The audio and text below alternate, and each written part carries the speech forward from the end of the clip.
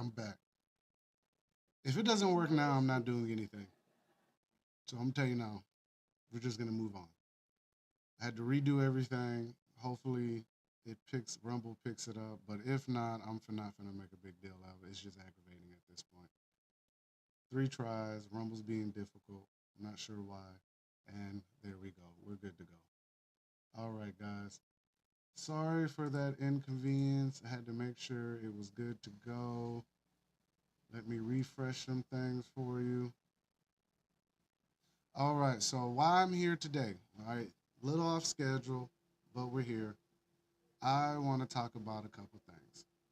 All right, whole lot going on right now with the riots in LA. You guys been hearing about that in the news, the immigration riots. People standing up to ICE, stopping people from being detained, spray painting, graffiti, outrage, fires, you know the usual.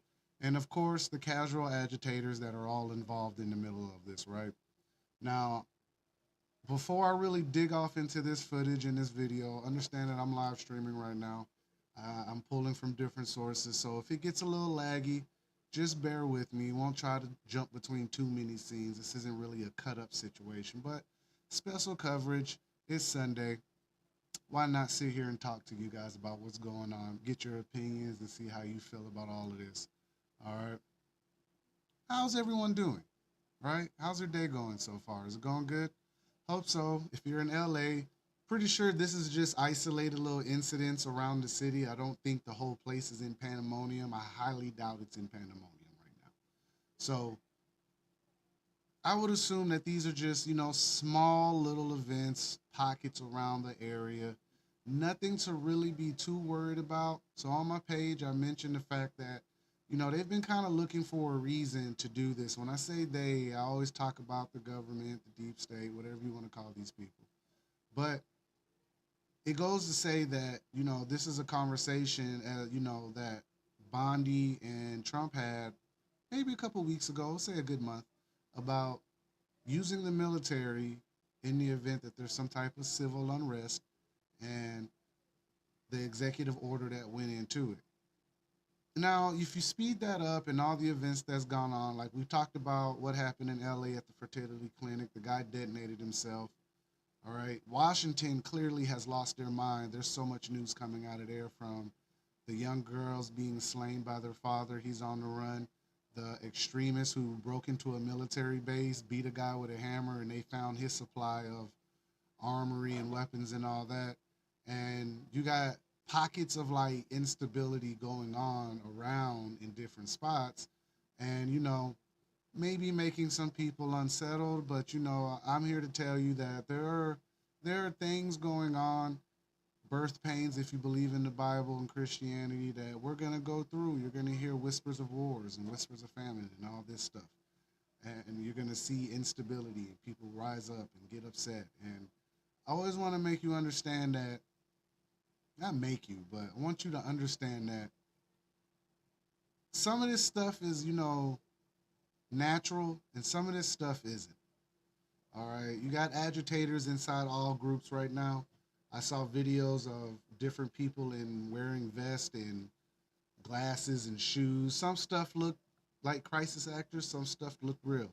Now, I'm not saying it's not actually happening. I'm saying that, this is what's kind of happening out in the world right now. Be aware that this has kind of been an issue inside of America as far as the protests. And I'm saying it's not an issue. You're allowed to peacefully protest. But I think the big thing that we always got to remember is that agitators show up. These people pop in, mask on, and they start throwing stuff, or they just happen to, set a car on fire, and it goes from there. I do believe people are trying to protest peacefully. I never want to take away people's right to protest. But we have to be careful because we know these little political proxy groups, they're masked as nonprofit organizations. And they come out and they kind of cause this ruckus. At one point, they called them Antifa. Now they call them, I guess Antifa's still a thing. And then you have the MAGA protesters and you have pro-Gaza, pro-Palestine, all these groups, right? These little factions inside of factions. seem to always pop up around in different areas. Now, this isn't the only protest going on in the world. Ireland's protesting also, I believe, and the UK is protesting today or tonight, well, whenever that time frame was. So, calculated protests. You got unrest in LA. You got a lot of agitators out there. I'm gonna bring it over to some video. Here you go. All right. So we got the National Guard in one screen, and in the other you have the footage of what's actually going on right now. Again, mild unrest. I'm not saying that people are really out here putting boot to ass. That's not what I'm saying is happening right now. But clearly, the immigration policies, ICE, and all the current events that have been going on is starting to bubble over with a little bit of help. I will never sit here and act like it's just one solid reason, or it's a combination of press, propaganda, organizations. I've said it numerous times watching these videos, man, and I've been kind of watching into this early, not chiming in, kind of chimed in earlier, but watching it this morning made me realize, like, all we need is a push. And I'm not saying that's a good or bad thing, but I think a lot of times Americans have a lot of misplaced anger. A lot of Americans feel like so much is going on and they feel voiceless and they're trying to understand how can they be heard, what can they say, what can they do. Now, I'm not going to act like the Democrats don't have anything to do with this. They do. I mean, a lot of the immigration issues we're having right now is sitting inside of Biden's presidency. All right. So let's not act like, you know, there isn't some foul play going on. We have over 20 to 30 million migrants in America. ICE is saying that they're rounding up hundreds a day. I mean, to really get all of those out, you're going to have to go to some pretty extreme lengths to get migrants out. And I sit in a weird place with this conversation just because sure, people have the right to come to America. People have the right to seek the American dream, whatever that is, and make a life here. Now, if you're a felon, if you're a criminal, or you got a shady background, I absolutely agree with the fact that you shouldn't be here. Like, I have no problem saying that. Like, get yourself clean and come back. Same thing we say in America when you have, we have warrants, you have judicial issues in your life or legal issues, just plain out legal issues. You want to make sure that you get yourself together so it doesn't hinder you or hold you back. So that logic should be applied to letting migrants in. But what we're watching right now is ICE round up hundreds of thousands of people and not have it right. And people feel a certain way. Their families are being detained. Sure, I don't deny that. People are wanting to fight for a cause. Like I said, misplaced anger. All right, a lot of people don't know what to feel with this. They're just angry. Stuff is bubbling. Bills are up. People need an outlet. This is an outlet. In America, you got to understand something. Like, if you've really paid attention in history and learned about your federal agencies and the various ways that they're able to cause conflict and strife and all this within civilization, then you could also understand why people like me and some other free thinking people would think that this could be orchestrated, false flag, black swan, whatever you want to call it. I like to think that it's a little bit of both. Now, why do I have both my screens up here is because it's a little bit of both. You have one peaceful protest where they're standing outside of the LA precinct and they're chanting obscene things at the cops, and then you got another screen where they're out here. It looks like they're pretty much masked up, throwing smoke bombs and just causing some unneeded ruckus. All right, takes away from the peaceful protest, takes away from the message at hand. All right, I'm not gonna sit here and say that one is better than the other. Nah. What I am gonna say is this: the conversation of habeas corpus, excuse me, the conversation, Feast of 702, Now you add in Palatar with mass surveillance and AI tracking. Always remember these people's cell phones are out here, so they're grouping them into sections, pinging all their IP data right now. And it's like we're almost giving them the reason to use this stuff against us. You see the knuckleheads burning stuff, riding around. It's fun and games, man. It's fun and games because, one side's kind of restraining themselves. And I've been I've been asking the question for maybe a couple months now, like, are you guys really prepared for them to go this route? I mean, yeah, peaceful protests sound cool until they decide to go this route. Are they going to call the Marines? I doubt it. It doesn't get that far. If it gets to the Marines, clearly there's some type of invasion going on, and they can't. They're not calling the Marines. This is what I'm saying. I'm telling you guys now, they're not calling the Marines. I just don't see it. There's no reason to. Absolutely none. To call the Marines is to basically escalate the situation with Americans, and no one really wants to do that at all. So understand that his bluff of Trump's bluff in saying that we could activate the Marines or whatnot, or just a conversation of being thrown out there about Marines is completely useless because that's not needed. These people don't require Marines. These people just require a little bit of structure and a watchful eye. If they get out of pocket and they get to burning stuff, sure. But this situation right here, I don't think anyone really needs to lose sleep over it. Maybe keep a watchful eye. If it starts spreading, sure. But New York is having I believe it's their Puerto Rican anniversary, like they're having their parade event, Puerto Rican National Day out there. And from what I saw in the footage, they seem peaceful, they seem calm. The parade was good, the parade's clean, everyone's having a good time. So this is only centered in LA or Paramount, California. Now, if this starts like migrating and jumping from city to city, we might have an argument here. But right now, I don't think we have much of a concern to worry about this. Sure, you're going to get a lot of people who are going to sensationalize this, who are going to say this is the fight, this is that, this is whoop de woo. People are feeling a certain way, whoop de woo, whoop de woo, injustice.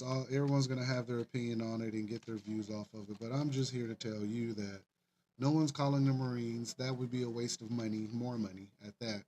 And there's no immediate reason to escalate this situation at all.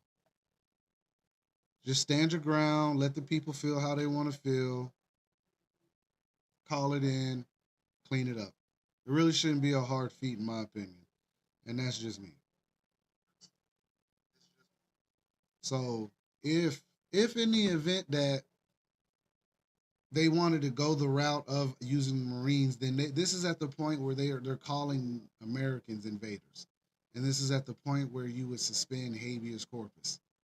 All right, like if there's a line we're waiting on, maybe sure that we're waiting on a line for them to cross, but just looking at the footage and watching all the coverage, I don't think it's that. I think this might be.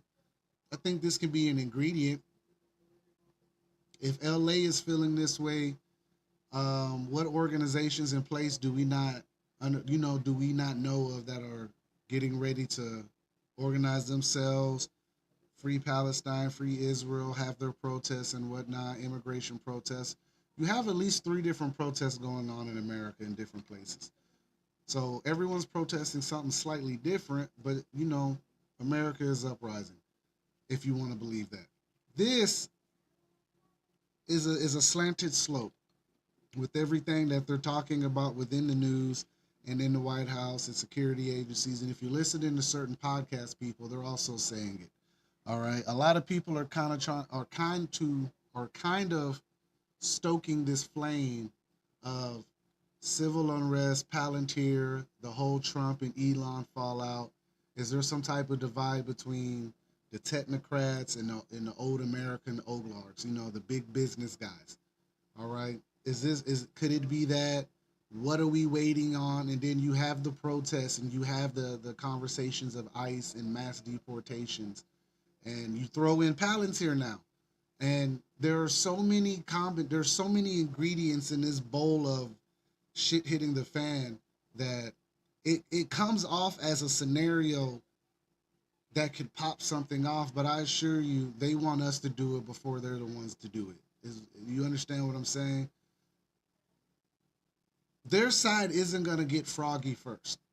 If they do, it's going to be controlled and the narrative is going to be pushed really fast, and they're going to see how fast it can be spun into something of value to them. But it's going to be based on what they're finding, like I said, with the guy in Washington who had all the weapons in his house.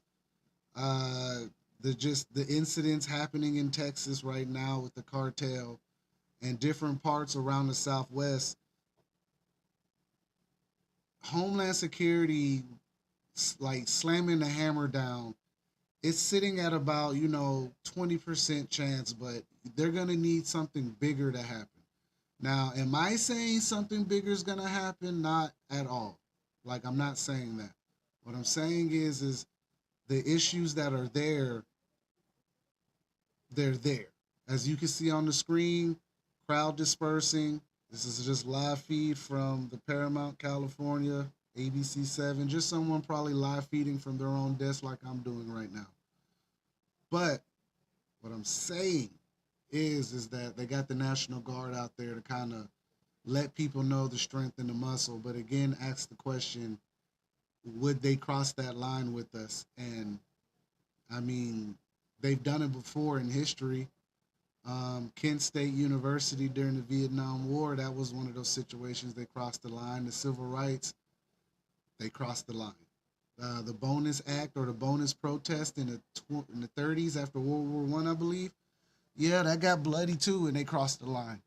So, and many times in history, situations like this have escalated. I think Occupy Wall Street 2008, they maced everyone.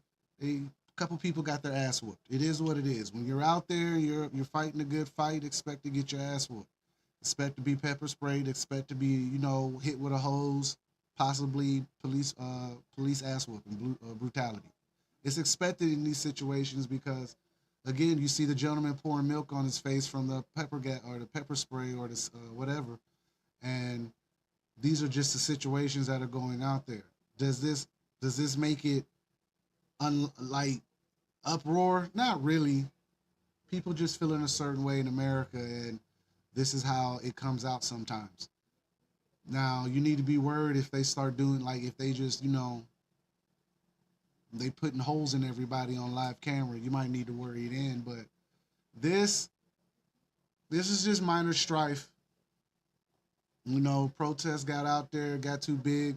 Some agitators probably out there doing some stupid shit. It's always agitators. People believe in peacefully protesting. Americans do not want to go to war with their own government. I'm going to say it out loud. We really don't. If we can peacefully protest and get our point across, Americans are down for it. It's just the agitators in the middle of it that's making it worse. Or sometimes you find a pallet of bricks laying around for some reason. I'm not saying that that's what's happening now, but I'm saying we've heard these conversations and stories that people were finding bricks or there were agitators. This is nothing new. All right.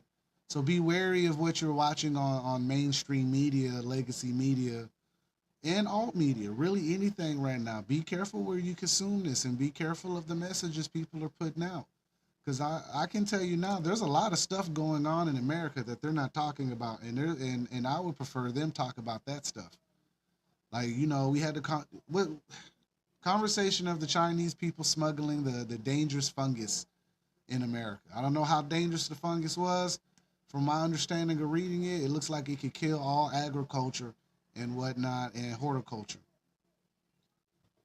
Again, there are real conversations being had. There are people breaking into military bases who are military being extremists right now, beating people with hammers and being caught with all the armory. All right. There are spies. There are random people unhinged walking around America right now waiting for an event to happen so they can feel like they can get their rocks off. This is why I say you got to be careful. Real careful. Because you just don't know sometimes. And you don't want to get yourself riled up over something that you really don't fully understand. If they ain't knocking at your door and coming for you, think you can calm down. If you're gonna stand your right, if you're gonna stand up for justice and stand your ground, there's nothing wrong with going out to protest. Absolutely nothing wrong with protesting peacefully. But be careful because you're not the only one out there with an agenda. And there are people out there who want to go out here and rile up the crowd. And it don't take much. Couple bricks, broken glass, couple fires, big enough crowd, it gets bad. But in situations like what you're watching, I wouldn't really fret over this. Now, if it starts spreading to your city and you wake up, go to work one morning, and your whole highway is covered with people, yeah, you might want to worry then. But this ain't it. Because I know a lot of you guys are probably watching regular news, reading articles. People say they don't watch the news, but I know they're lying. If you watch the news, there's a narrative being spun against Trump. He's losing control. His immigration policies are too harsh. Whoop de woo, whoop de woo, whoop de woo. But always remember, you know, people have rioted during every presidency. It doesn't matter. We're gonna be mad about something. And in the event that this really is a bust your nut situation and y'all decide to go all out, best of luck, man, because they're gonna institute those executive orders and it's gonna all go downhill from there. And they're waiting for that situation. In my honest opinion, this is my honest opinion. This isn't what you think or how you feel. This is just me watching and quietly observing the situations and understanding that America really is in a very vulnerable place. We're financially, America is really trying to transition itself into a stronger system. The dollar isn't necessarily dying as so much as it's dying because they're printing so much of it. And the fact that a lot of this money is getting siphoned and laundered and mismanaged is what's killing the situation inside of America as a whole. Now, I could get on the psyops and all that stuff, and yeah, there's some psyop stuff going on. I could get into a lot of things, but just breaking down the bare bones of the situation, we've trusted leadership that hasn't had our interest in a while. And these old boomer guys, these big corporation legacy family kind of groups controlling everything makes it really hard for progress amongst American people. All right. So when the people feel unheard, you get incidents like this. And when they feel a pushback is a bit much, they push back too. Now, my understanding from how all this transpired is because at a Home Depot, as you see on the screen, this is where, you know, ICE came in and tried to detain people. Why? Because Mexicans and people of other ethnicity or nationality tend to be at Home Depot looking for work. It's an uncomfortable stereotype, but it's true. So if I'm ICE, I know where I'm going. I'm going to Lowe's and Home Depot in places where they hang out at. And that's kind of the situation. People got involved. There was a pushback. Now you have organizations doing rallies, and they're screaming for we need to organize as militants or militant organization, and that's fine, you know, but you have to. It's a slippery slope when you start talking like that and trying to be taken serious. You kind of put yourself on the domestic terrorist list really quick. If you don't think so, imagine why the Proud Boys are suing Trump for 100 million when they were supporting him. Now, this could be all a ploy and a play to kind of drag out some situations and some reports. But again, the call for a militant organization is being said by what we would consider the left. In my understanding, all these people coming out are left leaning people. So you have people from the left screaming for militant organization in their rallies. That is not the way that that's going to work. And that's kind of playing into the hands of all the executive orders and everything that this man has signed in, something like 140 different executive orders, the most of any president, second most. And I feel like Trump is in that top three. So what you're watching now, I feel, is just a small ingredient of the bubbling pot of whatever we believe is coming down the pipeline for us. Again, Palantir, AI, mass surveillance, Patriot Act, NDAA, FISA 702. These are all things that are going to tie into what I'm talking about and what I've been talking about. I'm a stickler for mass surveillance. I'm a stickler for the psyops and how they're playing it. And the mass surveillance deal that they've pretty much implemented with Palantir is gonna track everything about you. And they're already tracking everything, but they're putting it in a centralized database now. Now they have their pot. Boom. Put you guys in there. And the more we do this stuff, when I say stuff, I mean agitating and causing chaos or having agitators cause this shit. It slowly strips away certain privileges and stuff like that. As hard as that is to believe, I know it, but you got to know that they're actually doing it. So just know that there's a purpose behind all of this right now. Whether you want to believe it or not, it's entirely on you. I will not make you believe it, but I will say that it is a real thing.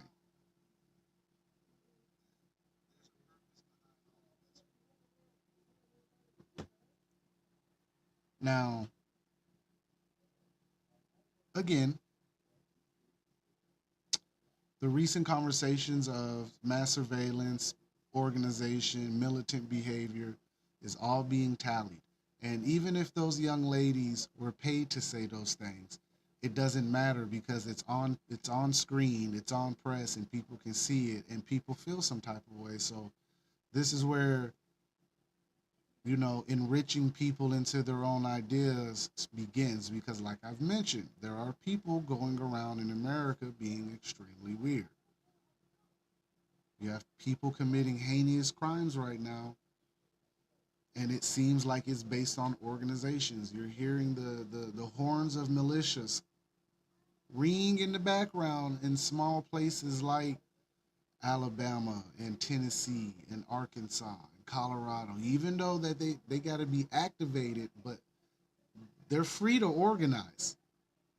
So the call for militant behavior is just that extra spicy. Drop it in there, and that's what you get. All right. So you're seeing right now at the top of the screen. I'll give you a little sound right now. Hold on.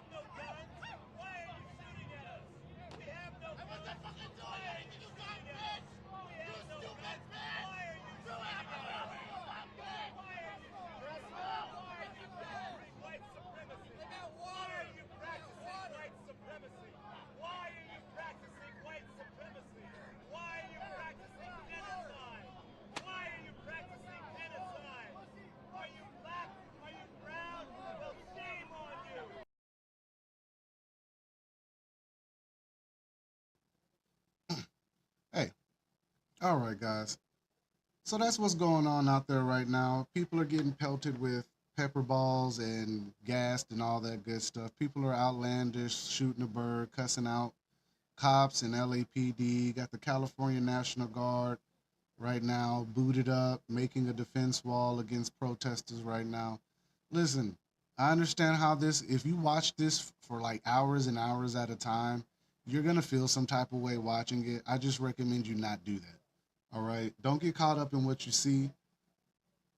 Don't let this get to you, right? If they really wanted to fix a lot of these situations, they'd fix them. We wouldn't be having this conversation. We wouldn't be having these protests, and a lot of things that each president keeps doing and kind of putting us back every time is is what I'm saying.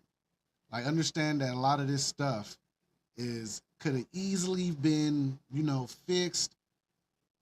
No, there's no such thing as a perfect system, but the way they're tracking and tagging us, I find it hard to believe that you can't perfectly vet migrants coming through the border. That's just my opinion. Like I said, they got us driver's license, social security, address, utility bill. Like they got us every which way. You put a cell phone on us, you're tracking us through all our apps and our data and all this stuff, right?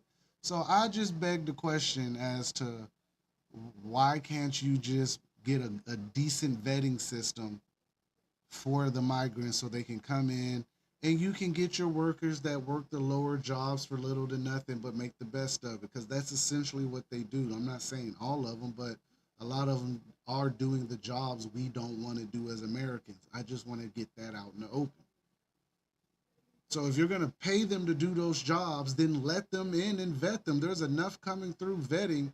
You know, you've let in far worse in America, and you know this. We all know this. Like, so why are we sitting here acting like this whole migrant situation couldn't have been handled better by any person sitting in the chair of presidency? Biden didn't have to let 20 million, 30 million migrants in, guys. I'm gonna be honest, that was bullshit. Obama deported more than he let in that year.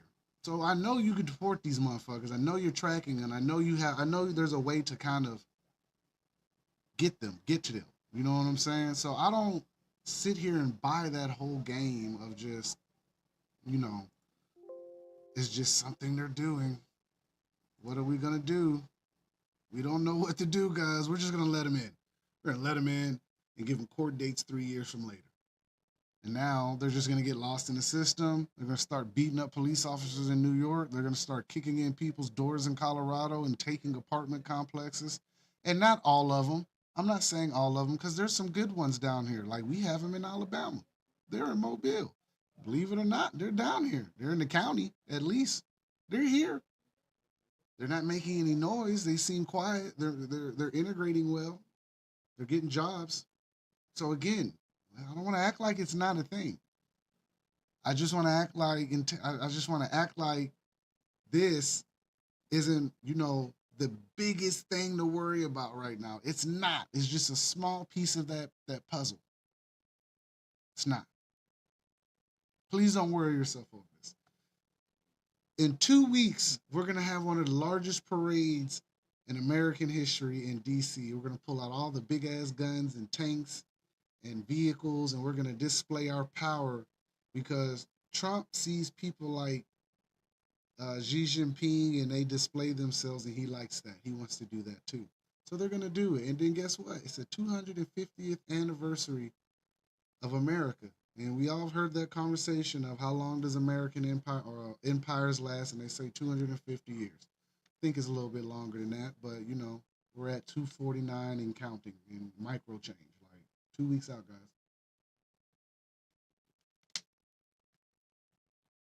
So understand there's a lot going on, right? He's gonna have his big parade of guns and tanks and bombs, and everyone's gonna be out here mad and rioting. I'm pretty sure they're gonna be rioting that day in DC. So be careful, take it for what it is. Don't If you're gonna get yourself involved in a protest, make sure it's a peaceful one and you're prepared. Don't go out there trying to be crazy and get yourself hurt, right? Don't be the first one. Just go out there. I believe to some extent, peaceful protesting is, when it's done, if you do it, it can work. Sometimes it doesn't work, and I understand that too. That's why I'm trying to work this slippery slope. You can peacefully protest. That is your legal right. Does it work? Yes and no. But that does not mean you go out there and you get crazy. That's not what I'm saying. I'm just saying throughout history, peaceful and non-peaceful protests both work throughout history. So you could do both. You just need to understand what comes with calling for it and asking for it. I'm trying to make sure I say this stuff. I don't want to come off as fear mongering. I don't like doing that with you guys. I don't want to fear monger. All right. What I'm saying is you got to be careful with saying things and putting yourself out there because again, I've always said you're on a list. Single thought situations or single right amendments or whatever. I'm trying to think of the right term. Single movements, excuse me. Single movements like you're just mad at this gets you put on a list. Your cell phone IP address out here pinging off everything, that's gonna get you put on a list. I mean, most of us are already on a list, but you're gonna get put on that domestic extremist list. And what happens is now the NDAA kicks in, piece of 702 kicks in. All these little pieces of legislation start kicking in, and mass surveillance picks up. Now they're tracking you. Now they're tapping your phone. Now you're getting shady visitors and black SUVs pulling up to your house and pulling off. All right, you hear the stories. So understand that once you come out here and your cell phone's pinging and you're bouncing around, you put yourself out there. But again, what I'm gonna say today is that this whole thing is not the bigger picture. It's not. It's a small piece of that picture, but it's gonna be more than just coming out here and aggravating people and getting the National Guard called on us. It's gonna be more than that. All right.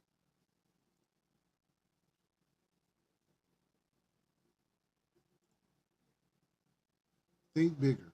All right. Understand that there's so many layers to this quote unquote fight, deep state, uh, conspiracy, whatever you guys want to call this stuff now, man. I call it historical facts at this point. But it's pretty proven that this is normal. And every now and then, Americans feel a certain way because we're a fighting group of people, but they're going to try to use that against us. And this is one of these small situations that if it did escalate, it would put LA in a state of panic. Like I don't see LA turning into Milwaukee during George Floyd or Minneapolis, excuse me. I just don't see it. Um, and as you can see, you got different people out here, so it's gonna be real hard to kind of decipher who's who if standing out here in that hot ass equipment.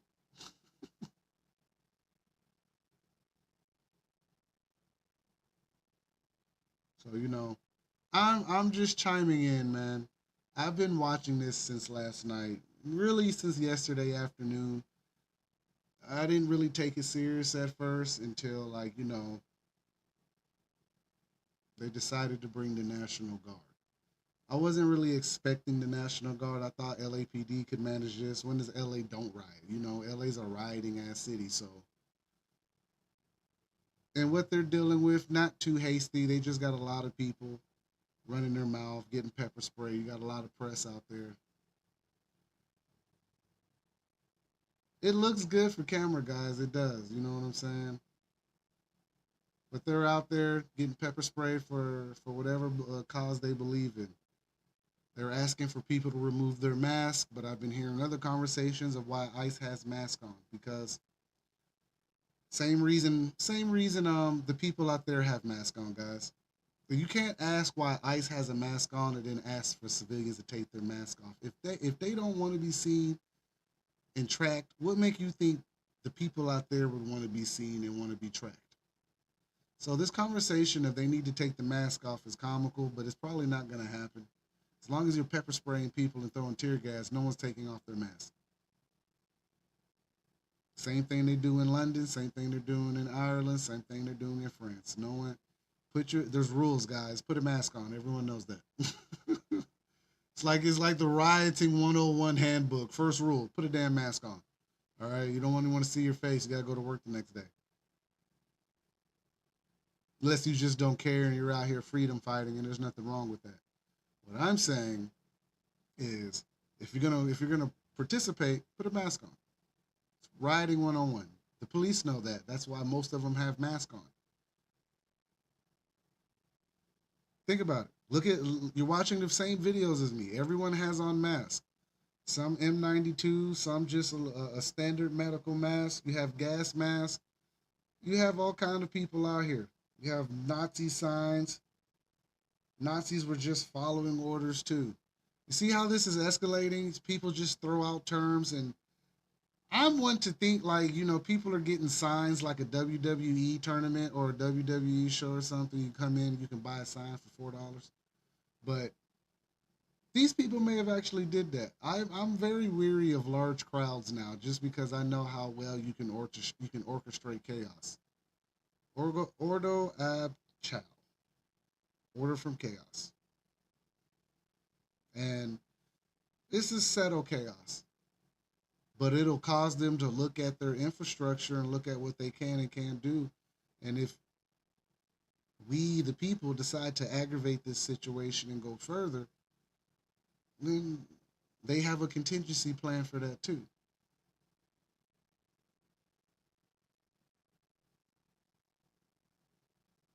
Isn't it weird how, like, it's always the out of shape people that are protesting? I just throw that out there.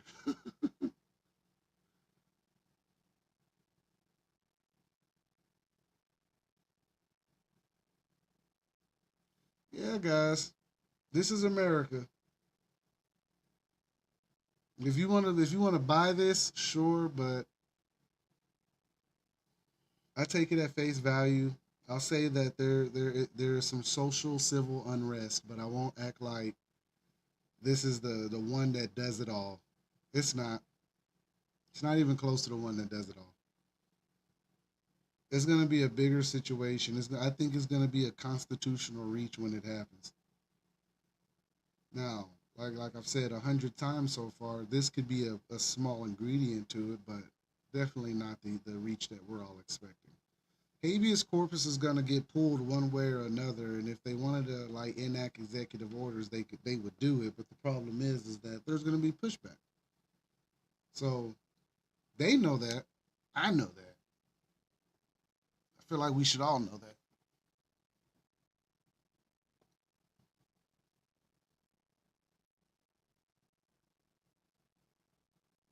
But to a certain extent, I understand these people's plight. I get it. No sympathizing, but I get it. People, families are being kidnapped, allegedly. See the Antifa up there? Got the Antifa tag, guys. There you go. We know who's out there.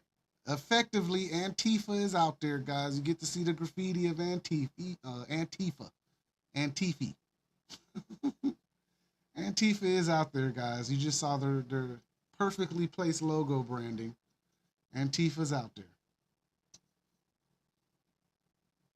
So now that we've seen that, let's think about what's really going on now. Okay?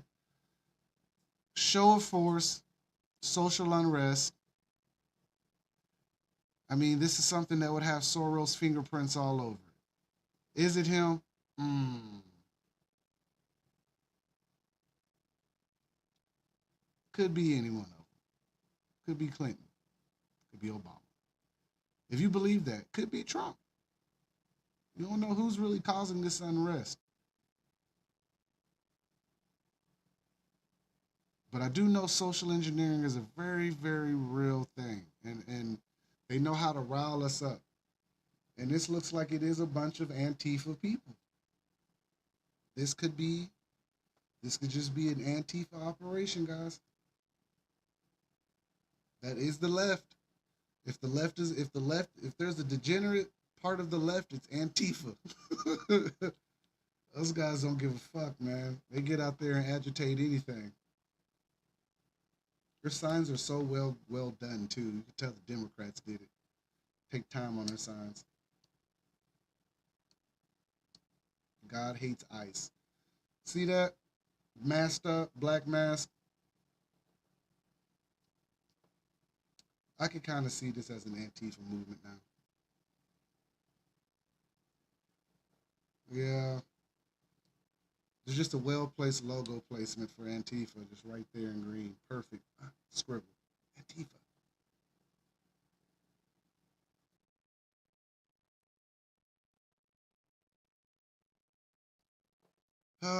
Guys, it's another day in America.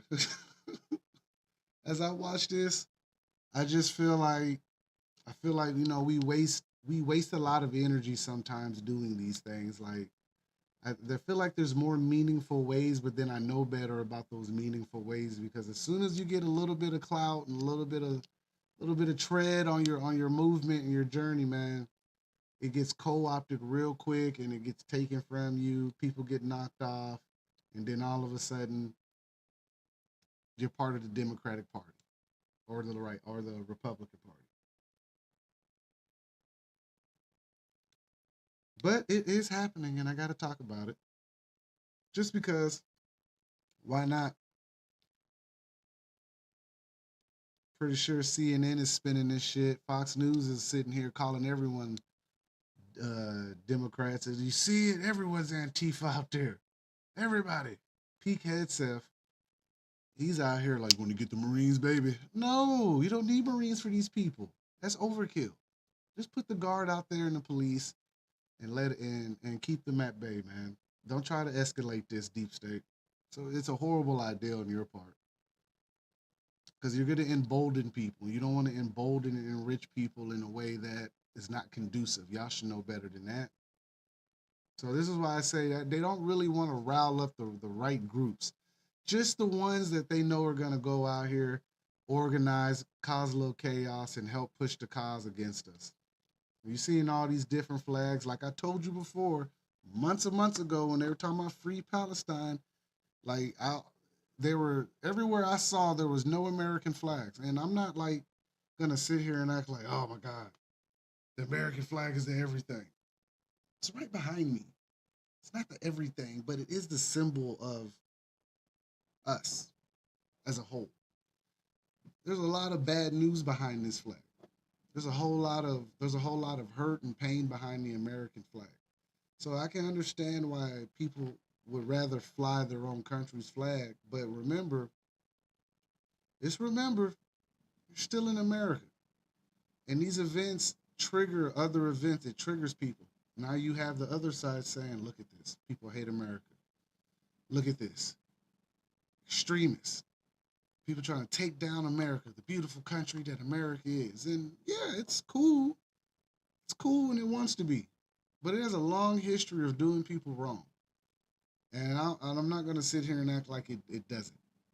Like, I see a lot of people who are pro white, pro black, pro Asian. You can be pro whatever you want to, and there's nothing wrong with that. There's people out here who believe that white people are being eradicated. Black people believe the same thing. Mexicans are going through the same thing. They feel the same exact way someone's trying to eradicate them and get rid of them, trying to take their families away and send them back to wherever it is that they're from, right? So, what would it cost for us to sit down and think about who's all trying to eradicate us if we all have the same problem in so many ways and fashions and it just looks different? Like, the way they're trying to get rid of white people looks different from the way they're trying to get rid of black people. Like, they're not killing white people with their music. They don't poison them with their music like they did us. They're trying. They did rock and roll, and that was their thing. But they've destroyed the black community with rap music and drugs, and that's proven. All right. So if you take that same idea and that same empathy for your own group of people and apply it to the migrants, sure, I can see how some of them feel this way. easily. Because it's not just them they're putting out. They should be rounding up some Chinese people too. They should be rounding up a lot of people who came through the border illegally. Those are the people that should be rounded up unless you're going to vet them and let them in clean and give them some type of structure to go work and earn. You're just going to have the same problem. It's just going to be a revolving door of BS. Like, you're going to get a whole lot of homeless migrants and they're going to get hungry and they're going to start doing things that you don't want them to do, like roll up on mopeds and rob you. New York. Because that's their kind of crime. Like, they petty crimes like that. So you gotta America or the government or however they're trying to do this, if they was really trying to fix this and give us some balance, it would be as easy as vetting and just letting them go work in the places that no one wants to work. But that's not what they're aiming for because they want automation. Eventually, if they could find something to pick the damn fruit off the tree, they would. But they want regular people to do that and pay them nothing. Last time I checked, that's what they kind of called slavery or the prison system. Those two things seem to go hand in hand. Being detained and being and working for little to nothing. And backbreaking work until you die, and then they're gonna bury you on the land, and then your kids gonna be in the same system. So this is why I don't try to come on here and sensationalize a lot of the wet dreams of protests and civil unrest that people have. I don't want to do that. It's absolutely unneeded. No reason to do that.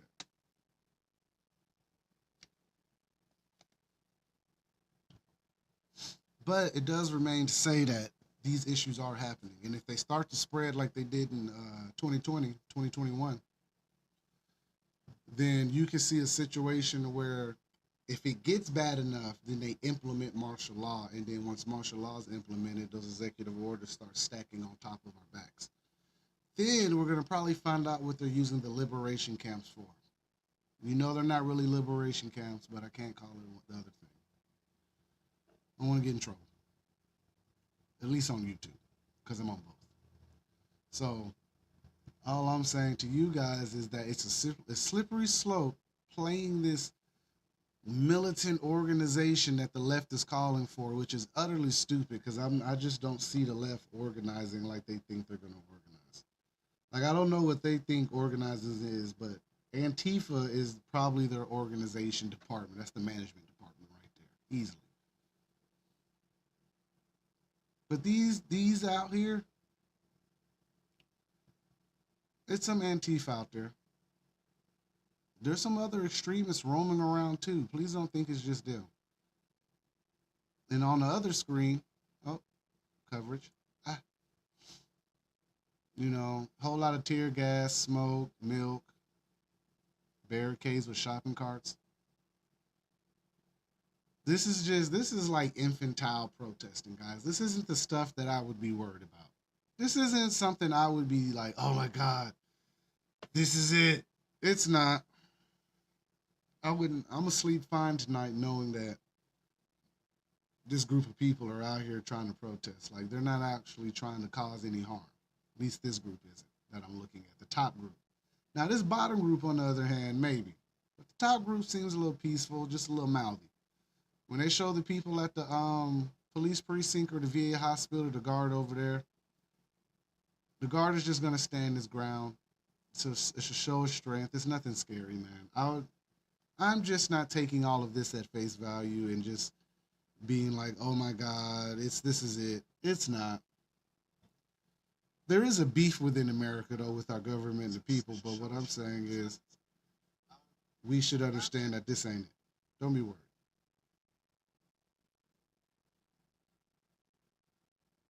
It's hot. They're going to be out there all day. People are going to pass out because they're hungry.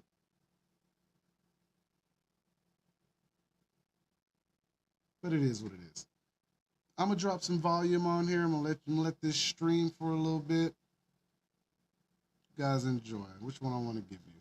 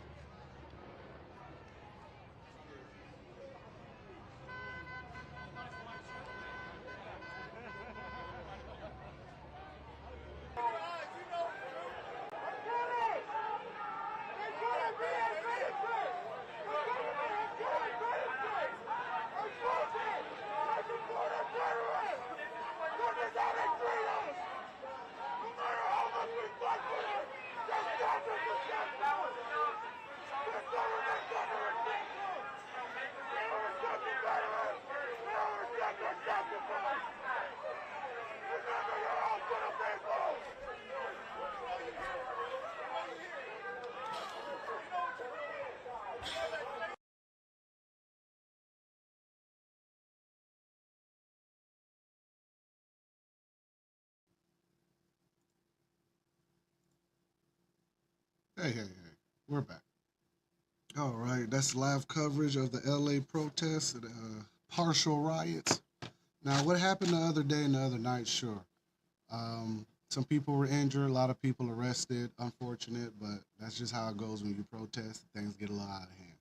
Now, is there a little bit of overstep from the government's part? I'm sure there is. There's always some overstep from their part. That's what they do best. What I'm saying to us is don't be so quick to want to bust your nuts so hastily in in these situations. Excuse me. Be smart, have a plan, peacefully protest. But understand too, in the event that, peaceful protest is not an option, you need to go home and you need to lock your doors. All right? Because you're gonna go to jail, and worst case, you're gonna be labeled a domestic terrorist. Now, if that's worth fighting for you, then so be it. I'm not gonna argue on that. Every man has to make their ground. So, or stand their ground. Excuse me.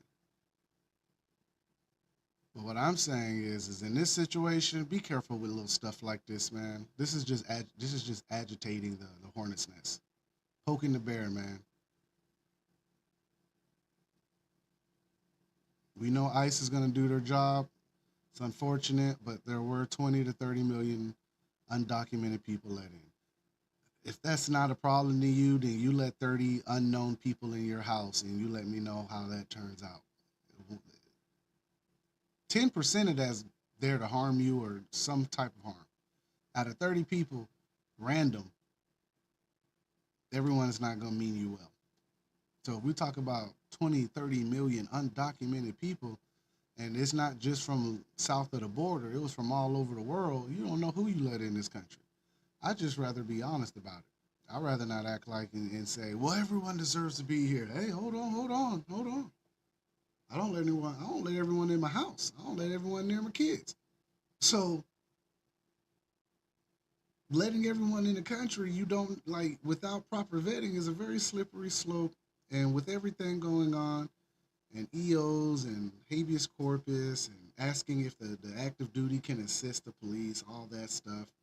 We already know the National Guard can because that's what the National Guard is there to do. They're here to defend the state. Like they come in and they're guarding the state. That's why I call them the National Guard of the state. National Guard of California. Coming to guard California.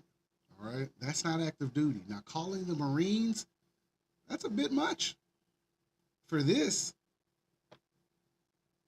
that's not their calling. I wouldn't do that. If it ain't like hybrids running around or robots or aliens or an invasion of such, don't call the Marines for that. Y'all just trying to cause problems. And that's what I've been getting at the last couple weeks, man. They do a lot of stuff to see how we'll react to it. And I remember someone saying, "Is it a test?" And I said it wasn't, but some situations it is. Just to see how far they can get away and then dial back and then recalibrate and then roll it back out again. But again, as long as these are isolated events like California's just the only one doing it, you shouldn't worry. But once they start spreading, the narrative starts ramping up a little harder, I might really take it serious. But this just seems like an agitation event.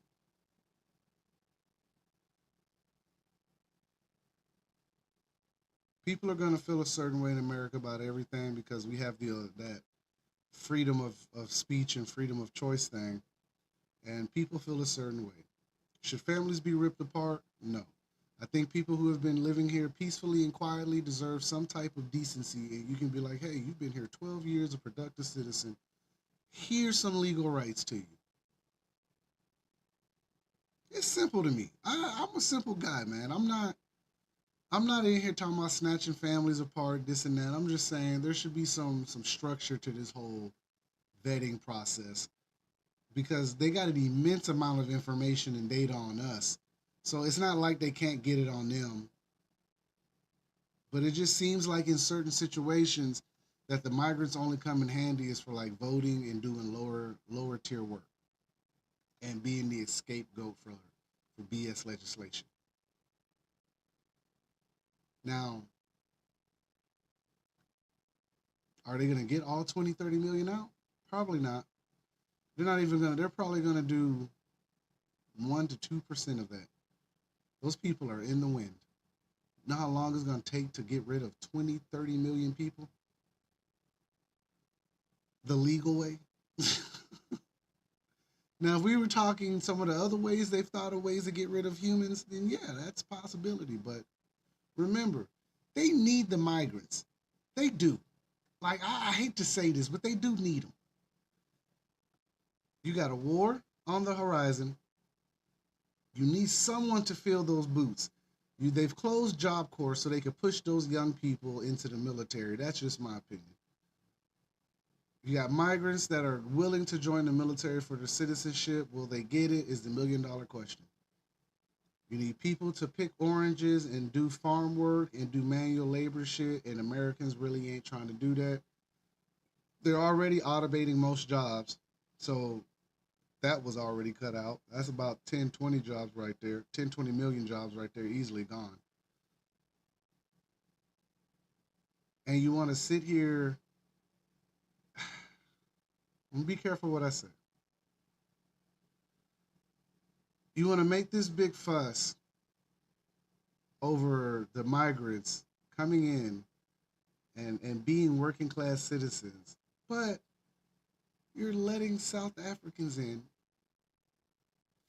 for the same exact reason that you're letting Mexicans in or people from below the border. At least that's what you say you're letting them in for. So if if you can let certain groups in with legal documentation and make it easy, why can't you do this in the right due process without losing 800,000 children, without losing families and people disappearing into the system?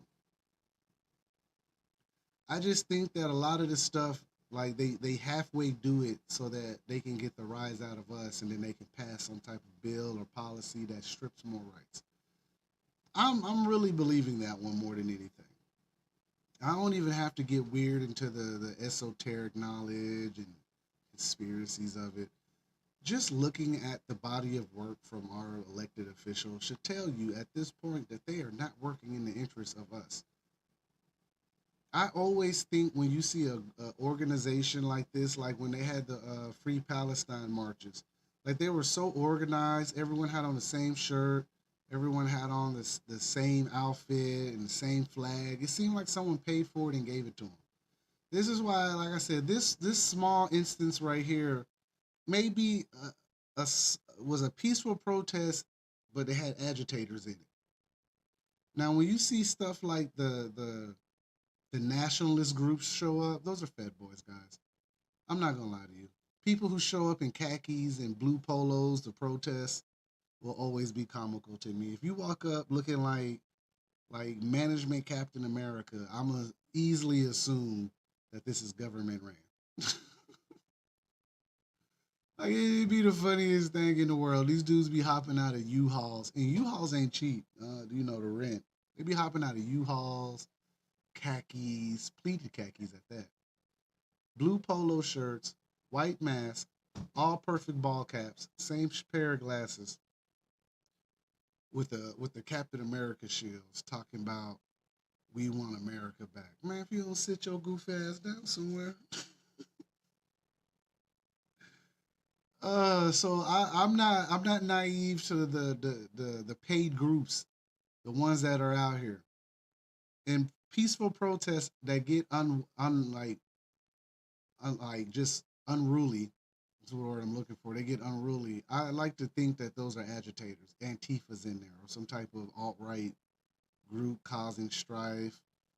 It's the same thing when they have peaceful protests because they don't want us to be peaceful. Like we could peacefully protest, and I think it would work if it was done correctly, and it went further than just protesting. It went from peacefully protesting to lawsuits, or holding someone to the fire, like holding someone accountable. But they never turn into that. They just turn into peaceful protests, lawlessness, martial law. So okay, my VPN turned off. but I'm still live. My internet's still working. So we're good. I saw the reconnected thing pop up. I thought it took me offline. The VPN cut off. So, well, like I was saying, a lot of this stuff when you see it, it's peaceful protest that's been aggravated with implants.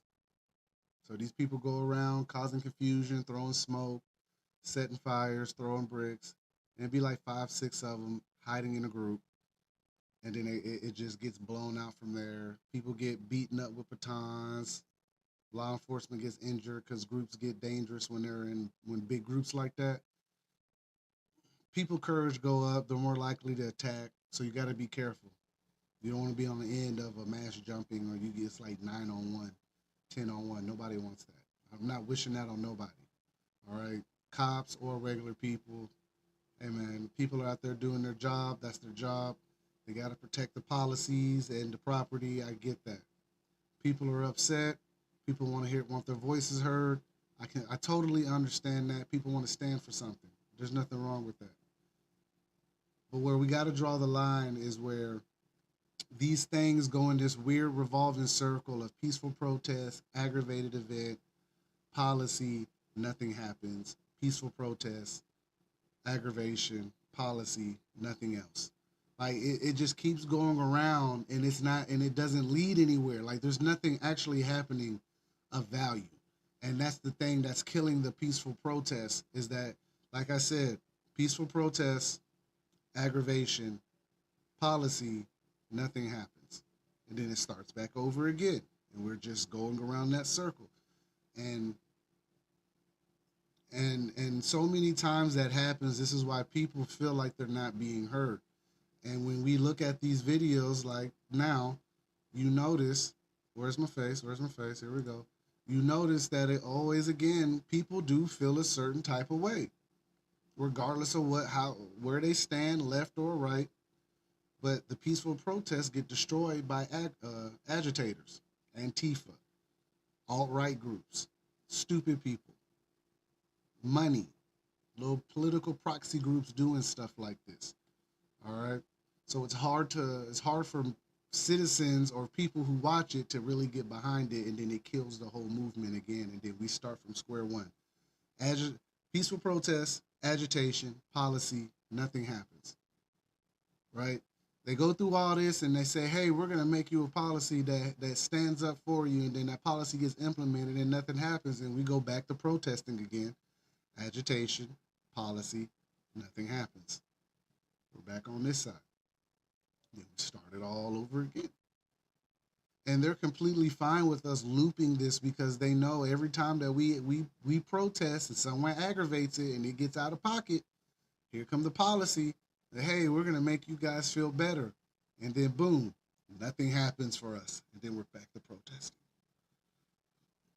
That's my problem with peaceful protesting. I'm not gonna lie to you. I don't want to come out and just say violence, violence, violence. No. I'm saying there has to be a better way to get our point across without burning our shit down. Don't burn your shit down. Don't burn your neighborhood down. Burn something else. I don't know. Burn something else down. Like we got to find another way, like of other than burning stuff down, and then we get back in that revolving circle of nothingness. Nothing is getting accomplished. Nothing is happening. We're just sitting here saying, hey, we really showed those guys. And then all of a sudden, we're back to square one with the same protesting and event. And we're protesting the same exact thing again, just with a different flag. And it's such a headache. It's just, oh man. But I get it because I'm watching it. Like I watch it a lot. And it's not just migrants, it's black people, it's white people, it's Asians. Anytime you protest in America, you gotta know that if it's really a big protest on a mainstream national like scale, you gotta know that for press reasons, they're gonna make sure they get some good press. You gotta make sure to understand that These groups like Bass and Newsom, agitators are real. So if they don't want this, they can make it look bad and just throw stupid people in there, and it ruins the whole entire movement. It ruins the movement every time. And that's how they get us. They ruin the moment and throw in some policy, and now protesting seems like it's not the right way to go. Eventually, when Americans feel like they don't have a voice anymore, they're going to get stupid. And that's not inciting. That's just proven through human history that once you really ignore the holy shit out of them, they are going to get extreme. It happened in Rome. It happened in China. It's happened in Japan. It's happened in America almost every 20 years. It happens everywhere. Humans do not want to be governed into the ground. Humans, at the bare minimum, feel that they deserve some type of decency, which is food, water, and shelter. There are more houses in America vacant than there are homeless people. You could literally fix homelessness, but big corporations don't make money from keeping people safe and warm and cozy.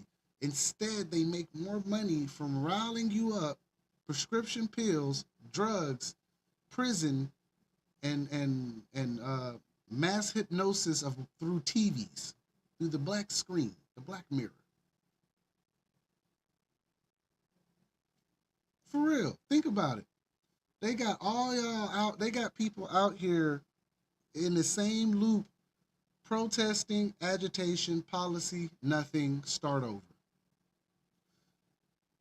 At this point, everyone, the amount of time that these groups spend talking, they could afford to sit down with each other and have a mutual conversation as to what their problem is in their community, in their neighborhood. And I bet you, my bottom dollar, they're gonna have the same problems, but it's easy to divide us so we can't have that conversation.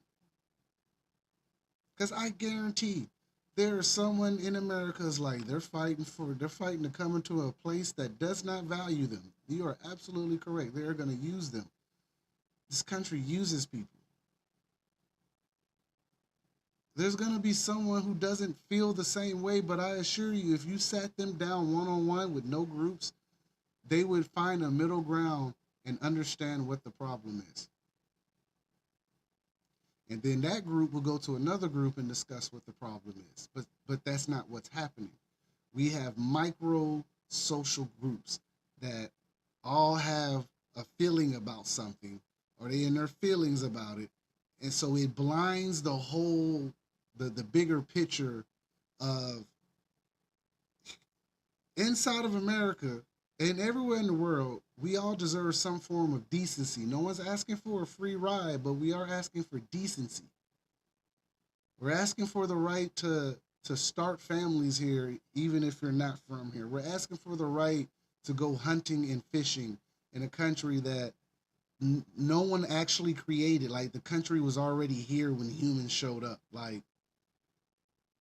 we have to ask permission to do so much, and people wonder why everyone feels a certain type of way about the government, because how could you be free when you're not free to start a family because you crossed a line? Maybe you're not a criminal, maybe you're not that person, but you do deserve a chance at dealing with the bullshit in America. And there are plenty of people who have been here 20, 30 years who are being deported, and that's fucked up. I won't lie. And I've said it already. If you're a felon, a criminal, a terrorist, you shouldn't be in the country. That's all I'm saying. I don't want a terrorist in my house. That's why I don't let anyone in my house. I don't let everyone in because you don't know what they're up to. Use that same logic. Vet them. So if if it's that easy for me to say it on a common sense level, why isn't it this easy to tag, track, and ID these migrants as much as it is to tag, track, and ID the Americans? That's what kills me. That's what I have the hardest part understanding is you're You spend so much time tracking and tagging us. You can't do the same for everyone else. And then you got this clusterfuck of chaos because you've been paying them benefits that you could have gave Americans, and Americans would have been in a better place for it. Like they gave these people, man, $2,000 for rents. They said some groups were getting 15,000. Some people were getting free food, free lodging, free health care. It's people right now. If you gave them all of that in America, America would be the strongest fighting force in the world. Everybody would join the military. Everybody would be like, "Hey, you're not finna stop my good ride, burning your country down." But no, for some reason, we're struggling to buy eggs and milk, but you're giving them dumb amounts of money to live here, Democrats, and some of the Republicans who signed on for this. Like it's a weird paradox to understand that they gave them more money than they give us. They made us work for it. These people came over here and just got it. So I can see why Americans are pissed. They're pissed. There's nothing wrong about being mad because you paid a bunch of people who ain't from here. You took better care of them than you took care of Americans. So yeah, people are mad. I understand all sides of this. This whole conversation is so, if you have feelings, it's going to be hard to have this conversation. You got to remove your feelings from a lot of these conversations and say the uncomfortable truths out loud. Like, there's no way that any other country is letting Americans come in. They're going to take better care of the Americans than they are the people. That's just ludicrous, man. That's ludicrous.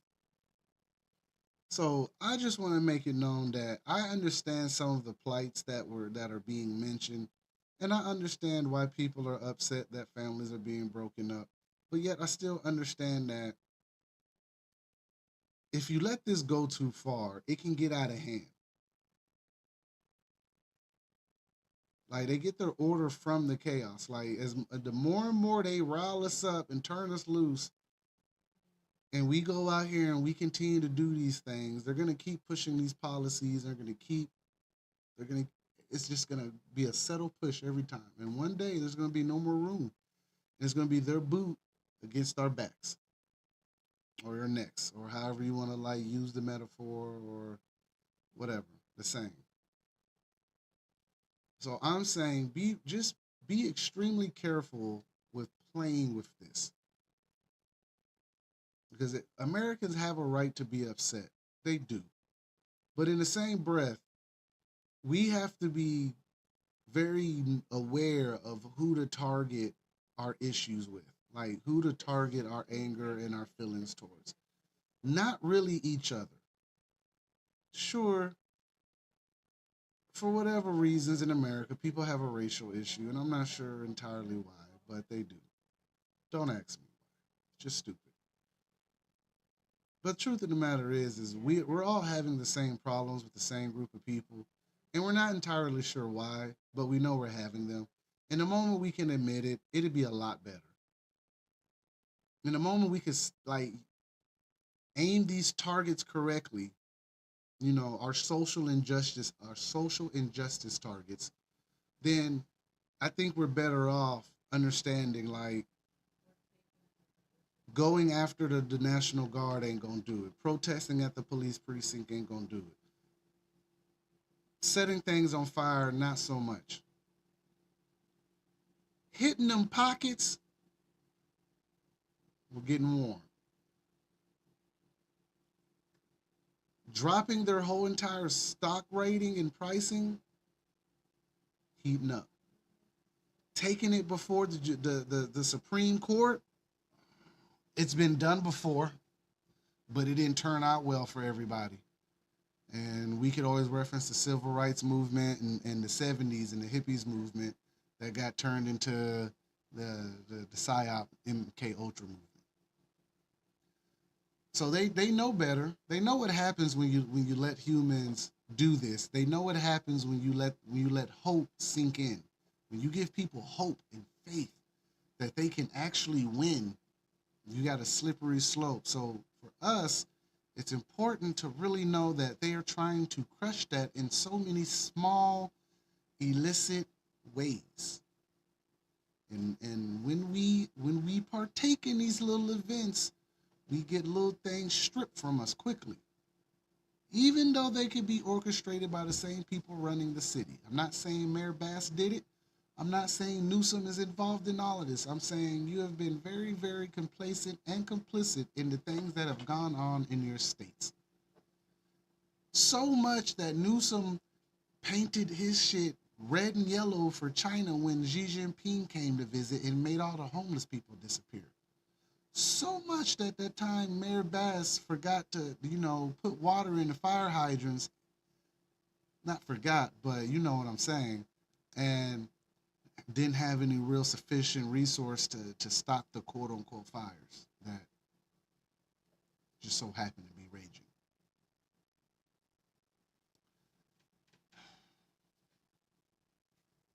These people aren't who you think they are. And I know it could seem like damn, is this man just trying to he's just making stuff up out of nowhere? It's not that I'm making it up. It's like if you are really paying attention, these groups, these protests could be anything. Like go to Colombia. Who trusts Colombia's protests right now? Those things could be completely orchestrated. Colombia is so far into deep state conversation. So all of the Ivy League schools, you got to be careful with those guys, man. The whole battle with Trump and Harvard. Listen, China had infiltrated all of our public institutes like 15 years ago. I didn't hear much of an argument over that. And China is one of the staunch groups that sends their people here for college and then brings them back to their country with details, secrets, and all that stuff. They go work, they do internships in all these great places and go back to China and aid China. You have American pilots teaching Chinese pilots right now. I'm not mad at them. Get that money and do what you got to do, but I just want y'all to like be cognizant of what's going on. Like it ain't what you think it is. Like if China was really a problem, do you think we would let them buy land here and have their own police precincts at one point? Do you think that we would let them manage our food system if they were really a threat? Like they own Tyson chicken. Who the hell does not eat chicken from Tyson?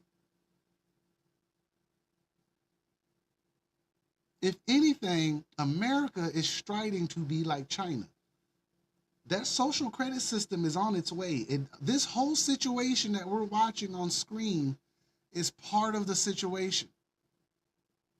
This is how the social credit score is going to get implemented. For real.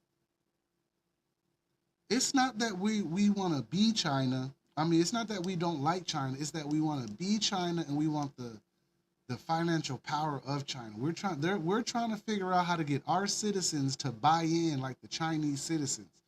The part that I think that America has missed is that some of those Chinese citizens have bought in.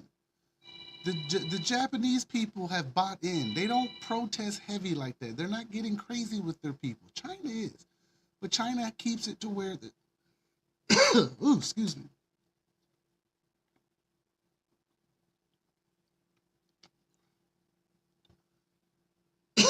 Ooh. Get that scratch in the back of my throat. Oh, hold on.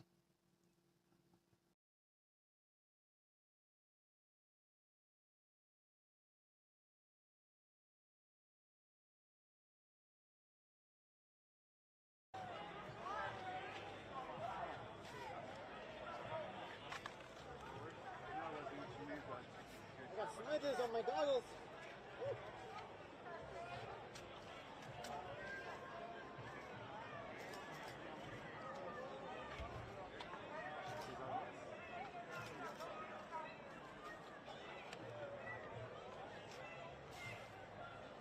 Going to make sure that we are heard.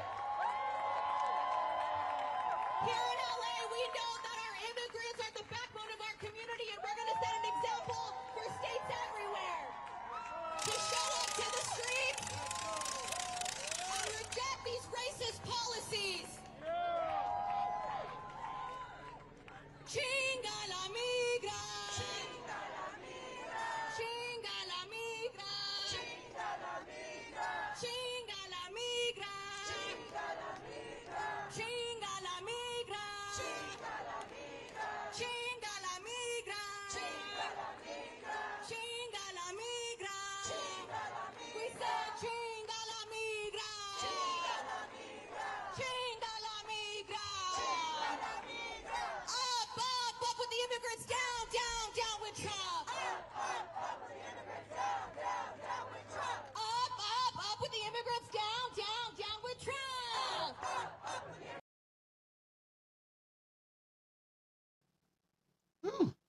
All right, guys, I'm back.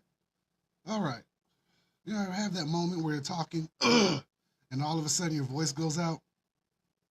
That happened to me. All right. But I'm back.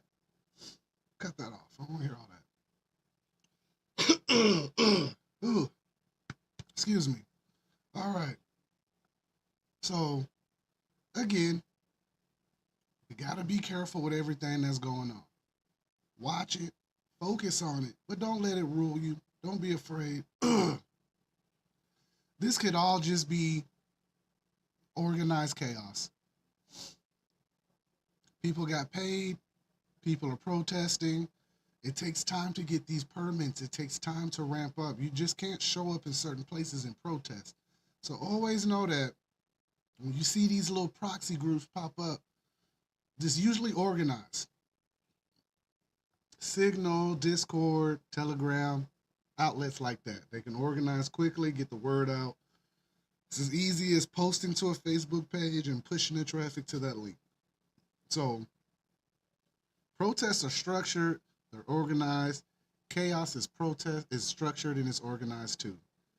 Order from chaos, guys. This is the whole plan. So be aware. Don't be afraid. It's just another day in America.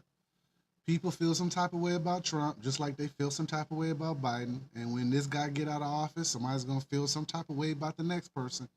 And when he get out of office, it's gonna be an ongoing thing until they got all of our rights taken and we're in smart cities eating bugs, which most of us are already doing if you haven't been paying attention to your food lately. Excuse me. But the systems are in place. Planeteer's there. They got everything set up. The protests are real. They're real in the fact that they're happening, but they could be orchestrated. The AI centralized governing system is being put in place. It's ready to go. This is why they don't want. This is why they don't want people to wear masks. Just be careful, guys. Try to take me out for a second. I don't know what that was.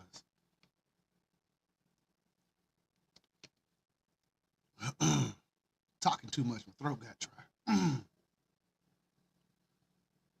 Yeah, they're just burning a tire. That tire gonna burn all day, guys. It ain't, we're watching stuff on the what you call it, and you're just watching items burn just because it gets good views.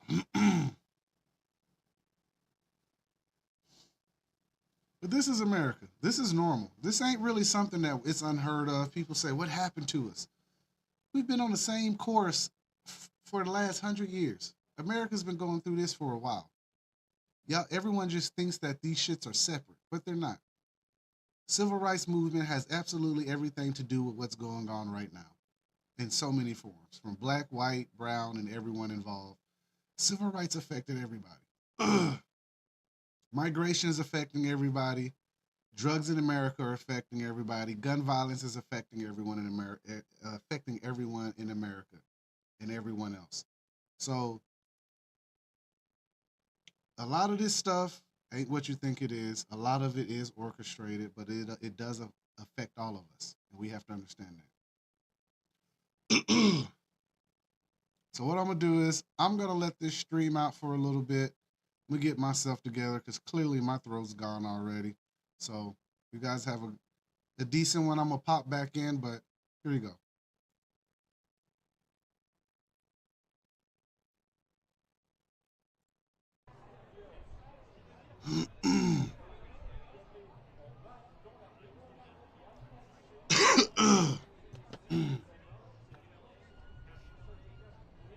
Ugh.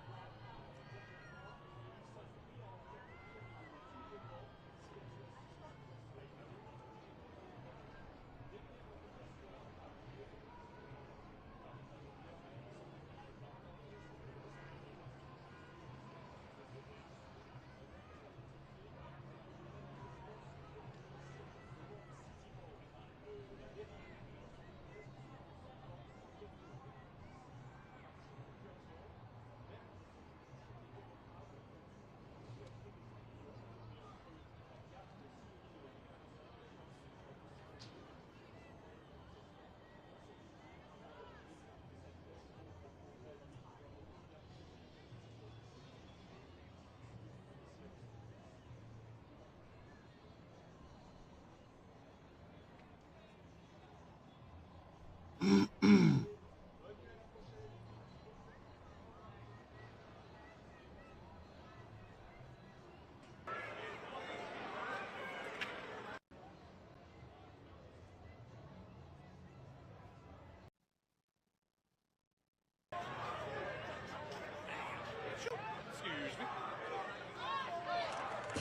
like David Huerta, the president of the largest union in California, people like him, they're the brave ones.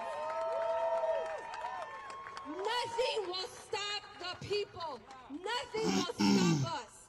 We are going to take a stand until these raids stops and until ICE and the military are off our streets. Yes?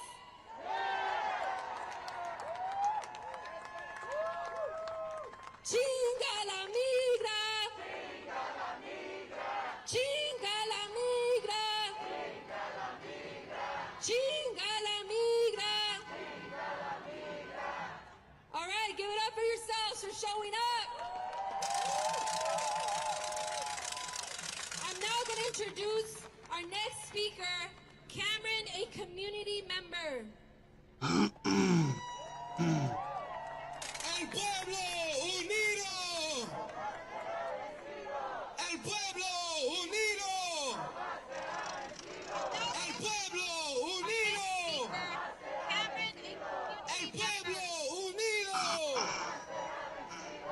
That's right, folks. Do you feel powerful? Do you feel unstoppable? That's because we are united. Is that right?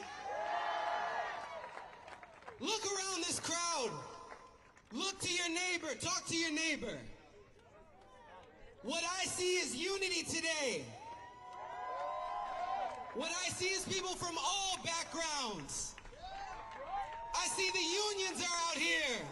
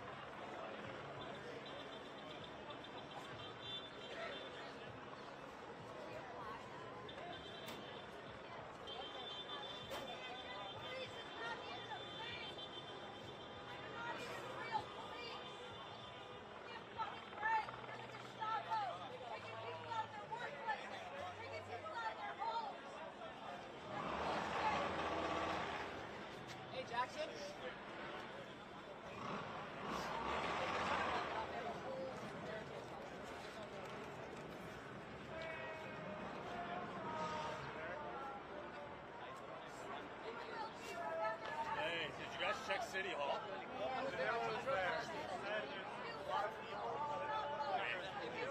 This is where the chaos is. You mentioned it earlier. Tear gas bombs, yeah.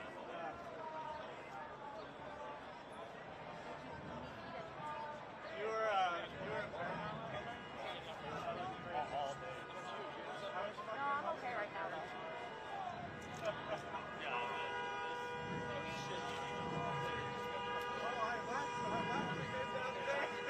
Smart.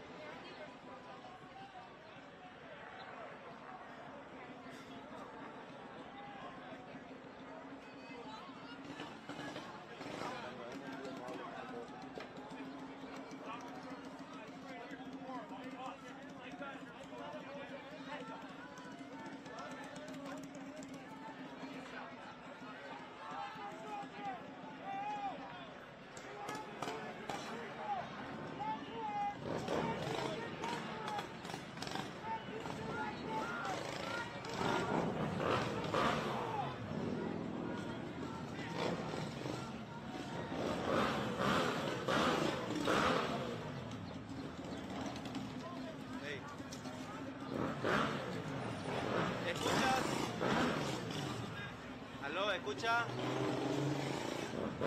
Aló, aló. Aló, aló, aló, aló. Aló.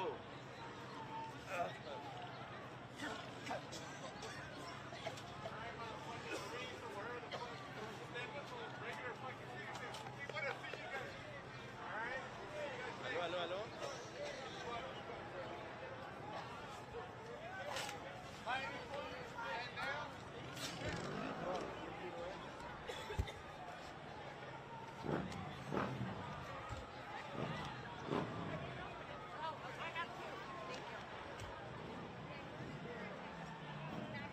Johnny.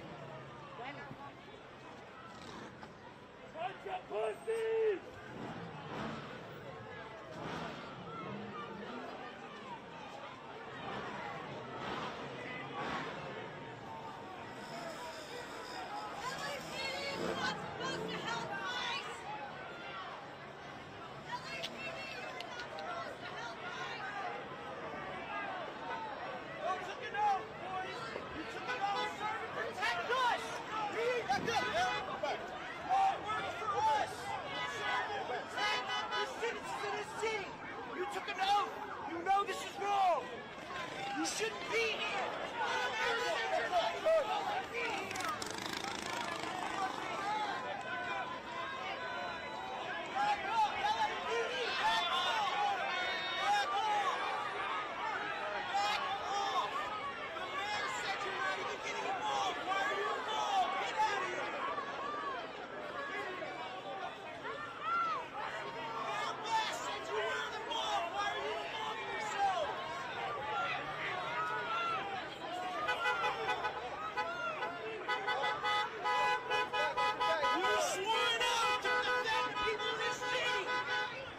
Betraying your oath!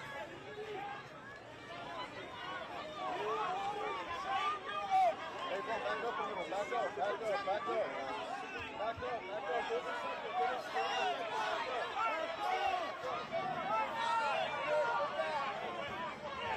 We're not doing that! You shouldn't even be here! Get out of here! You hurt someone else!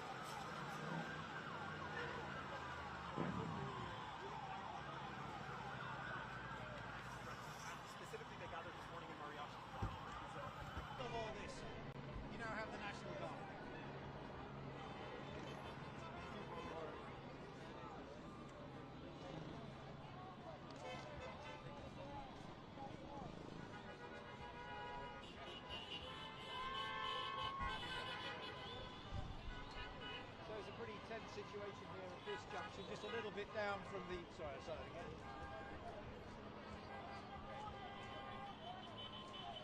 So it's a little bit of a tense situation here. You can see the line of police officers here. It looks like they're going to try and clear this street now.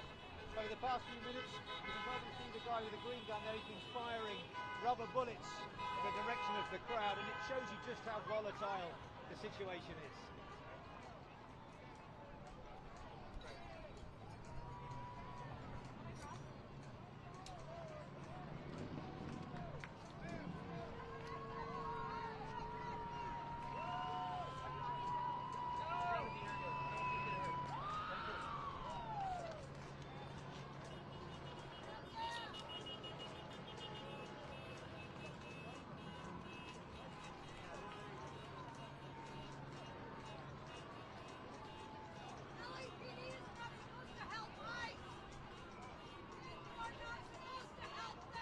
Time to leave the area, guys. Let's go.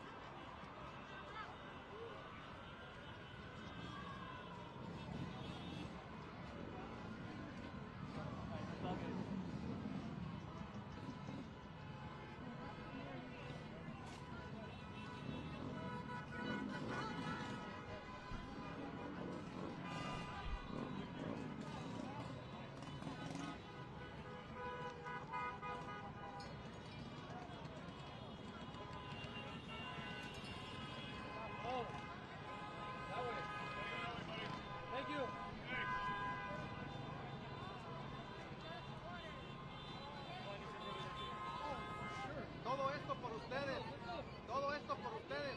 El muchacho no estaba haciendo nada, ¿por qué lo detuvieron? El muchacho no hizo nada, solo quería cruzar. Ustedes comenzaron todo este desmadre. Nadie estaba haciendo nada. Ustedes comenzaron. ¿Por qué lo arrestaron si no estaba haciendo nada?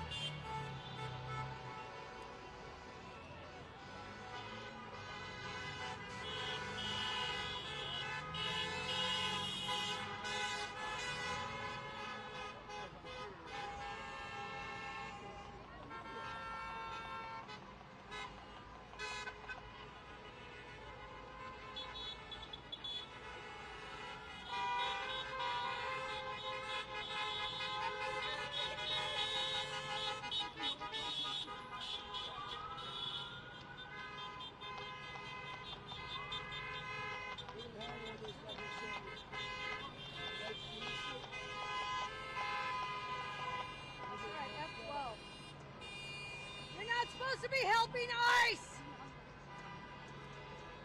Yeah, I'm yelling at you. Are you mad?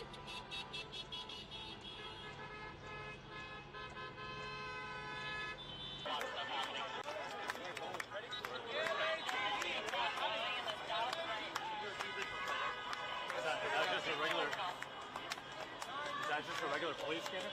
No. Gotcha. You gotta right go over 101. Downtown LA.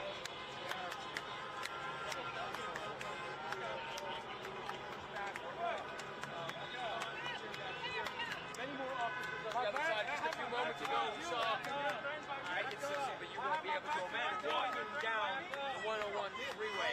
Police are getting touchy and they want to push. Not want them encroaching. They do not want them hindering. Once again, make sure you follow my Instagram. If I lose a live here, I'll go live there. You waited till I turned my back like a bitch to push me? Just on the other side of that. You waited till I turned my back like a bitch, right? You saw that line of federal law enforcement, California National Guard, Governor Gavin Newsom deploying two. Yeah, that's what I thought. Not Gavin. You got it.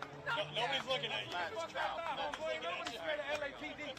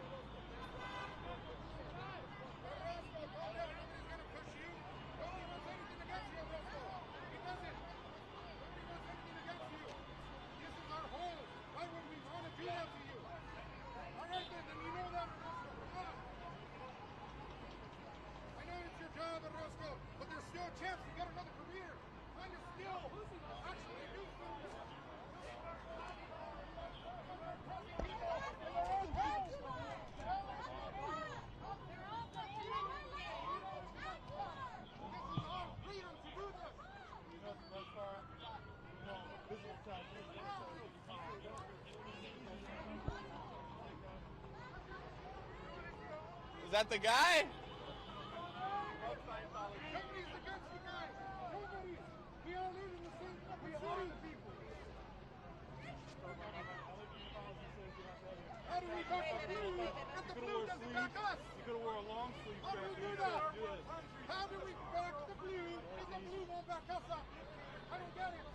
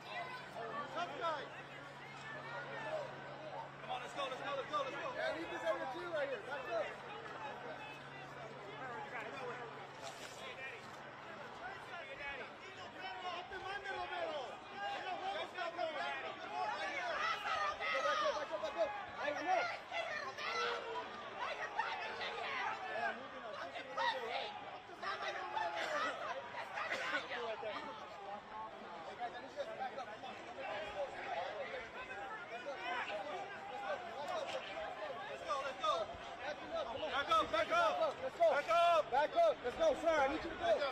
I need you to go. Back up and do something. Let's go.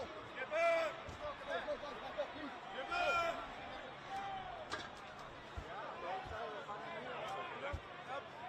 Up. Behind you, brother.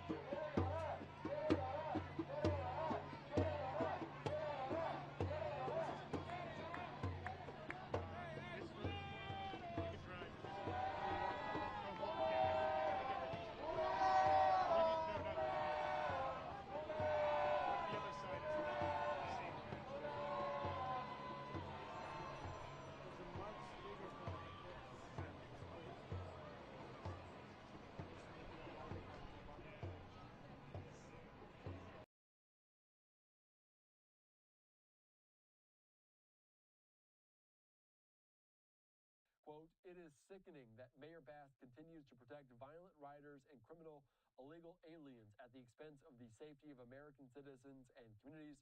The president and Secretary Noem will restore law and order to Los Angeles if its leaders won't. So some strong comments coming in from the Homeland Security Agency there on this protest taking place, the third day of them here on Live Now from Fox. And we're also hearing from President Trump on social media in his most recent Truth Social post, similar to what we just heard about this restoring law and order to Los Angeles. We heard from President Trump on his way to Camp David earlier on. This again from him on social media on Truth Social, saying the once great American city, Los Angeles, has been invaded and occupied by illegal aliens and criminals. Now violent insurrectionist mobs are swarming and attacking our federal agents to try and stop our deportation operation. So you're hearing that. He did say in an interview on the tarmac, questions about whether he would invoke the Insurrection Act. He said, quote, "It depends." Also asked if Pete Hegseth, the Secretary of Defense, should send Marines to these front lines. And he says they should, quote, if there is, quote, a danger to our country. So we're following that very closely here on Live Now from Fox. A live picture one more time. There on the ground, you can see tactical gear out for different people, signs at the ready, and different non-lethal forms here on Live Now from Fox. Let's just listen in briefly and get a sense, a lay of the land, if you will, there on this Sunday in Los Angeles.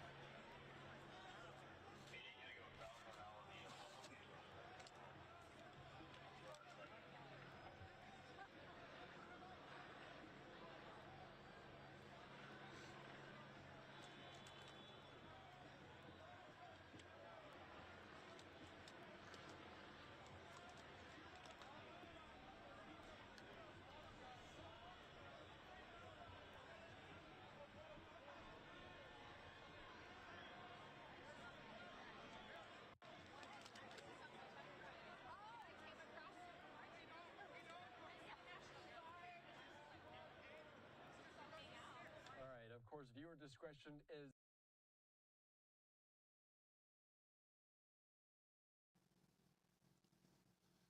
Hey guys, I'm still here. Don't worry. Still here in the background watching, man. So we're still covering the live protests right now out in LA. Things are calm, slightly peaceful, nothing crazy going on. All right, the guard has been deployed. That is official. All right. So understand that this is going to be ongoing. It's not going to change. We're going to pretty much be here streaming most of the evening and going through the motions. So get yourself some popcorn, get your favorite drink, relax, tune in with me. We'll have some more commentary. But I'm in the background watching. Don't worry. I'm still here. I haven't left off and went somewhere and forgot all about you guys. That's not how that's rolling. All right. We're just hanging out. We're streaming. I really didn't have a script for tonight or this evening or when I started. I just wanted to kind of get on here, log some hours, and, you know, we can talk about this whole situation. I see a lot of you guys popping in, popping out. Appreciate the love. Again, before I go back to the screens, feel free to follow the Daily Rabbit Hole on all platforms. I am accepting donations also. And feel free to come on the page and talk to me. I'm always on my page. You can find me. If I don't get to you immediately, don't worry. But I'm always on my page. I appreciate you guys. Thank you. And also, if you guys are in need of graphics, brand design, digital branding, pay-per-click marketing, hit up Dirty Rabbit Digital. That's the marketing department for the Daily Rabbit Hole. I run that. I have an in-house web developer where you can get custom websites, landing pages. We can help you with a lot of things with your digital branding and your small business needs. So feel free to reach out. Again, that is dirtyrabbitdigital.com. You see it on the ticker, all right? That's me, guys. All right, here we go.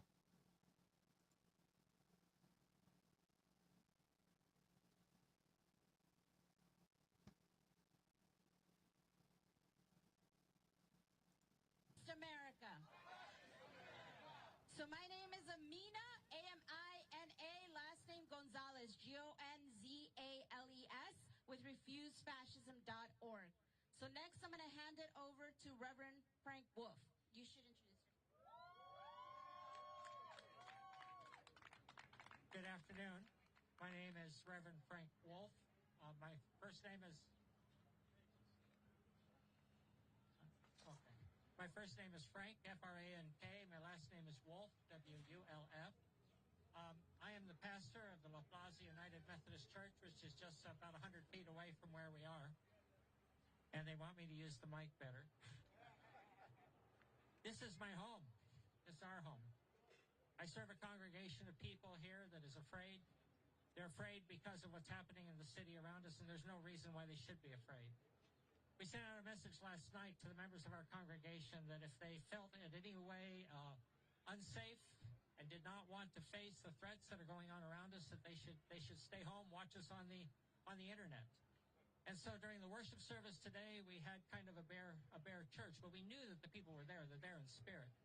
And we're all there in resistance to what's going on in the society today, because we know that our brothers, our sisters, our siblings, our fathers, our mothers, our parents, our friends, our neighbors that have been detained, there's no reason why these good, hard-working, loving, compassionate people need to be treated in the way they're treated, why they need to be shipped out of this country, why they need to be jailed. There's no reason why the president of a major union needs to be imprisoned and injured by ICE. ICE is out of control. And the federal government is out of control because this is not their home, this is our home. Yes. And even if they say to us that federal law is supreme, this is our home. And our home is worth fighting for. Our home is worth struggling for in whatever way we possibly can. We're going to do it peacefully. We're going to be strong. And we're not going to back down.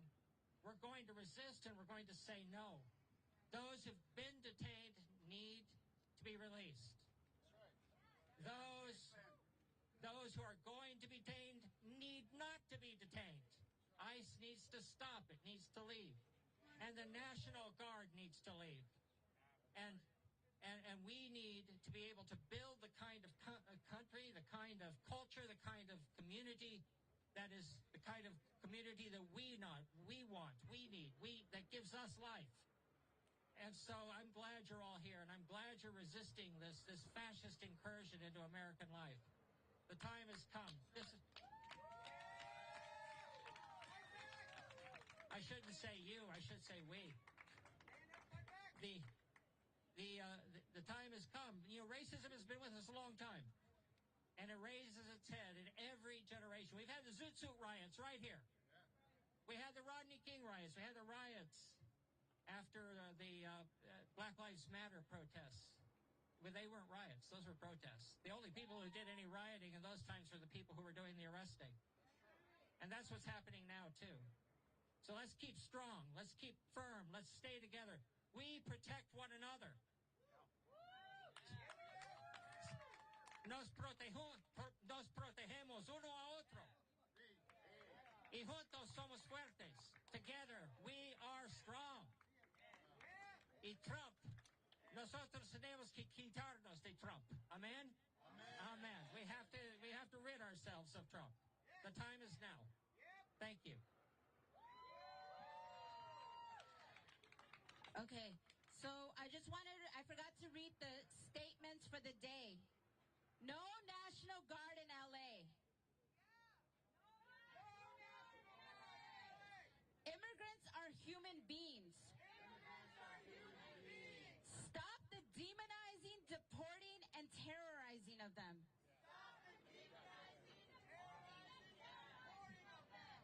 Stop the lawless deportations. Due process and full rights for immigrants. Free those detained. The Trump fascist regime go now. Okay, next I want to bring up Juan Jose, Gutierrez, who's gonna introduce himself. Thank you, Amina. My name is Juan Jose Gutierrez. I'm the director of the Full Rights for Immigrants Coalition. And I am proud to be at this press conference and this action today because the last thing our communities in the Southland need is for the federal government to deploy military forces to put out the fires that they initiated. Our communities are not violent. The only violence that we have seen here was that was started by the ICE forces and the paramilitary forces that have been deployed already throughout our community.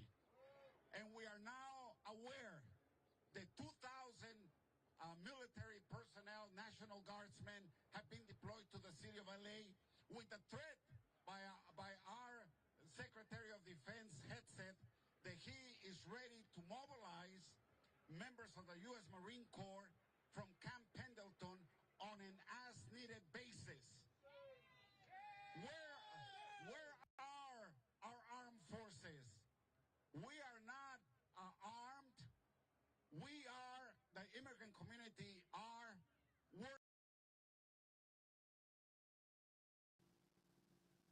Hey, guys, how you doing?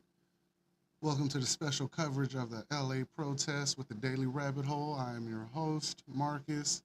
Hope you're doing well this evening. It's Sunday. Everyone's probably just coming home, winding down from their day with family or whatever was going on. Hope all is well. So I'm still here. We're covering this whole little shenanigan right now. I'm having a good time, just hanging out, jumping in with the feed here and there. All right. So kind of doing my own little broadcast, and I'm on my own website now. You know, don't call it a comeback. I'm not saying I'm media, but I'm saying, I'm something like it, except that I ain't trying to lie to you and, use you and scare the shit out of you. All right. So we're going on roughly going on 3 hours of streaming and coverage, right? So we're in here. I'm not going to get off for a while. We're going to be on for most of the evening, back and forth, just covering here and there. All right, so if you guys missed the first 2 hours, I did most of my talking in that. That's for content purposes, just if I wanted to cut something up. But for the most part, I discussed the fact that this event is just more isolated than it is manufactured. Of course, you may have some agitators in there. And I don't deny that there's agitators in any protest. But I think this one is just more of a one-off. It's a small fuse if it is a fuse. I don't think this is the big one, but I think this is a small piece of the issue.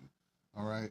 Again, protesting typically has agitators inside of it, and I'm pretty sure that there's Antifa involved in this, without a doubt.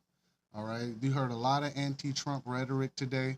Again, I don't think that the man is that horrible of a person. I just don't trust him because he's still a rich legacy guy. Like you can say, oh, he got it honest. He's a legacy guy. It is what it is. Do I trust him? Not as the president. I don't know the guy personally, but as a president, I'm not very fond of him. But to be fair, I'm not really fond of any of them. So if that makes you feel warm and cozy, like I don't lean left or right. I'm in the middle filtering all of this for you guys. Like, I know where I stand. I'm waiting for the right guy to come in and do the job. But I'm gonna be honest, it ain't gonna be from the same group of people that we've all been picking from for the last 100 years. So that's really been my big thing about this whole president. Are you for him? Are you against him? I don't know the guy. I don't trust him. I treat him like every president and politician that's come through. Until you show me something different, it's hard for me to lean anyway. Now, I won't deny that the man has done some incredible signing of EOs and getting some things done. I never want to take away from that because there are some things that got done, just like under Biden, very minimal, but there was few things that slipped through that was okay.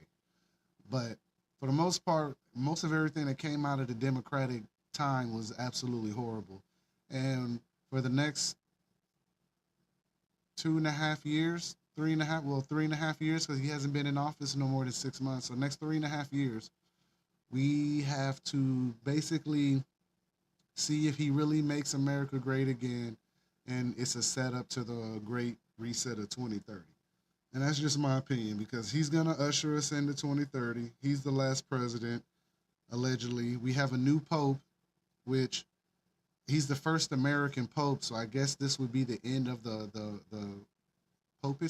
popery, not popery. It would be the end to the pope's reign. Like it wouldn't be like a Spanish pope or French pope. This guy's American. He's from Chicago. He spent some time in Peru. So me personally, I wouldn't necessarily trust that either. But what I'm saying is the world is going through some big changes with leadership, with organizations, agendas, um, power. You got Iran. You got the guy down in Africa, Ibrahim, and you got a lot of people pushing back, basically picking their sides with Russia or China or whoever, and basically forming new power sets within the world to basically kind of take on America in the West. So as the West, may be dying a slow death. It doesn't go without saying that there's a new system coming in to back it up. Now, I say all this while we're watching protests, and I never want to take away from people's freedom to protest and right to protest, but I want to say that earlier in my show, I mentioned that peaceful protesting has become a circle. It, and I said it's protest, antagonize, or agitate the protest. Policy gets written, and whether it's good or bad policy for or against the protest, and then nothing happens for real, and then we start back over at the top, and we're back to peaceful protesting with a different flag, a different color, a different reason, which is probably a reason that led you to this first reason of protesting. But that's what protesting has become in America, and like I said earlier, I think it works peacefully. It can work if we did it correctly. I don't think we do it correctly with agitators in our shit. So there's ways to go about this. What you're seeing right now is agitators. Cars just trying to get through. There's no reason to stand or impede the area of a car. Get the fuck out of the way, like these people are showing. Like if you're not so pressed on demonstrating that you can't let cars go through. All right, that's agitating the situation. All right, move out of the way. Unless you're trying to go kinetic, get the fuck out of the way. That's my opinion. But this is what I'm talking about. There's a way to peacefully protest and get our point across to where they can't drive through it, and they know they can't. They just have to sit down and wait.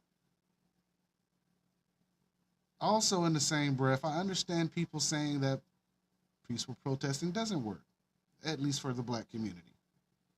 Now, for the Mexicans, I don't speak on them. For the whites, I don't speak on them. But for the black community, it's safe to say that peaceful protesting does not work because it ends up being agitated. And what happens with that is that, like I said, peaceful protest, agitation, policy, nothing happens, start over.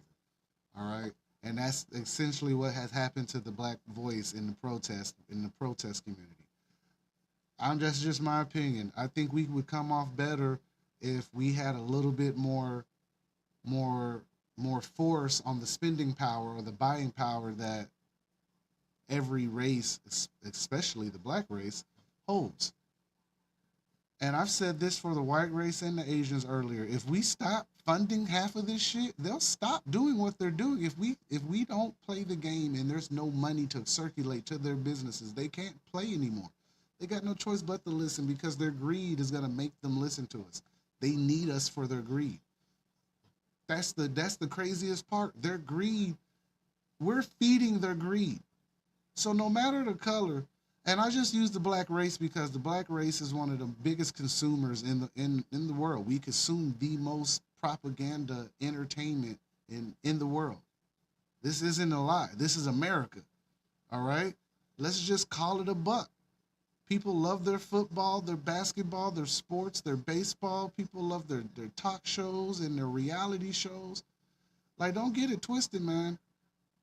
The spending power that American people have, no matter the demographic, because the white people are a strong spending power when it comes to certain areas in industry. Like, I'm going to call that a buck, too. White people spend on guns. Don't act like I'm lying. Y'all the reason why the gun industry won't go nowhere. They can't get rid of them because they scared of y'all. I'm just being honest, man. White people spending guns, baby. Am I lying? No. So if white people stop spending in certain places, they would feel that shit. If black people stop spending in certain places, they'll feel that shit. If we all as a whole stop spending in certain places, now we're talking, yeah, we're talking. You know what I'm saying? And that's the crazy thing about the protesting. Protesting works if you do it correctly. You just need numbers and you need legal representation. You need to be able to get your foot in the door with due process and due diligence while you're on the outside holding down whatever area you're holding down. And that's how protesting works. But again, we get stuck in this weird cycle of protesting in America where we peacefully protest, someone aggravates it, policy is written, nothing happens. It's an uncomfortable truth. I'm not going to sit on here and talk about Trump and all that and Elon. I still think that's theater. I think that's perfect timing for Elon and Trump to split ways after the Palantir deal. I'm going to be honest. The moment that you centralize AI and then you want to bring the IRS, Social Security in and immigration and all that, and then you want to make a database centralized, which I know those aren't the only agencies. I'm sure like the United States Postal Service, which is the registration service for all humans, everyone in America at least. I'm pretty sure that the Department of Education is going to go into that system also. I'm not naive to think that that's exactly where they're aiming with all of this. But my whole point about this is I think it's real coincidental that protests are the conversation. LA broke out in the protests right as Elon Musk, Donald Trump, and Peter Thiel figured out, or Adam Thiel, I think it's Peter Thiel. Peter Thiel figured out a way to centralize the AI self-governing police system, whatever it's going to be. All right. And I can line this up with like smart cities and all this other stuff, but realistically, think about it. Elon Musk and Thiel are both co-founders of PayPal. All right. They both have defense contracts, DoD contracts and stuff, right? SpaceX, Starlink, Peter Thiel, Palantir, drones, cybersecurity, cyber defense. They both have these government contracts. So do you think the whole time that they've been gutting the agencies and quote unquote looking for the deep state and all this, do you really think they've been doing that the whole time, or do you think that they've been centralizing all the information so that they can do this? Because it's starting to come off like that. And you can believe me or not is entirely on you. I really don't care. But what I'm saying is it's real coincidental that there are protests, that it's distracted. No one's talking about Elon Musk and Donald Trump. It's all boiled over and it's over, right? No one's talking about Palantir and the fact that these three are all linked together. And it's just so happened to split up. You mean to tell me that Elon Musk and Trump didn't realize the whole time that they were around each other, that they didn't like each other? I mean, where's my face at? You mean to tell me the whole entire time that we've been sitting here watching them gut the country's infrastructure into itty bitty little pieces, You mean to tell me that they didn't know they didn't like each other that before? They didn't realize that. And now it's over. It seemed like it was over as soon as the Palantir deal went through. And then now they got to separate because if you really look at the paperwork and look at who's actually invested into Palantir and all that, I've already read that out. You got the big three in there, and you got Japan involved. Japan has some stake in this, which is insane. I'm telling you guys, man, a lot of this ain't what it is. It ain't what it seems, man. Like I'm convinced of that. Like it's real hard to believe anything that's happening in front of us because we see it through such a small screen. And sure, I'm doing the same thing like everybody else. Like I'm out here streaming, giving my take and my opinion on it, based on my research, my understanding with time and experience invested, okay? So this is how I'm reading this right now, and it's really coming off like they're playing the shit out of us. And I don't know if anyone else is catching it. And there's some hiccups in this glitch though, like the whole Luigi Mangione thing and United Health crumbling. I'm gonna be honest. That seems like a multifaceted plan that was launched or multi-operation because United Health is not gonna recover from it. And this may be the end of them, and there's gonna be a consolidation or a buy-off. They're gonna probably tear it apart and sell it off. And it's gonna go from there. Someone from another country is going to buy it and they're going to go from there. Like a lot of the stuff that we're complaining about really could be fixed if we protested correctly. There's many ways to go about this. One of the main ways is to hit them pockets. And I know it's not going to be a fan favorite on YouTube because of, monetization and ads and whatnot, but it's an uncomfortable truth and allegedly freedom of speech. So that's all I'm saying. All right. I wanted to give a little commentary, a little understanding, a little backdrop to what's going on. Why am I streaming this and why do I find it strange? Because no one's talking about Elon Musk and Donald Trump, Planeteer, the deal, SpaceX, the fact that SpaceX has a deal, Starlink has a DoD contract, Palantir has a DoD contract, and no one's finding this strange. The same guy who wants to put microchips in your head is also friends with the co-founder of Palantir, who happens to be the CEO, who has a centralized database for AI self-governing policing, self-governed policing, something like that. China has a social credit score that Trump is very envious of. We all know that. We know that social credit score is coming over here. They're just trying to phase it in properly. And we need to understand that this is all working against us somehow. All right. So I want to leave you with that commentary. I'm going to get back to the stream because we're covering it. This is real coverage, and here we are. All right. It's just I'm not going to sit here every 5-10 minutes and I don't have a panel. Sorry. I'm broke. I'm a regular American. I don't have a panel to come sit with me. Now, the more I do this, I'm a little bit more open to people come sitting with me and talking with me. Holler at me in the comments, man. My Rumble stuff doesn't pop up, but I'm gonna go back and look at it as I get out of this.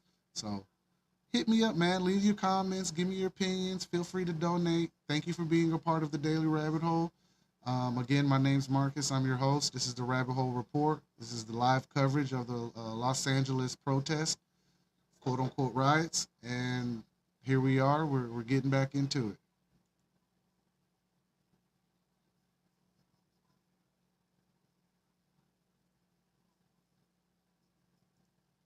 Troops to Los Angeles. I want to put this up here on Live Now from Fox saying, I formally request the Trump administration to rescind their unlawful deployment of troops in the Los Angeles County and return them to my command. He said, we didn't have a problem until Trump got involved.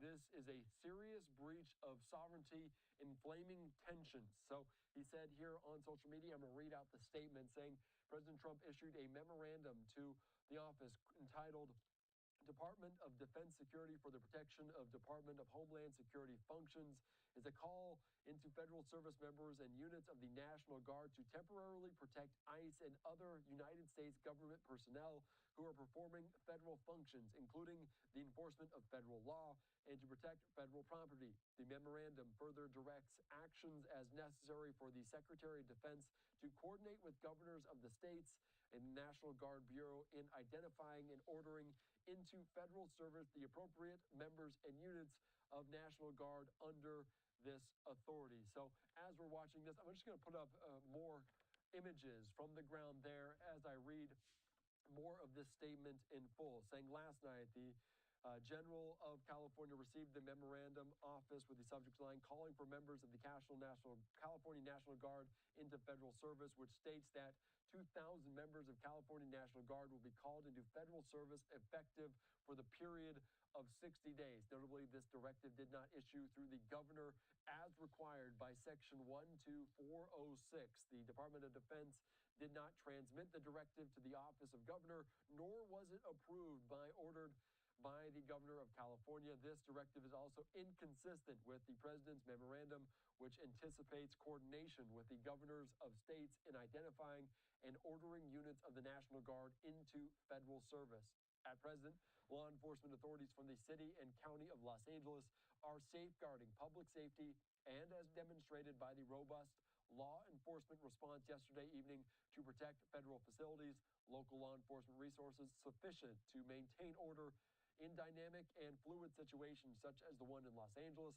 State and local authorities are the most appropriate ones to evaluate the need for resources to safeguard life and property. Indeed, the decision to deploy the National Guard without appropriate training or orders risks serious escalating the situation. There is currently no need for the National Guard to be deployed in Los Angeles, and to do so in this unlawful manner and for such a lengthy period of time is a serious breach of state sovereignty that seems intentionally designed to inflame the situation while simultaneously depriving the state from deploying these personnel and resources where they are truly required. Accordingly, we ask that you immediately rescind your order and return the National Guard to its rightful control by the state of California to be deployed as appropriate when necessary. So those are some big comments from the governor of California as he's requested President Trump and the administration to pull the National Guard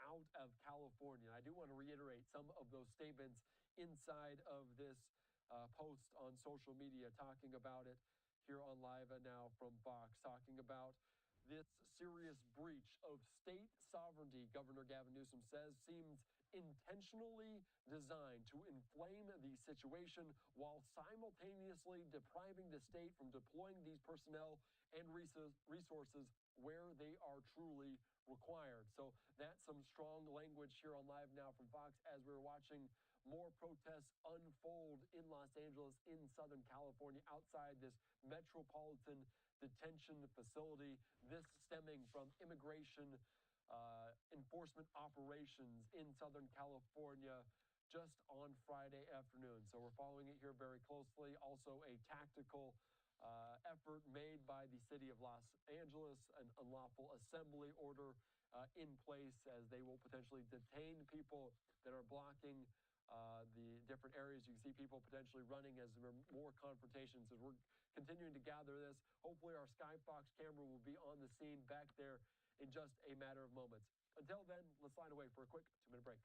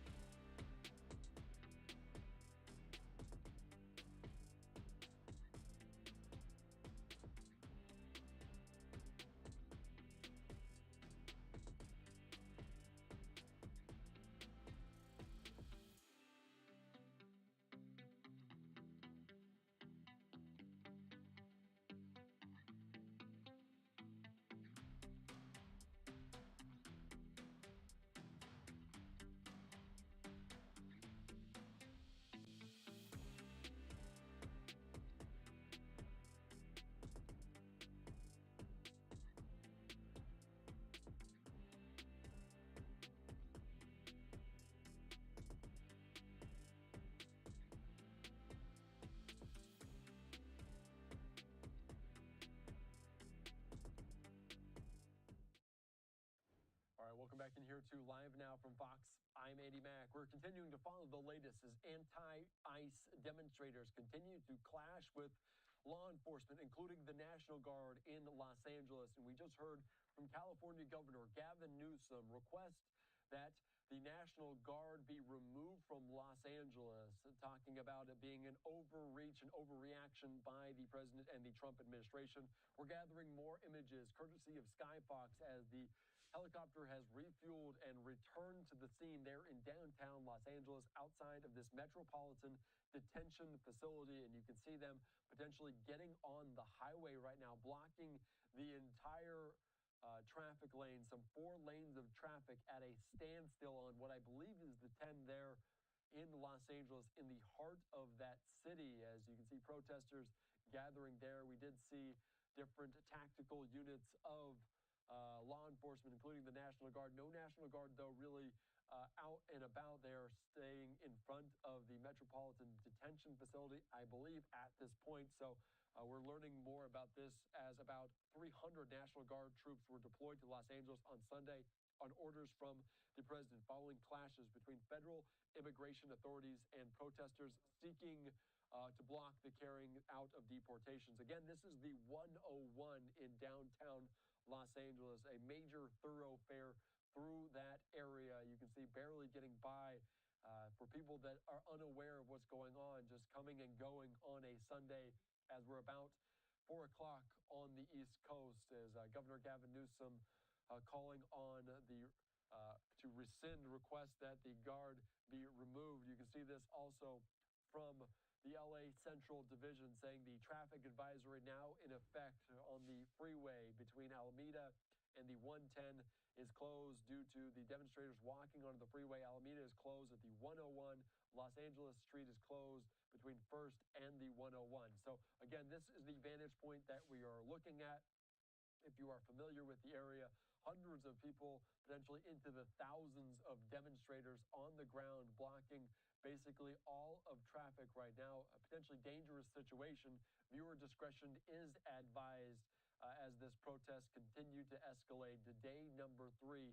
We're learning more information about it. You can see also different members of law enforcement in tactical gear right now with non-lethal weapons, trying to usher some of these protesters out of the way of this blockade, this stopping and avoiding traffic getting through. So we've seen different arrests, different people being detained right now, but also people with gas masks, tear gas being deployed by local law enforcement at this point, as a tactical alert has been issued for the city of Los Angeles to potentially increase the amount of support for local enforcement. We've heard from Gavin Newsom saying that they're able to handle this situation. The local law enforcement, local city and county are safeguarding public safety as demonstrated by the robust law enforcement response yesterday evening to protect federal facilities.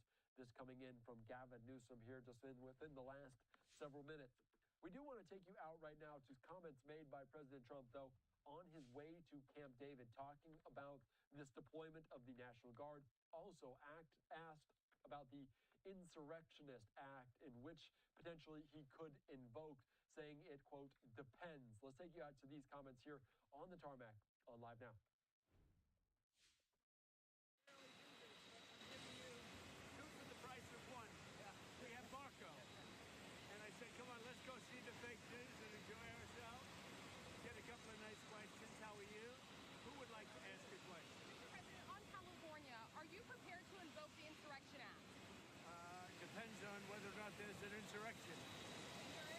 No, but you have violent people, and we're not going to let them get away with it. Mr. President, do you think if Democrats continue to side with illegal aliens over law enforcement, that they'll ever be able to win a national election again? I love this guy.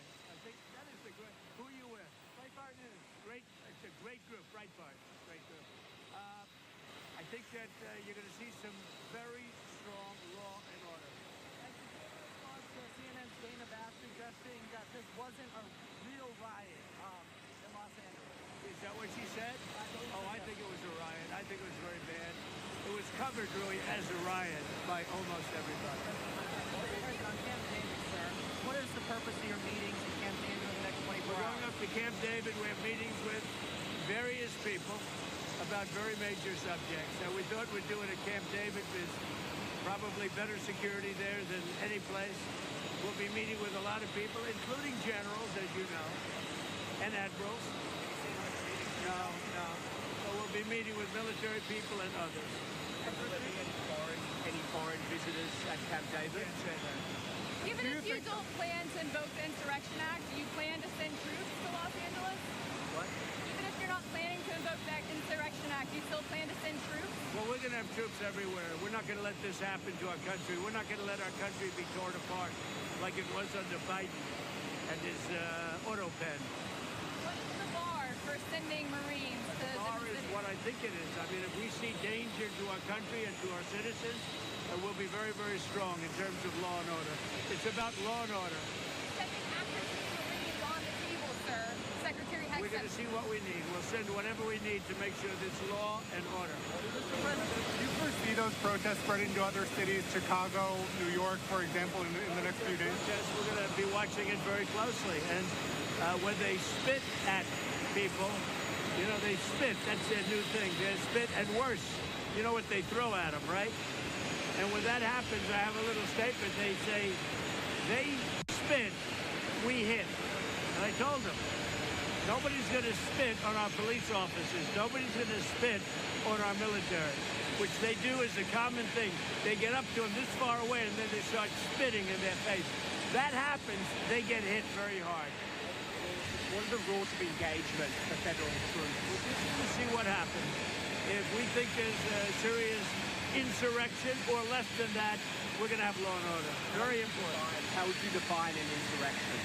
You have to really just have to look at the site. You have to see what's happening. Last night in Los Angeles, we watched it very closely. There was a lot of violence there. There was a lot of violence, and it could have gotten much worse. And you have an incompetent governor. Just take a look at the train stations that he's building. Like 20 times over budget. Nobody's ever seen anything like it. So I did call him the other night. I said, look, you got to take care of this. Otherwise, I'm sending in the troops. That's what we did. Thank you very much. You have a question for Marco?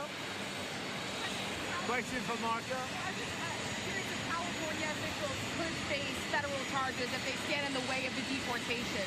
Something that Poland may have suggested. If officials stand in the way of law and order, yeah, they will face charges. Thank you very much. All right, just listening in there to President Trump talking about this on the tarmac in Morristown, New Jersey. And of course, this comes in just the last few minutes as the Governor Gavin Newsom is saying he has formally requested President Trump and the administration rescind their unlawful deployment of troops in Los Angeles County and return them to my command. In his statement, he says, indeed, the decision to deploy the National Guard without appropriate training or orders risks seriously escalating the situation. He also said to do so in this unlawful manner and for such a lengthy period of time is a serious breach of state sovereignty that seems intentionally designed to inflame the situation while simultaneously depriving the state from deploying these personnel and resources where they are truly required. Of course, this comes right now as we're watching this unfold from Los Angeles. The protesters continue to grow and gather. You can see the police helicopter flying in front right now, and the amount of police on hand for this as they have blocked the 101 freeway there near downtown Los Angeles, near the Metropolitan Detention Center. You can see them pushing back traffic. It is completely blocked, all 4 lanes completely blocked on this Sunday here. We also have this vantage point right now on Live Now from Fox of those protesters on the highway, and you're unsure of what's going on. These motorists going through this area of downtown on this Sunday, just about 4 o'clock local time. Potentially people trying to get off the highway right now to avoid this. You can see people on the overpass as well. We spoke with law enforcement experts about that, the potentially risk, the danger there in terms of what could happen with motorists going underneath, potentially objects being tossed. We've seen objects tossed at law enforcement. They're saying they will arrest or detain individuals that throw anything at law enforcement. So we're just watching this. Let's listen in here on Live Now from Fox. Downtown Los Angeles as anti-ICE ICE demonstrators continue to clash with law enforcement.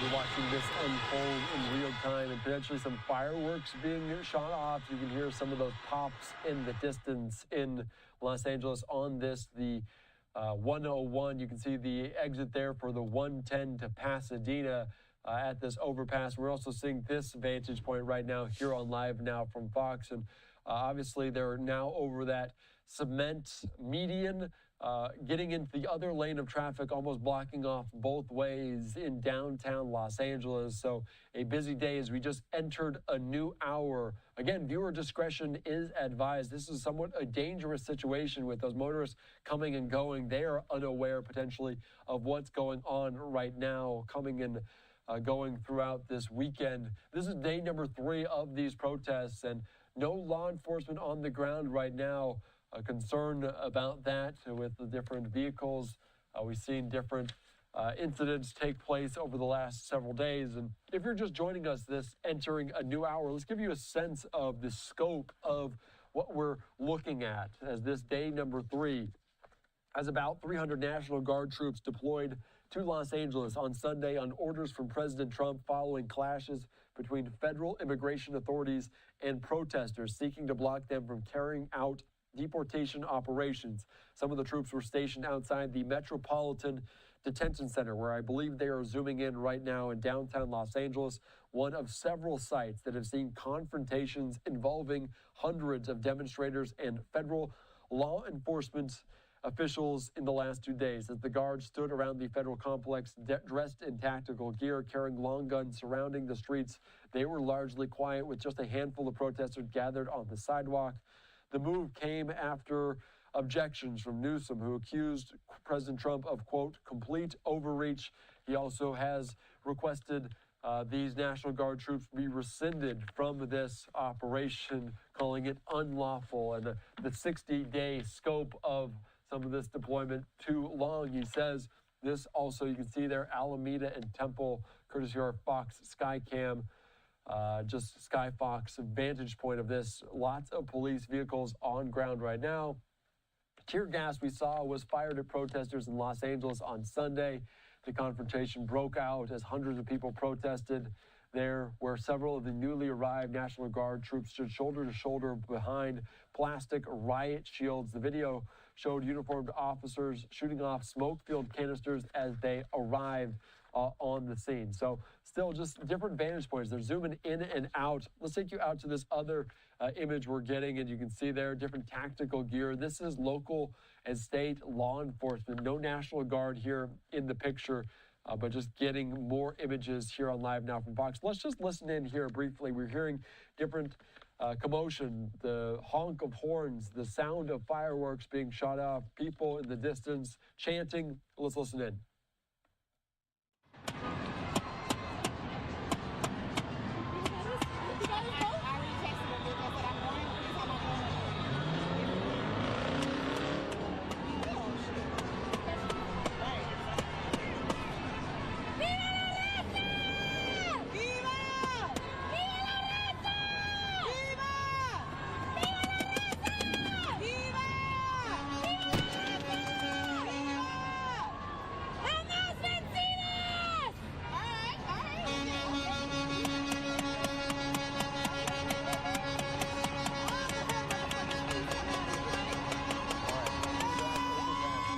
Plenty of law enforcement right now blocking traffic, standing between these protesters and those oncoming cars right now.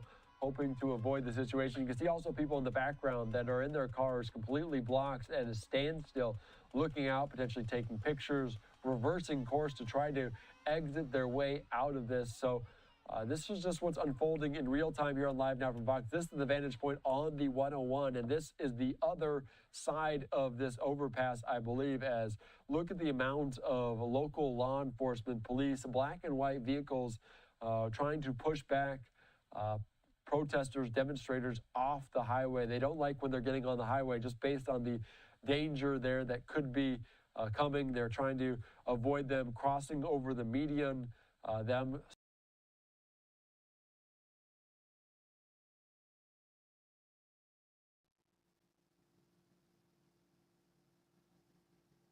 Hey, I'm back. How are you? Let me turn that down a little bit. All right, there we go. All right, so Trump spoke, came in, gave a quick word. You spit, we hit. All right, and that was a blow to the agitators that I was talking about earlier.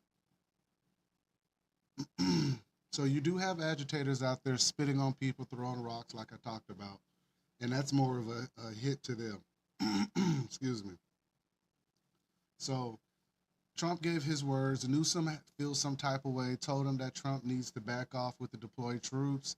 That's a breach of the state sovereignty, that Trump made the call to bring the troops in against Gavin Newsom's word.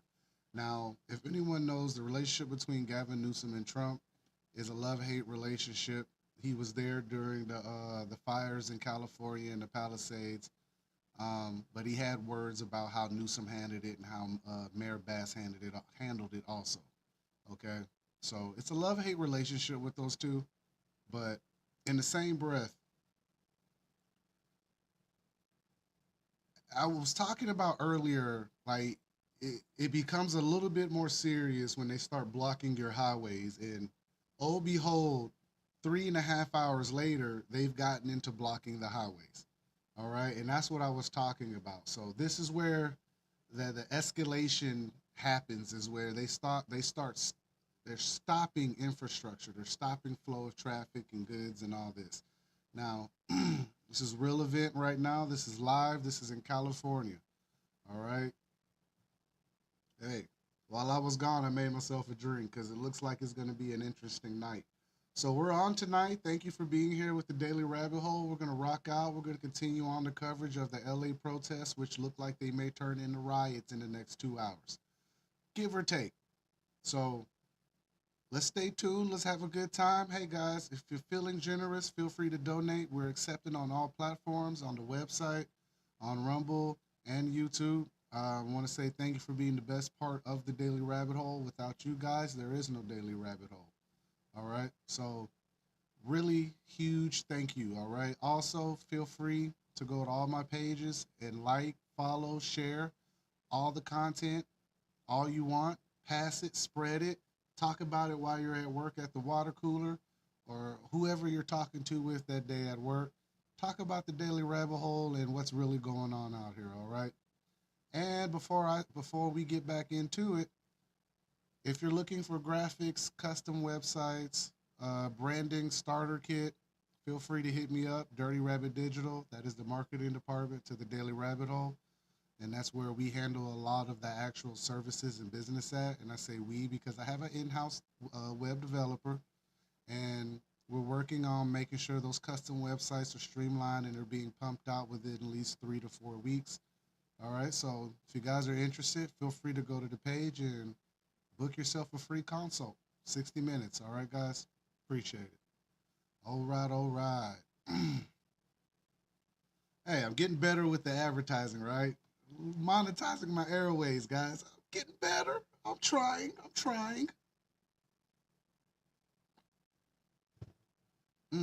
Good whiskey. Mm-hmm.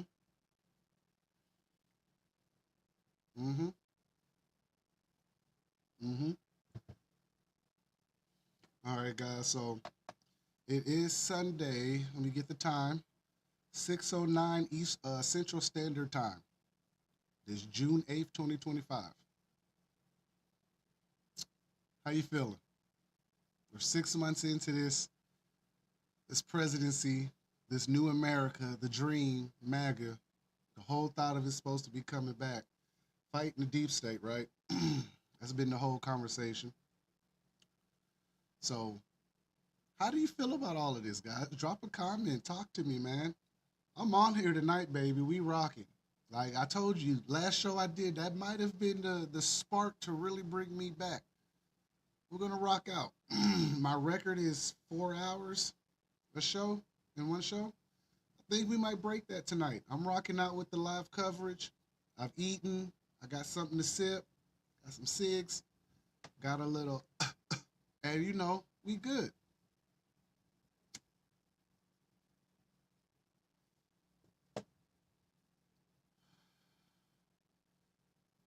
Covering the protest with the Daily Rabbit Hole, it might be a little bit better.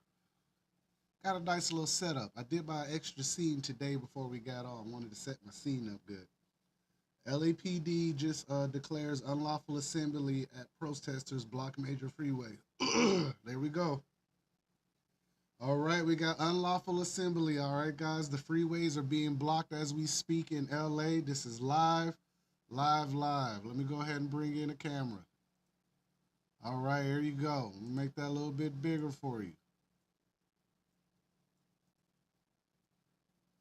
That's not what I was looking for. There we go. All right, we have an interstate being blocked right now in LA. This is live Los Angeles as we speak.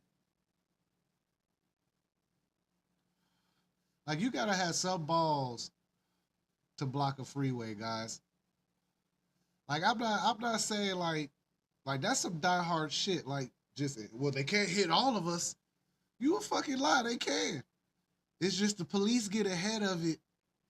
Like, playing a dangerous game, just running out there and be like, we gonna stand in traffic. I'm not sure how I would feel if I pulled up and, you know, motherfuckers on the interstate, signs and this shit. How am I supposed to feel? Because I'm surely not getting out of my car. I'm telling you that now.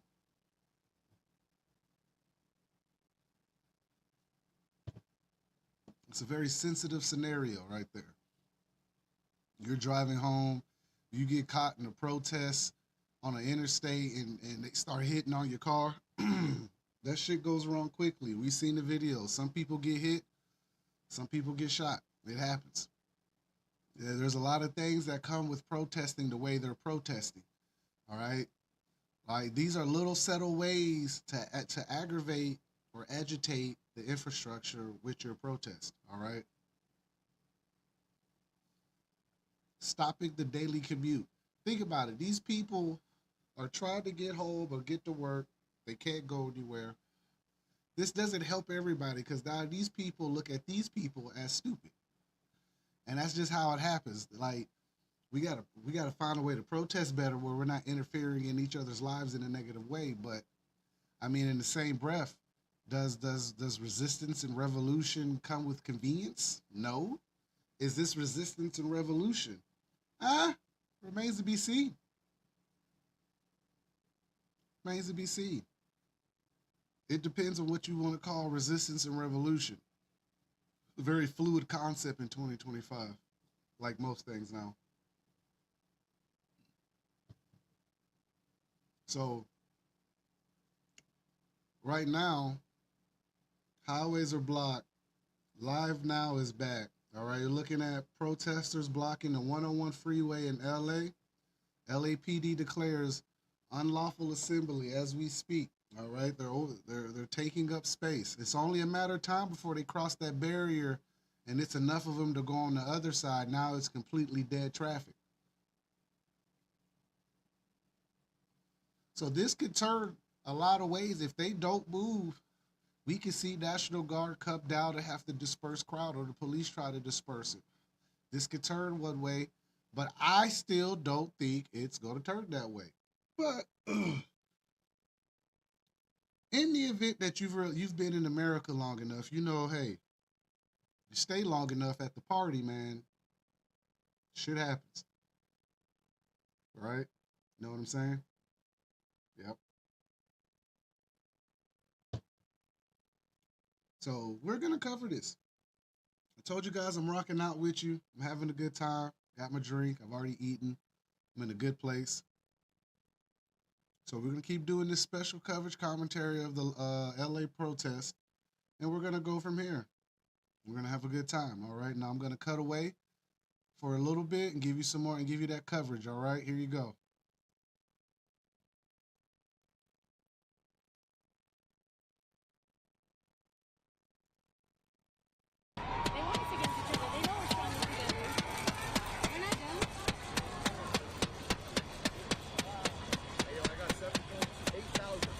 You're just seeing this. The crowd continues to grow in Los Angeles. This on the 101 freeway there. Plenty of people still coming on, blocking it, potentially concerned about the other side of the main thoroughfare there. And I, again, want to put up this here on Live Now from Fox. You can see the motorcycle right now, and this one could potentially be what we were just talking about in terms of the LAPD injuries. 2 injuries, as you can see this on Live Now from Fox. They were zooming in on that motorcycle, and I want to put up the post here on Live Now from Fox. As viewer discretion is advised in terms of this, but the LAPD Central Command saying 2 people riding motorcycles attempted to breach the skirmish line at Alameda and Temple, where we're just looking at. 2 officers were injured after being hit by those motorcyclists.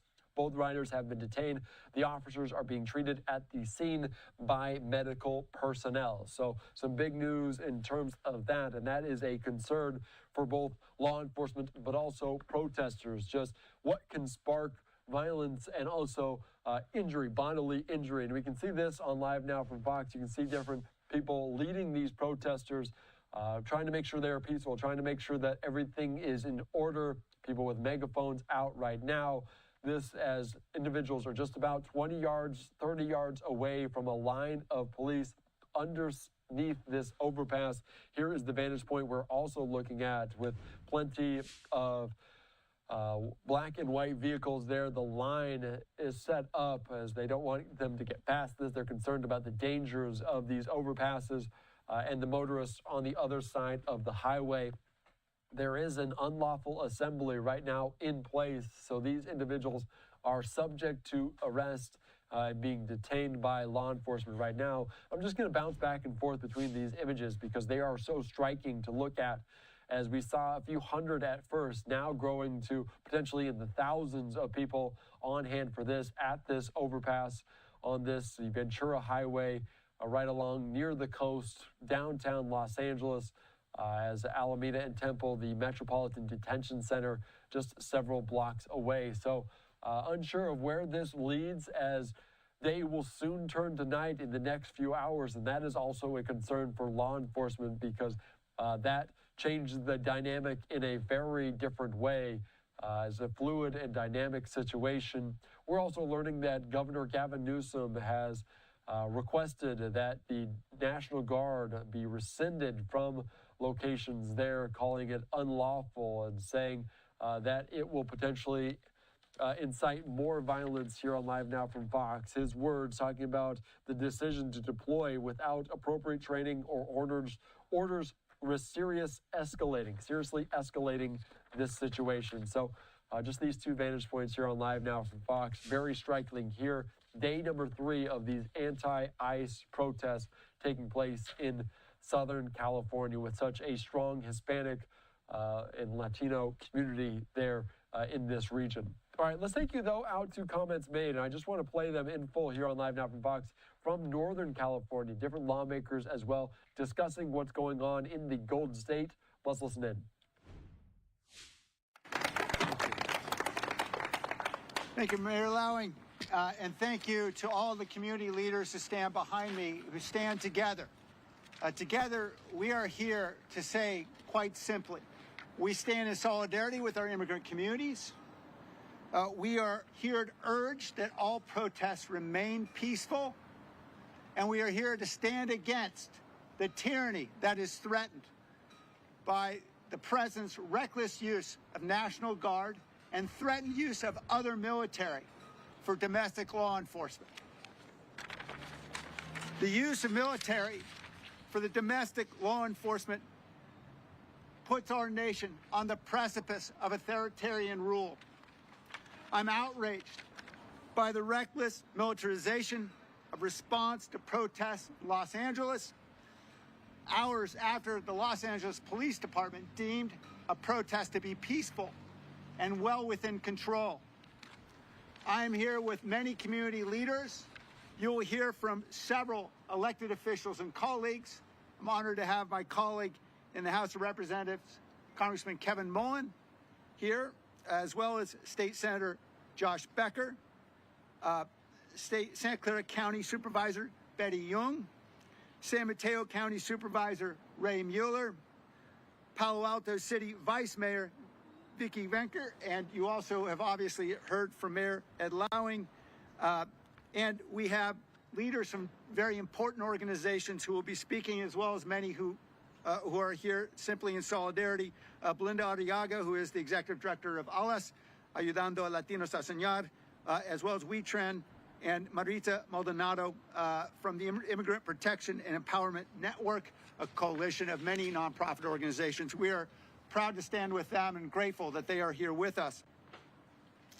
I know, as a former mayor of a major city during a time of civil unrest, that it is incredibly difficult for urban police departments to manage protests in a way that ensures safety and enabling for the rightful First Amendment expression that is at the core of our democracy.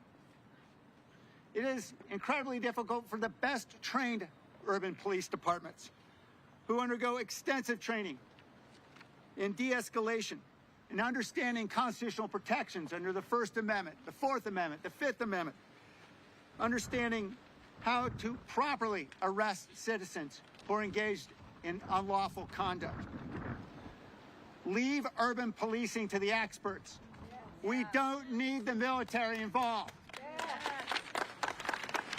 This deployment of the National Guard troops is a reckless misuse of the very good and well-intentioned citizens who serve in our National Guard. Their service as citizen soldiers must not be abused in this way. We can clearly see the plan of this administration. It is to inflame the situation, to insert and militarize the situation in ways that we know will necessarily cause some to want to react.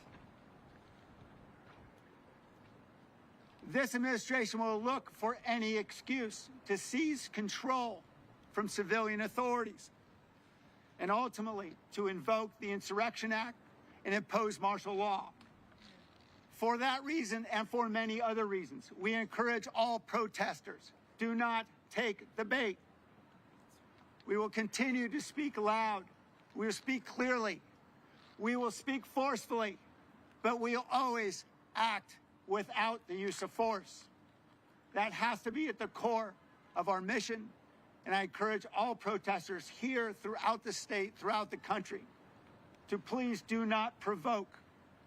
We must use our voices and never our hands. Since 1878, the Posse Comitatus Act has prohibited the use of military, the U.S. military on U.S. soil for domestic law enforcement. That law is unequivocal, provides very narrow exceptions and other very narrow exceptions in federal law. And it is unequivocal because it provides the sanction for violating is a 2-year term imprisonment. That is, it is a crime to unlawfully use the military on U.S. soil. Now, this president has invoked a very specific provision under Title 10, which can be used against invasion, rebellion, or is unable to implement federal law. Even under that provision, he must act through the governors of the states. Our governor has objected to this use of National Guard troops. For that reason, this administration must stand down. This is a time for all of us to de-escalate, to take a step back, and to allow our constitutional institutions to work. I am proud to be here with many colleagues. I will be concluding with Spanish at the conclusion of our comments. But for now, I'd like to turn it over to my colleague from the district just to the north here in San Mateo. We're just listening into this here on Live Now from Fox, and we do see some movement right now on Live Now from Fox. We want to take it out to you in full as breaking news. You can see some potentially flashbangs being used, tear gas being dispersed by law enforcement. You can see the smoke rising in. That could be fireworks as well from protests.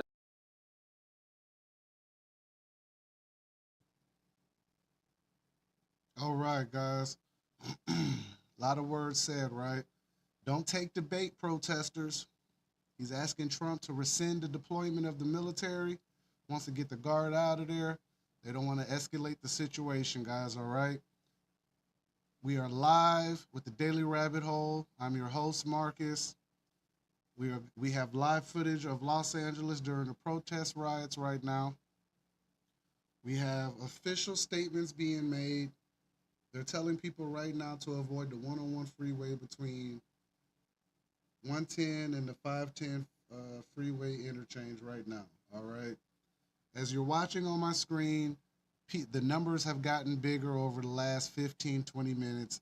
I told you, if more people come out there, they're going to have to shut down both sides of the freeway, all right? We're at that point where they have shut down both sides of the freeway, guys. We are here. We got officials coming out saying, hey, don't take the bait with the military. This is a situation, a hot situation. Everyone needs to keep level heads. Don't take the bait. Don't get into it with the military. He's asking for the military to be sent back. Listen, guys, this shit is a slippery slope. I see a lot of sides of this. I am not here to take a side. This is what the Daily Rabbit Hole is all about. I leave this up to you guys, all right? I see the comments. Thank you so much. Thanks for hitting me up. I hope you guys are enjoying yourselves. Here we are, right? If you got a glass, man, cheers. All right. Right now, LA is looking like it's going to be an all-night situation. You got reports of flashbang or potential fireworks. You have a LAPD officer down. You have the flag being displayed upside down. Got a lot of things going on. You got the police department out there. A lot of people. Mexican flags. I saw some Palestine flags out there. As time goes, people get bigger and bigger, man. As time goes, right? Tell me, what are your thoughts? Talk to me, guys. Where's my face? Where's my face? All right. All right. Talk to me. What's going on? What are you feeling? Where's your head at right now? All right. Right now, we are watching the beginning of something. We don't know what this is. Earlier, I was saying this is nothing to worry about, and I still think it's nothing to worry about. Those people are, I'm not gonna say they're peacefully protesting anymore. They're not. It's not peaceful. All right. You've stopped infrastructure, so I can no longer say that it's peaceful. But what I'm saying is that the situation is becoming tense. All right. I hate to say I didn't expect it because I really didn't. And I said it earlier, like if it's just going to be this size and this kind of people, then we're fine. But if it grows to where it's taking over freeways and traffic, and you're going to have a problem. And now as the crowd grows overnight, I'm pretty sure the National Guard is going to be on that night duty. You know, they showed that strength, but the cameras ain't going to be rolling all night. And if they are, we might be here all night, baby. Hey, I ain't CNN or nothing like that, but you know, hey, my internet bill is paid for, so we can go ahead and stream. We can keep going.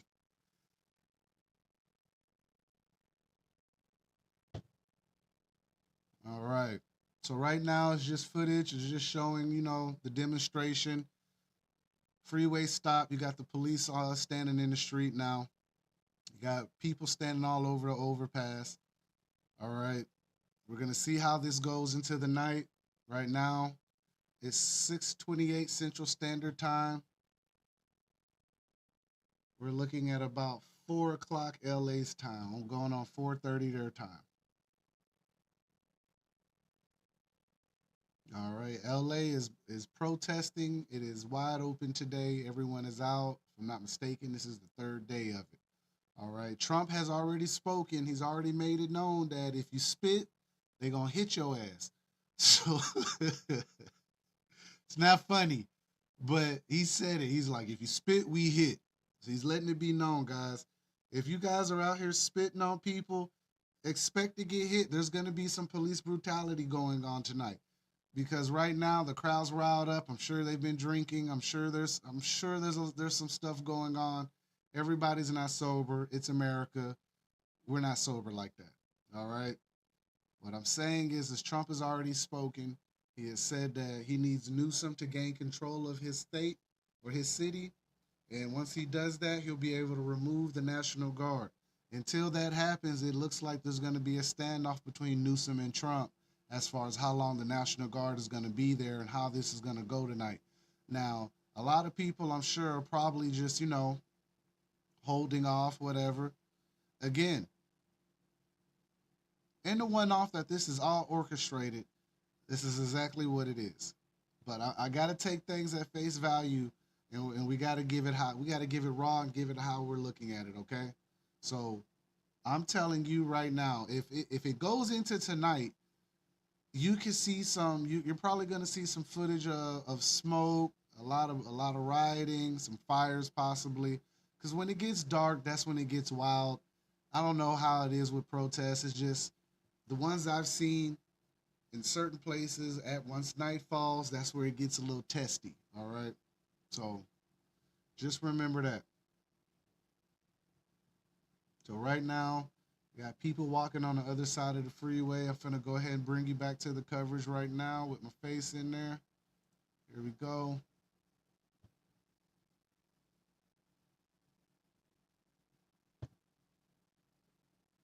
All right, looks like they've already got someone who done got froggy. They detained him. Pretty sure this isn't going to be pleasant for him, but it is what it is. This is the name of the game, guys. This is what it looks like. It gets raw, it gets ugly, man. It's an uncomfortable truth. It's not pleasant. Revolution and all that is not pleasant. War is not pleasant.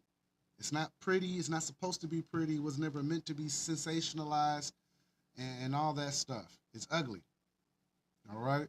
And is this that? I would be careful with trying to buy into the word revolution.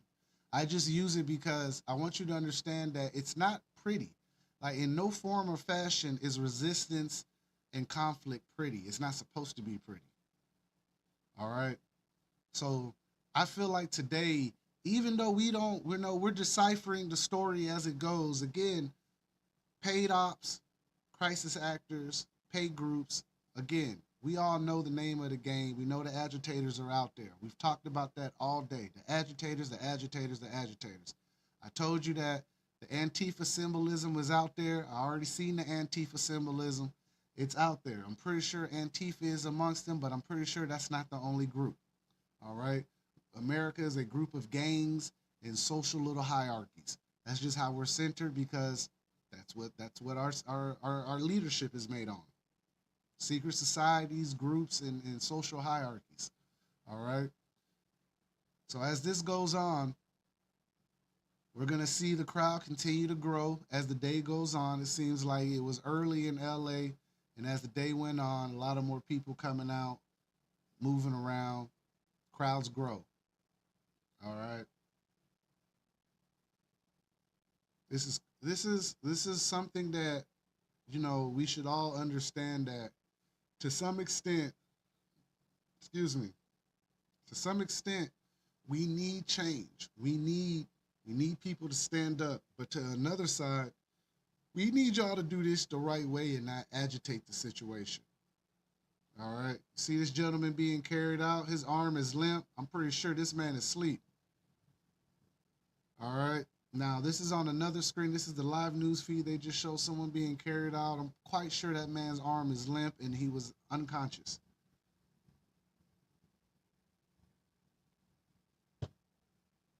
Let's get into this look. Here we go.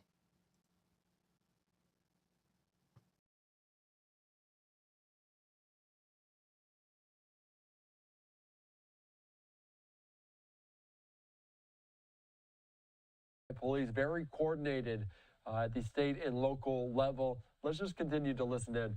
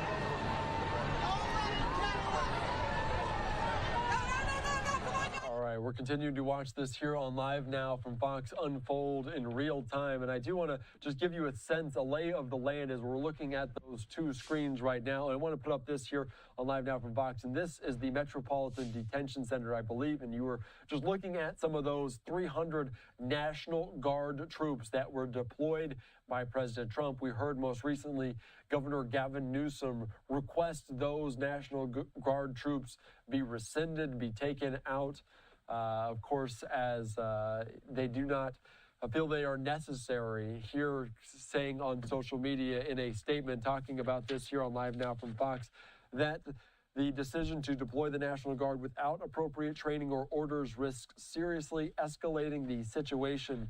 He says to do so in an unlawful manner for such a lengthy period of time is a serious breach of state sovereignty.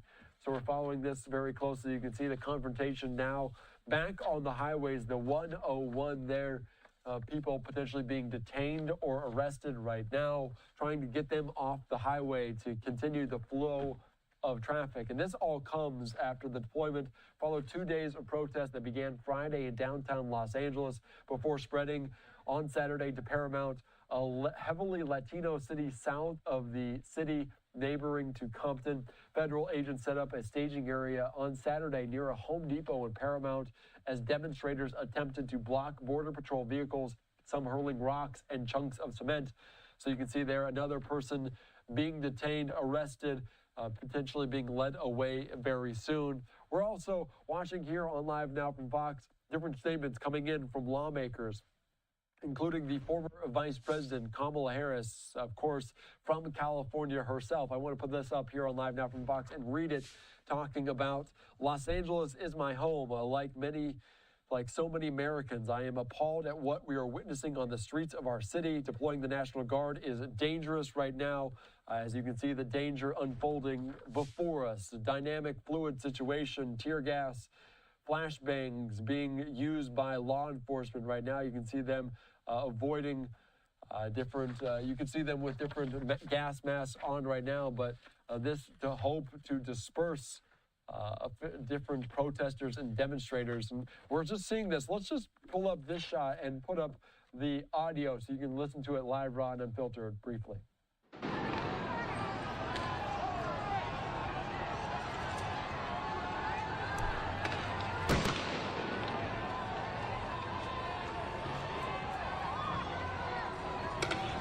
You're just watching this here on Live Now from Fox, and some of those canisters, gas masks, with on law enforcement right now, but different notes as viewer discretion is advised as these scenes are unfolding very rapidly right now on the 101 freeway as anti-ICE demonstrators and protesters clash with law enforcement. There is an unlawful assembly order declared by the LAPD, and those on the highway, remaining on the highway, are subject to arrest right now. So I'm not exactly sure what this is, what they're about.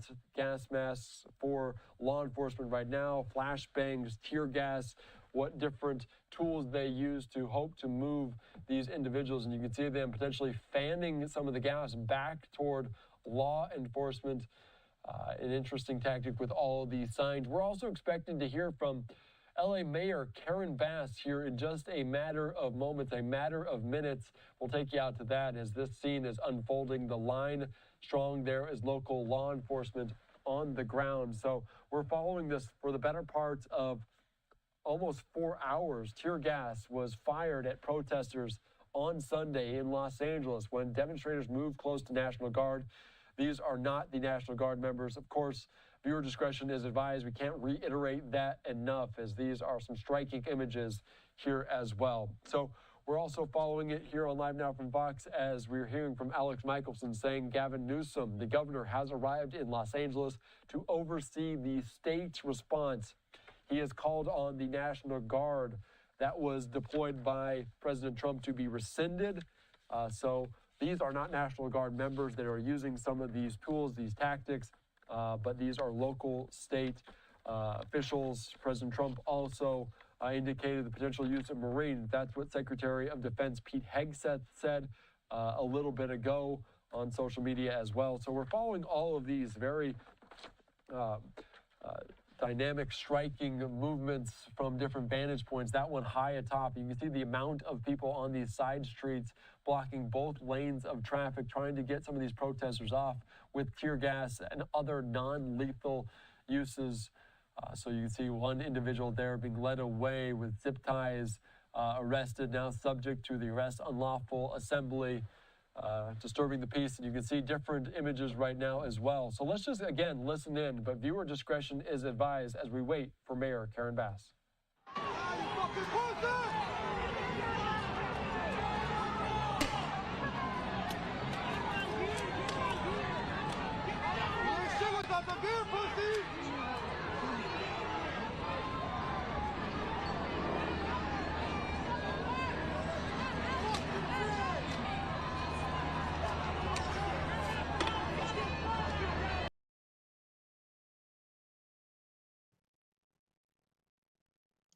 All right, guys, we are back. We're waiting on Karen Bass, the mayor of LA, to speak also.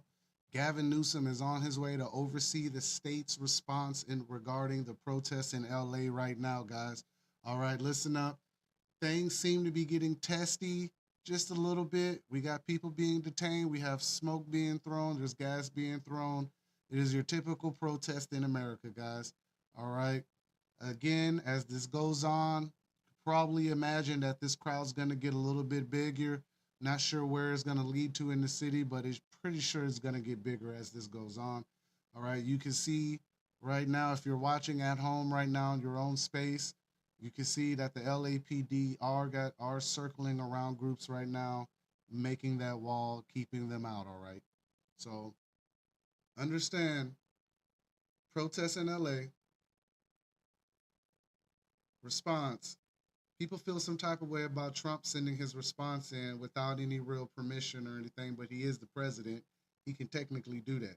That's his job to order that, to make that decision. All right. He is the commander in chief. All right. Like, never forget that when we're in hierarchy and power, this man is the commander in chief. All right. So he can make that call, whether the governor wants it or not. So that's the call that's been made. We're basically watching it unfold. The LAPD are down there on the highway. They are gassing right now. There is smoking gas as I watch it. They're trying to disperse the people away from the highway, push them back on the ramp. All right.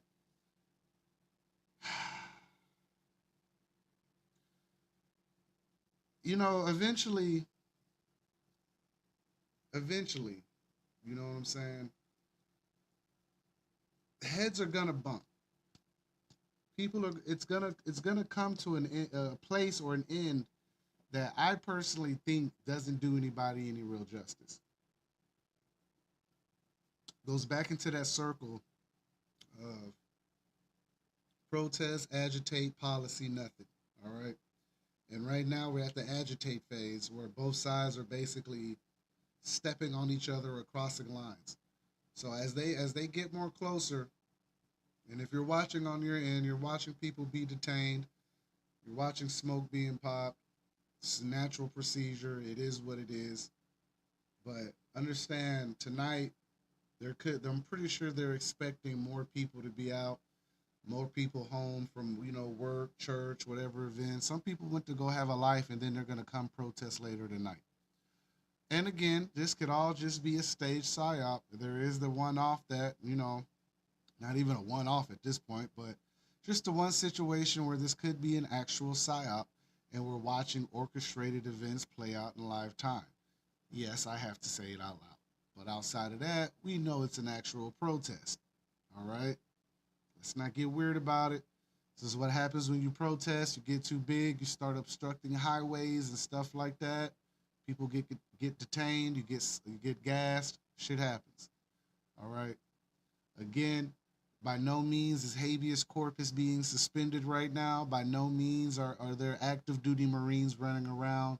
We just have a live protest going on in LA, and it's grown bigger, and it's becoming a little bit disruptive.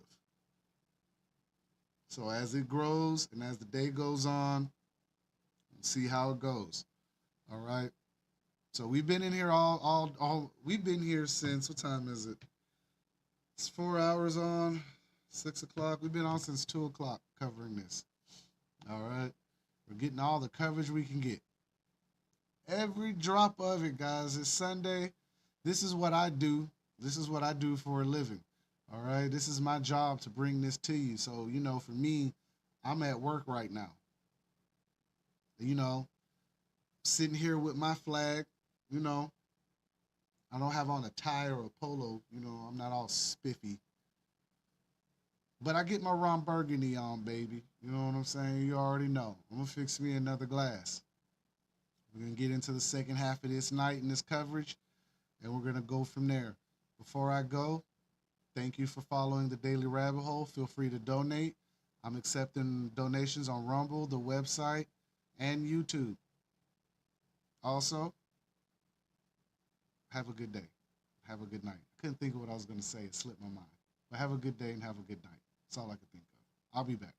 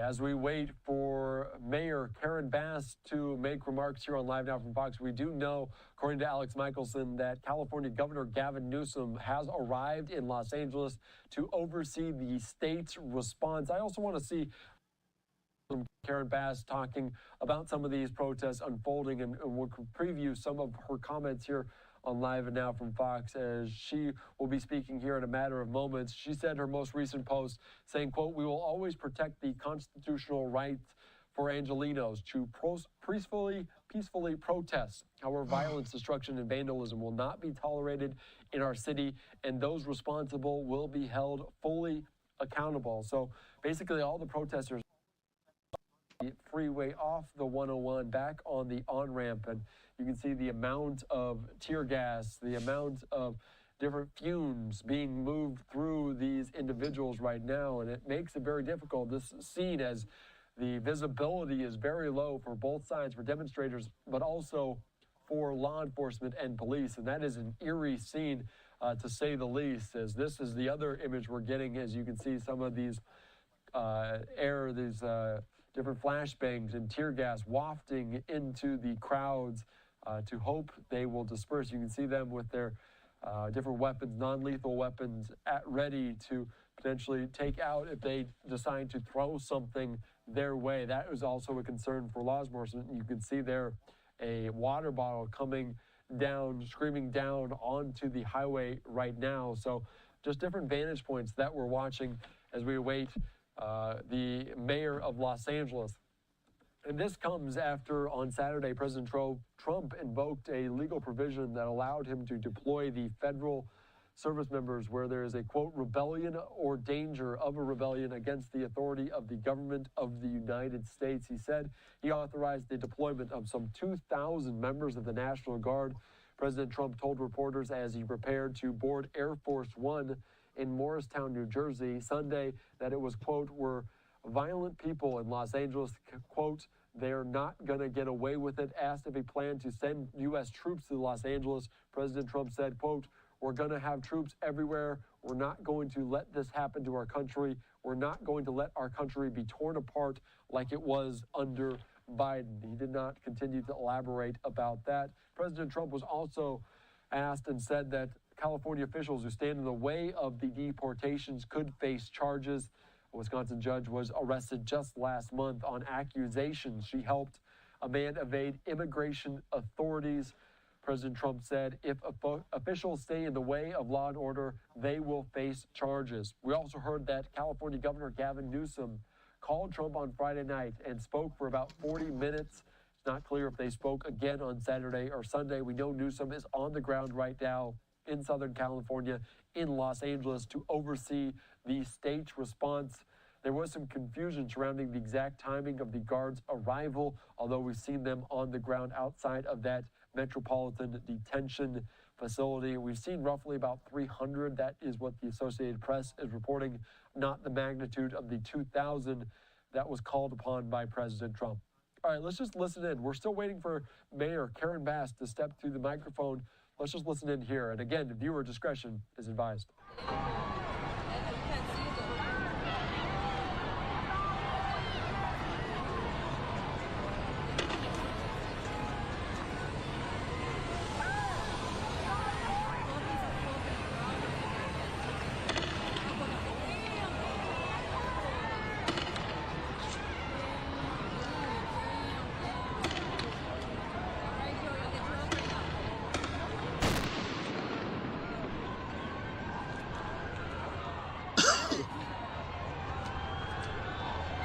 I believe that was a loud flash and bang or potentially a firework, unsure, as we're just kind of all getting this here in real time. And tear gas being used, flashbangs being used.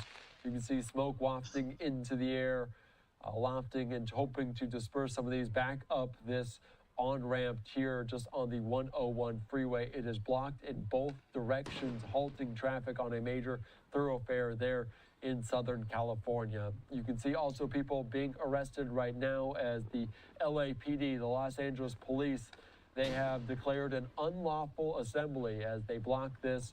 They're asking these demonstrators, these anti-ICE demonstrators, to move back off this and remove themselves from this situation as we approach nightfall. So we're following this here on Live Now from Fox. Let's just continue to listen in. Again, viewer discretion is advised.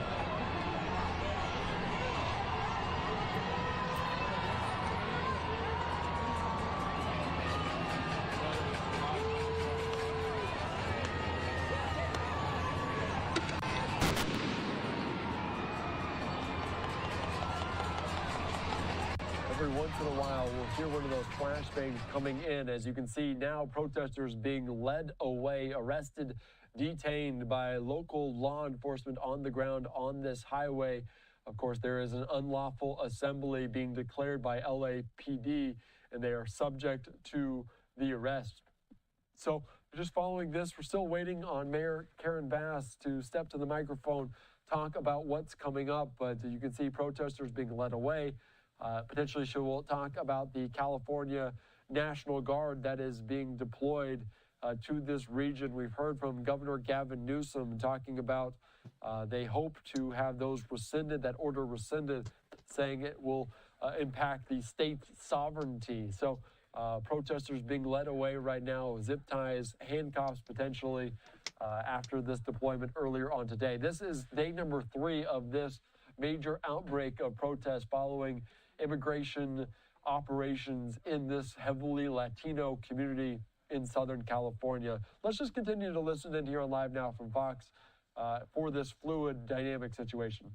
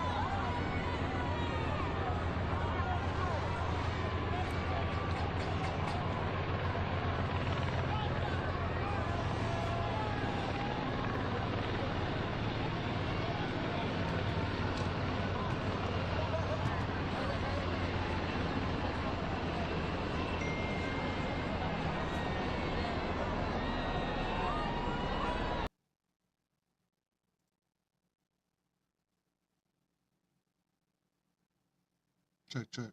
All right. All right, guys.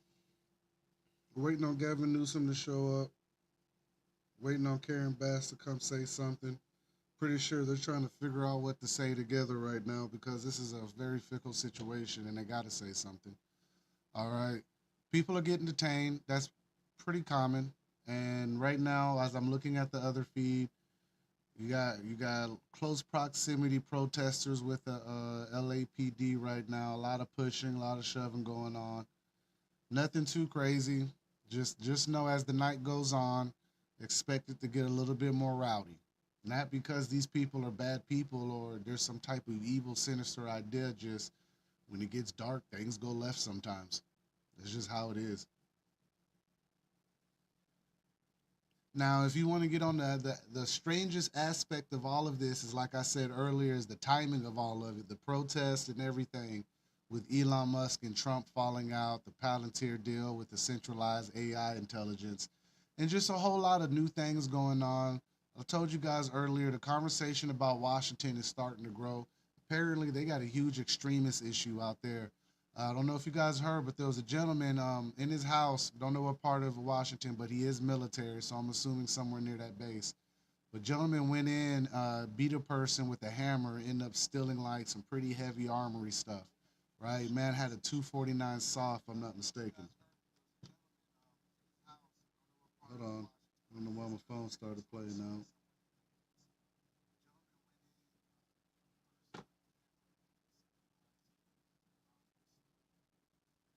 I'm so confused. Okay, there we go. It stopped. But gentleman had heavy artillery. He had alt-right flags. Of course, he was an extremist, white extremist or white supremacist in the military. Him and another gentleman stole the weapons from the armory on base, and I can only assume what they're thinking of, but I'm not stupid. Okay, like I like to everyone use their common sense. Why would you steal something like that?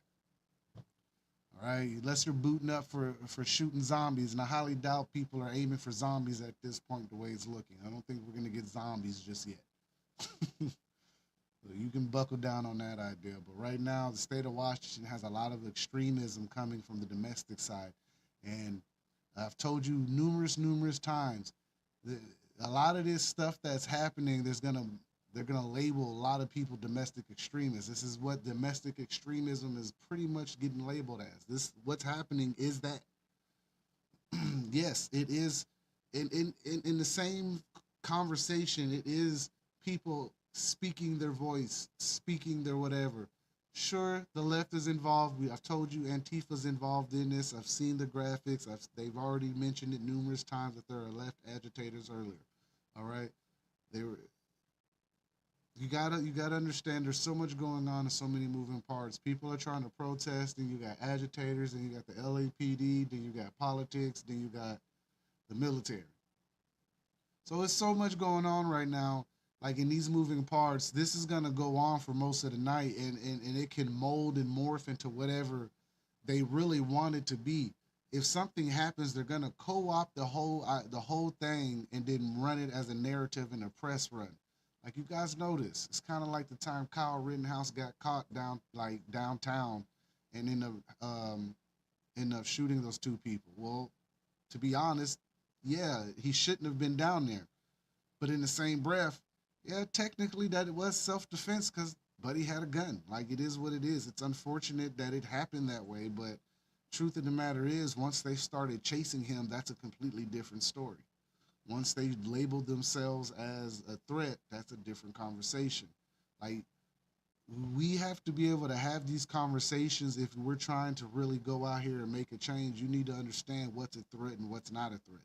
How are you going to get labeled versus the next person based on A, B, C, and D? Like, there's more than just going down there in your bicycle helmet and your mom's backpack and throwing smoke grenades, man. Like real change comes from real feet on the ground, boots on the ground, real community, real organization, and real conversations that need to be had. It's not some fucking fly by the night nonprofit movement.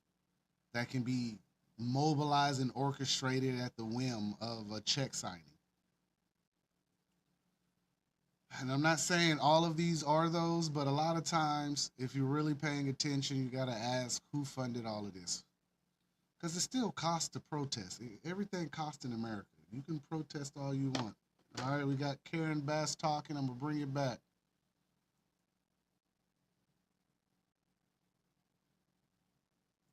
Of Los Angeles to know that we stand with all Angelenos, no matter where you were born. The First Amendment right gives you the ability, again, to protest peacefully. But it does not give you the right to be violent, to create chaos, or to vandalize property. And that will not be tolerated. So I call on all Angelenos to continue expressing your right, your anger, your outrage, but to do it peacefully. And I just have to say that all of you were there Friday. Everybody knows what happened Friday. A workplace, several workplaces were targeted and raids took place. Now, in the beginning, the administration said they were just looking for dangerous felons, violent people. It's hard to say that that's what they found at a workplace or in a Home Depot parking lot.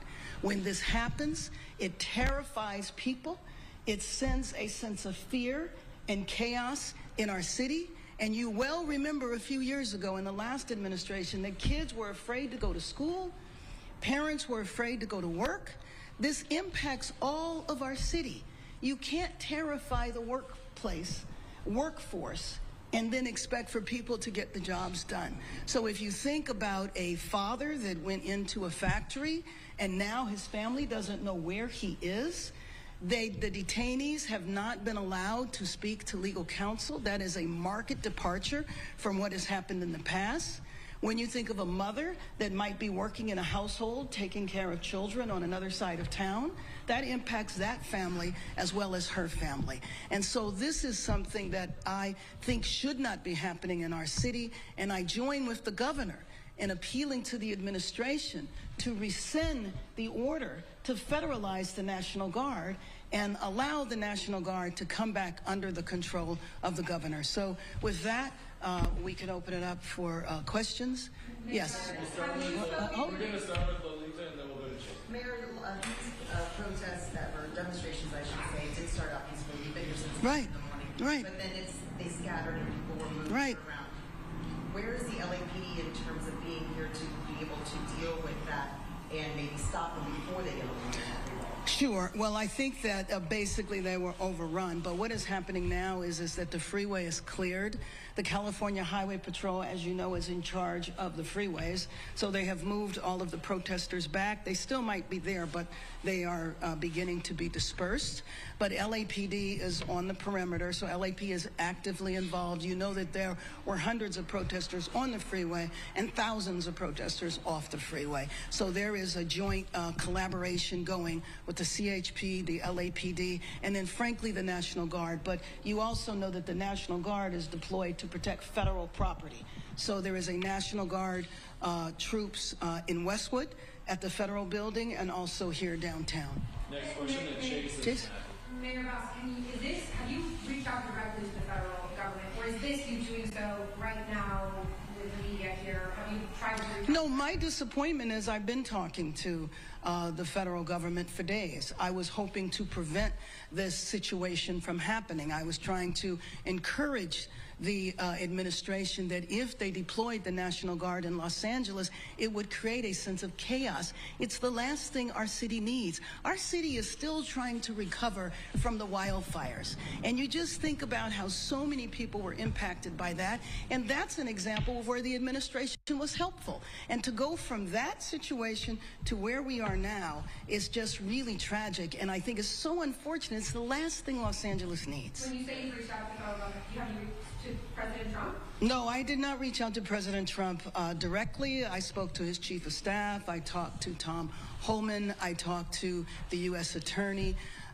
So I've talked to several members of the administration. Next question, Matthew. Yeah, I know you've been watching these protests. First off, what do you see when you're watching this? And I know that you've mentioned being worried about the safety of the protesters, but are you also worried about members of law enforcement in the middle of this? Well, I'm worried about everybody. I'm worried about members of law enforcement. I'm worried about the safety of the people who are peacefully protesting. I'm worried about the businesses that might get vandalized. I'm worried about the vandalism that took place around the federal building. All of that. We do not need to see our city torn apart. And the idea that the federal government that should be assisting us is a contributing factor, I think is very tragic. When I see the protesters, I know that so many people are affected by this. Their families are affected by this. People are terrified. How do you think that vandalism impacts the overall message of the protests? Well, I mean, first of all, I think protests need to be peaceful, period. And any time it deteriorates into violence, that is a problem, and it absolutely messes with the overall message. Next question right here in white. Yeah, hi, Mayor. The Georgia Reporters. My question is, can you share a little bit about the conversations you've had with the governor, and how long you expect for the National Guard to actually be in? You know what? Thanks for asking me that, because we're hearing all of sorts of information. We're hearing that the raids could continue. We're hearing that the National Guard is going to be here. So it's uncertain. But that's exactly the problem. Because we don't need in this city to go to sleep tonight and wake up in the morning and find out about people running through Home Depot parking lots being chased by ICE officers, or people going to work, or children at school. So we don't need any of that in our city right now. Our city's trying to heal. Our city is trying to rebuild. Our city does not need to be torn apart with a provocative measure from the federal government. We're going to go right here, and then we'll go right here.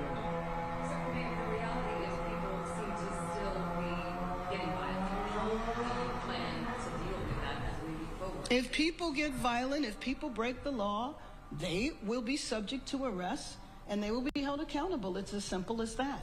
So peaceful protest is what is needed. Peaceful protest is a part of our American tradition.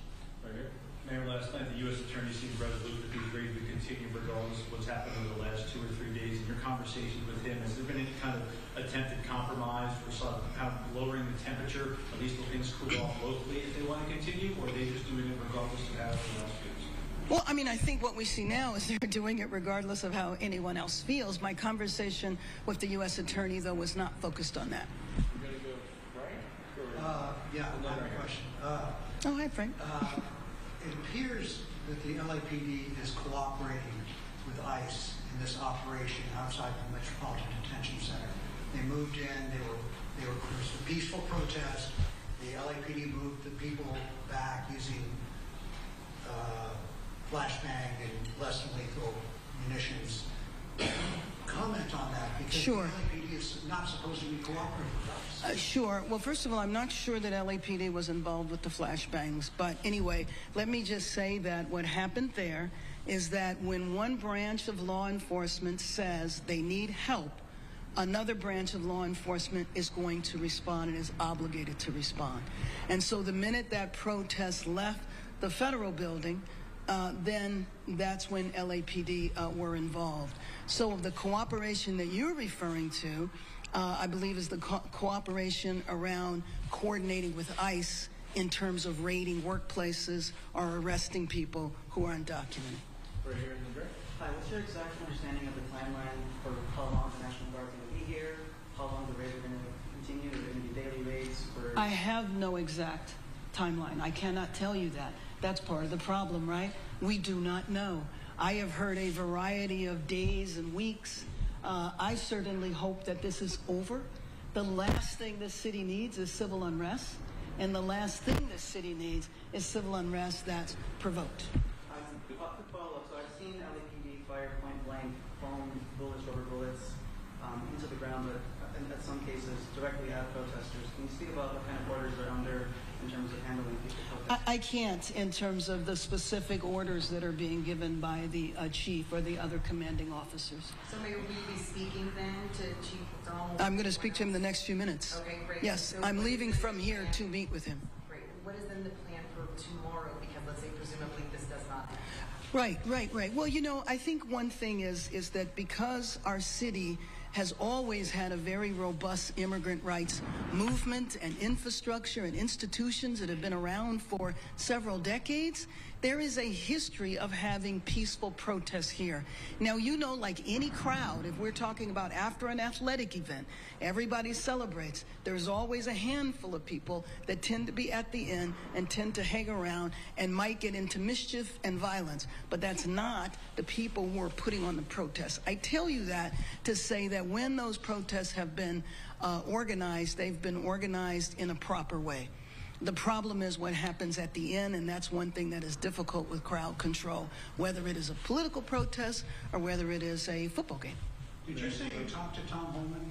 Yes, I did talk to Tom Holman. What did he tell you? Well, he just listened. I mean, the main thing he said was he appreciated that there was a call for no violence. I'm not exactly sure what was expected, but, you know, I was encouraging him not to deploy the National Guard. I knew that the order had been given. The president had signed the order to the governor that he was federalizing the National Guard, that 2,000 troops were going to be deployed, but that didn't mean that they would actually be deployed onto our streets. So my conversation with him was trying to encourage to prevent the deployment.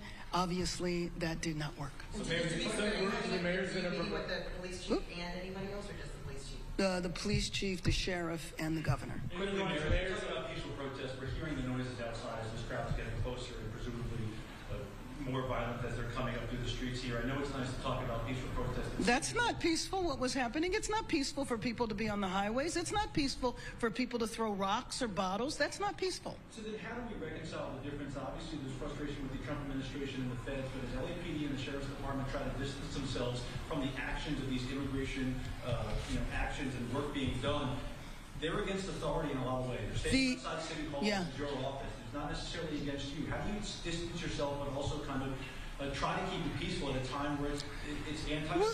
Well, and let me just tell you that I don't think there's any equivocating on nonviolence. And if you are going to entertain violence, if you are going to try to take over a freeway, then you are going to suffer the consequences of doing that.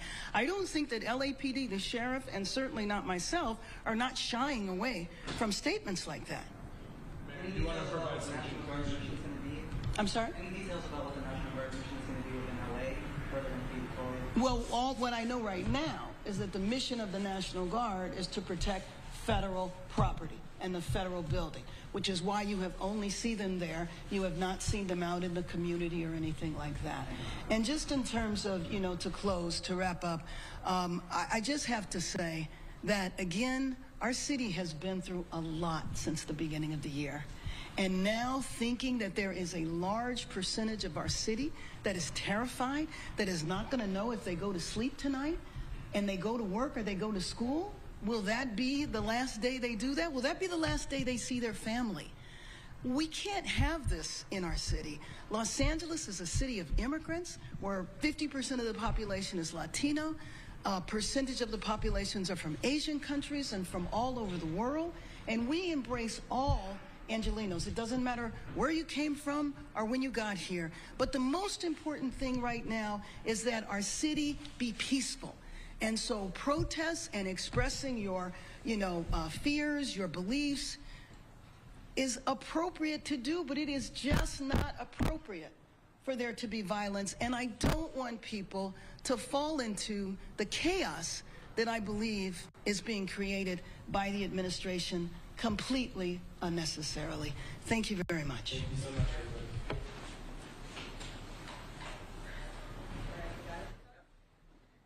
LA Mayor Karen Bass bringing us an update.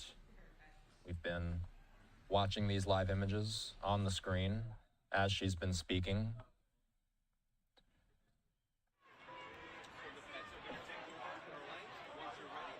She spoke at length about those who have taken over freeways.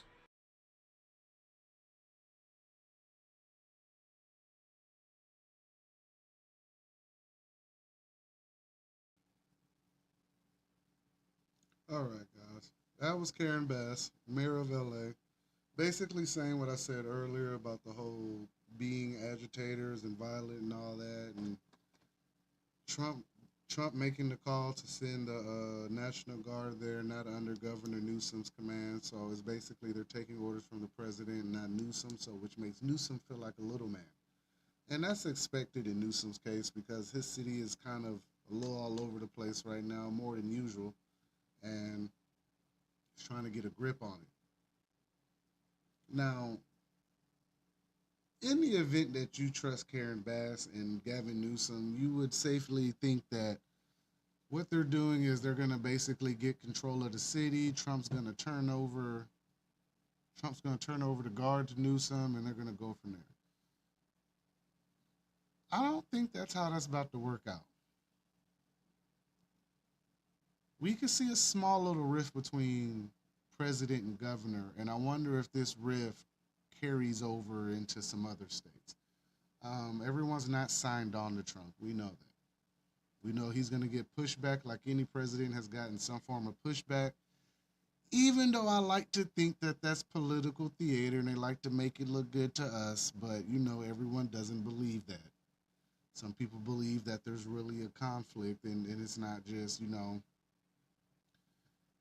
a bunch of crisis actors and rich spoiled brats playing politicians while they rape us through taxes. In the event that it's not that, and this is a real situation, then, hey, could be a small rift between these two. This could move to another state. As the summer goes on, these protests can pick up. You know how it happens here in America. One protest pops off, it's summertime, everyone's out, and then all of a sudden, it's a slow trickle effect until the faucet is just running all over the place, and then there's protests all over America. Like 2020, 2021, when you could look at most cities on fire. And even then, the Democrats sat there and they made it possible to happen. And that's very true. Now, what happens from here on out is going to be the damning thing on both parties. And I think from my side of this, I think this is where people really do wake up, quote unquote, awaken themselves to find out that both sides have been deceiving them the whole entire time. And I think the quicker they see that, the easier it'll be for them to move past and understand what has to be done for the country. And I'm not calling for anything crazy. I'm just saying there are a group of people who are very understanding that the government has a way of doing people wrong, but they may not see it the same way we see it on such a larger scale. Like, we can see the tiny nuances inside of the spider web that touches each other, but a lot of times people can only see the immediate issue in their face or the one that plagues them the most, which is, pro-white, pro-black, pro-Asian, pro-Mexican, pro-Palestine, pro-Israel. Those things are the identifying issues or the traits. You know what I'm saying? That's where people say, I identify with that, so I'm offended. Which is crazy because everyone seems to be identifying with the same problem, but you can't get them to identify with each other's plight, which is crazy. That's the crazy part. All this going on, people are identifying in their own special way to what's going on, but they don't have enough balls, I guess is the way to say it, to agree that you share the same plight via a different form of oppression. Like, it's all coming from somewhere, and if you all sit down and you talked about it, I'm pretty sure you could all come to the conclusion that it's one particular group of people, and these people are old legacy money, corporations, people who control the banking, BlackRock, Vanguard, State Street. A lot of the names we say, the Federal Reserve, these entities, these people who we all assume are a part of the problem, and don't say, well, how could it be all of them? As long as Jeffrey Epstein existed, then it's pretty safe to say that the people he was blackmailing were people of real stature and power. Like he wasn't blackmailing the local drug dealer. Sorry. That's not what he was doing. He was blackmailing the most powerful men and women in the world for money, policy, like whatever, kickbacks, tickets to the opera. I don't know. But I do know that the man was getting his way and the man accumulated $2 billion without anyone knowing where it came from. And that's pretty hard to do in America because they always know where it comes from. So I know that's bullshit. Shit, they want to know where $600 come from on Cash App, but you mean to tell me you can't figure out where Epstein money came from? Blasphemy. Blasphemy.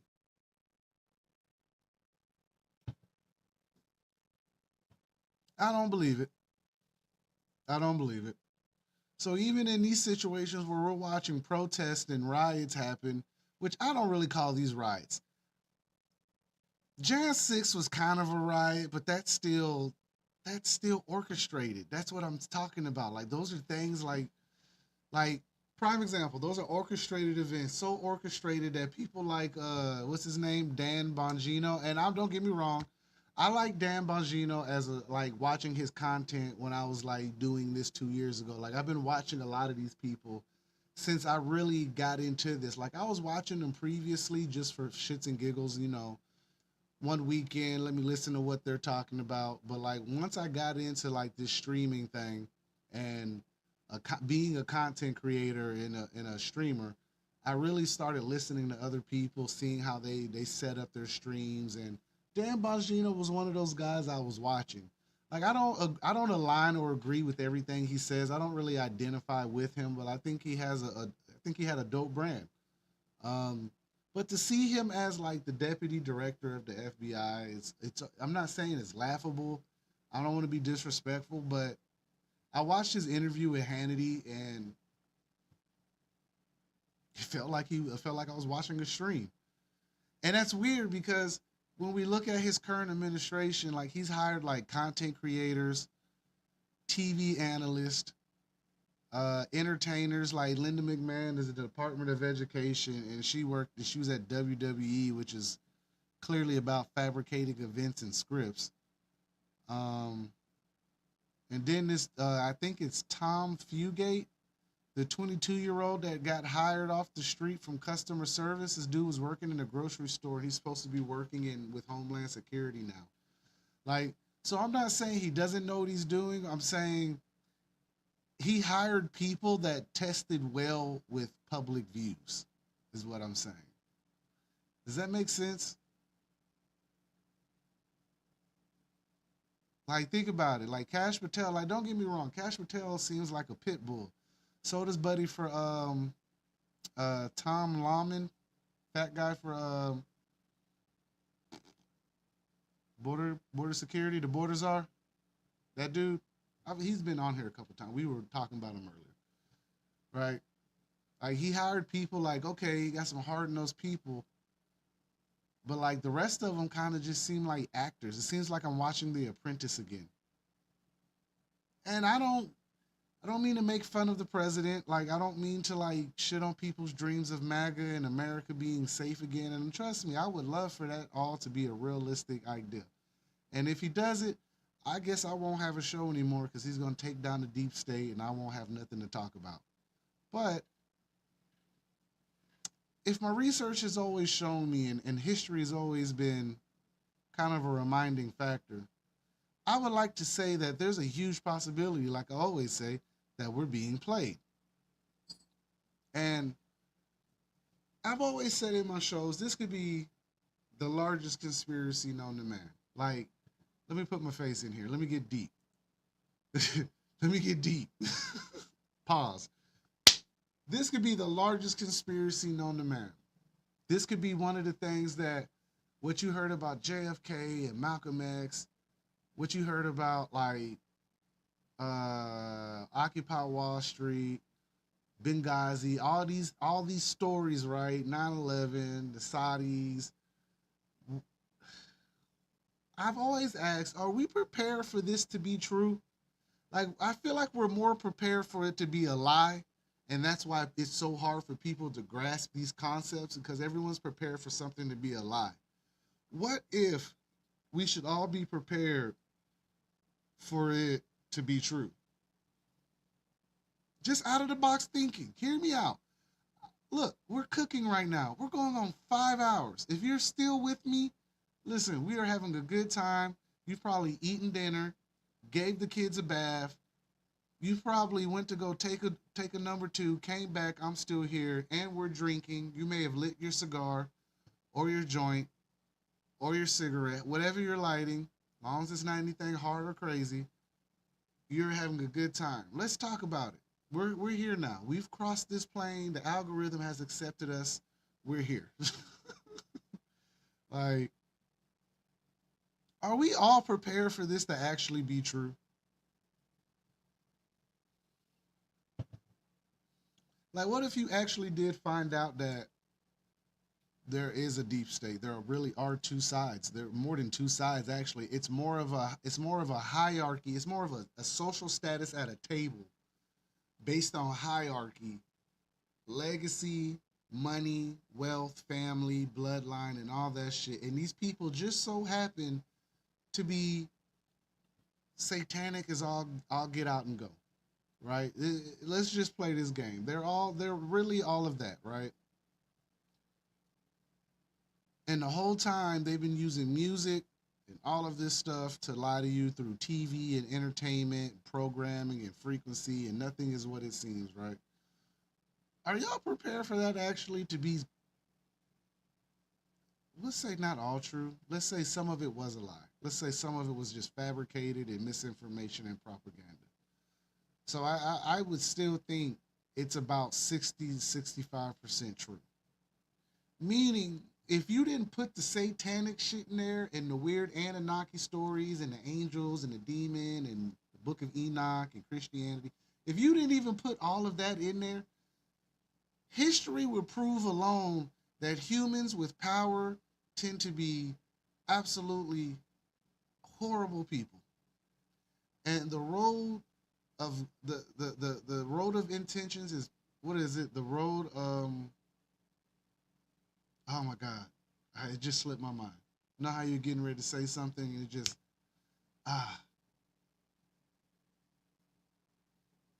the road to hell is paved with good intentions.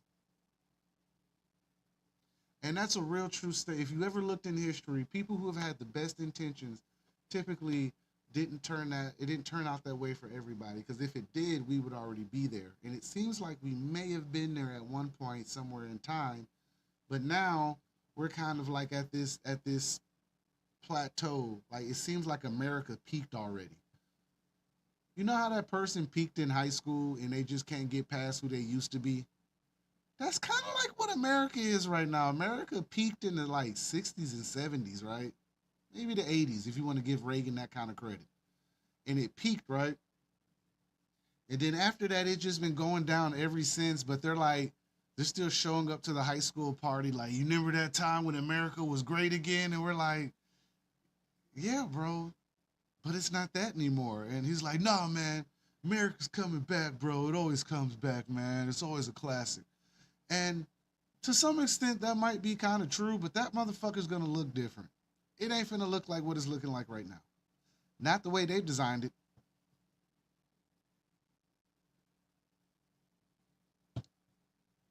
Not the way they've designed it. So, with that said, I want us to always take the initiative and be proactive in what we do and what we learn, and, maybe start getting your homes really in order, because at some point the chickens got to come home to roost. And all this legislation and stripping of constitutional rights and building prisons and liberation camps, and at some point this information has to end somewhere. All of this has to end somewhere. Like, there has to be an end point for us to start over to what they're talking about. And I want to say this in the best way that I can. quit fucking around. Is that like, if there's so much information being put out, and if even if 45% of that conspiracy is like maybe propaganda, but you could honestly go back and find where the situation actually happened, it should make you wonder how many times they have done it without us really paying attention to it. We're looking now, but back then people weren't really paying attention. Now we're paying attention. Are you really prepared for this to boil over the way we're all expecting?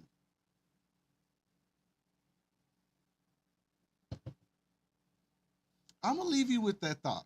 Think about that for a second. I'm going to take a break. We're going to go over because they got a car on fire. Let's show the car on fire. Let's show the mayhem.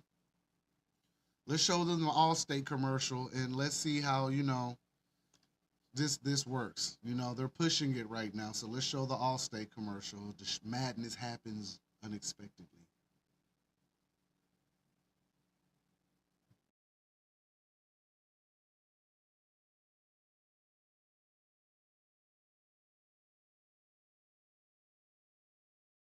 And now they're dealing with them on the streets of Los Angeles. Although my understanding is they're still saying nobody could drive down the 101 freeway. And as you know from downtown LA, we've got 2 or 3 freeways that are major freeways, actually 4 major freeways that all intersect in a very close area, all within easy walking distance of where these protesters are. So they're very concerned that the protesters are not blocking off these major arteries in Southern California. So Hal, let's listen into the natural sound out here. We've been seeing, I saw at least one blast that came from this vehicle. This is an electric vehicle, presumably. I can only think of the materials inside the car, like a battery that may be on fire, being released into the air. And that's only one side story compared to the larger thing that we've been watching today. Hal, stick with us for a moment. I'm going to pull up the audio on the scene. I want to listen into the raw sounds. Looks like we've got 2 car fires now. Let's listen into this. Let's talk on the other side.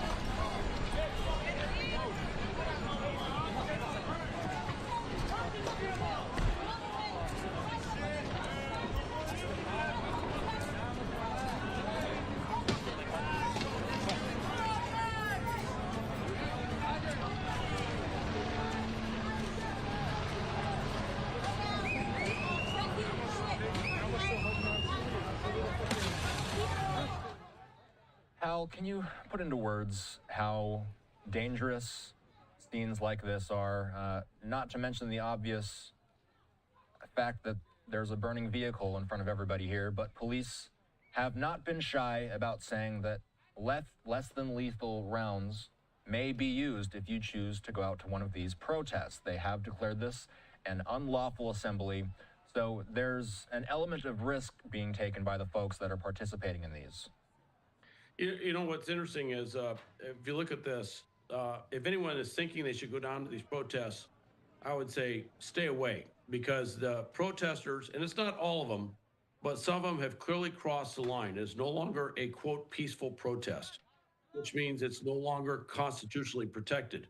Once you start destroying property or you start injuring people, in this case, destroying property, but once a crowd, and as you know, I do a lot of training with what's called crowd management or training crowd managers.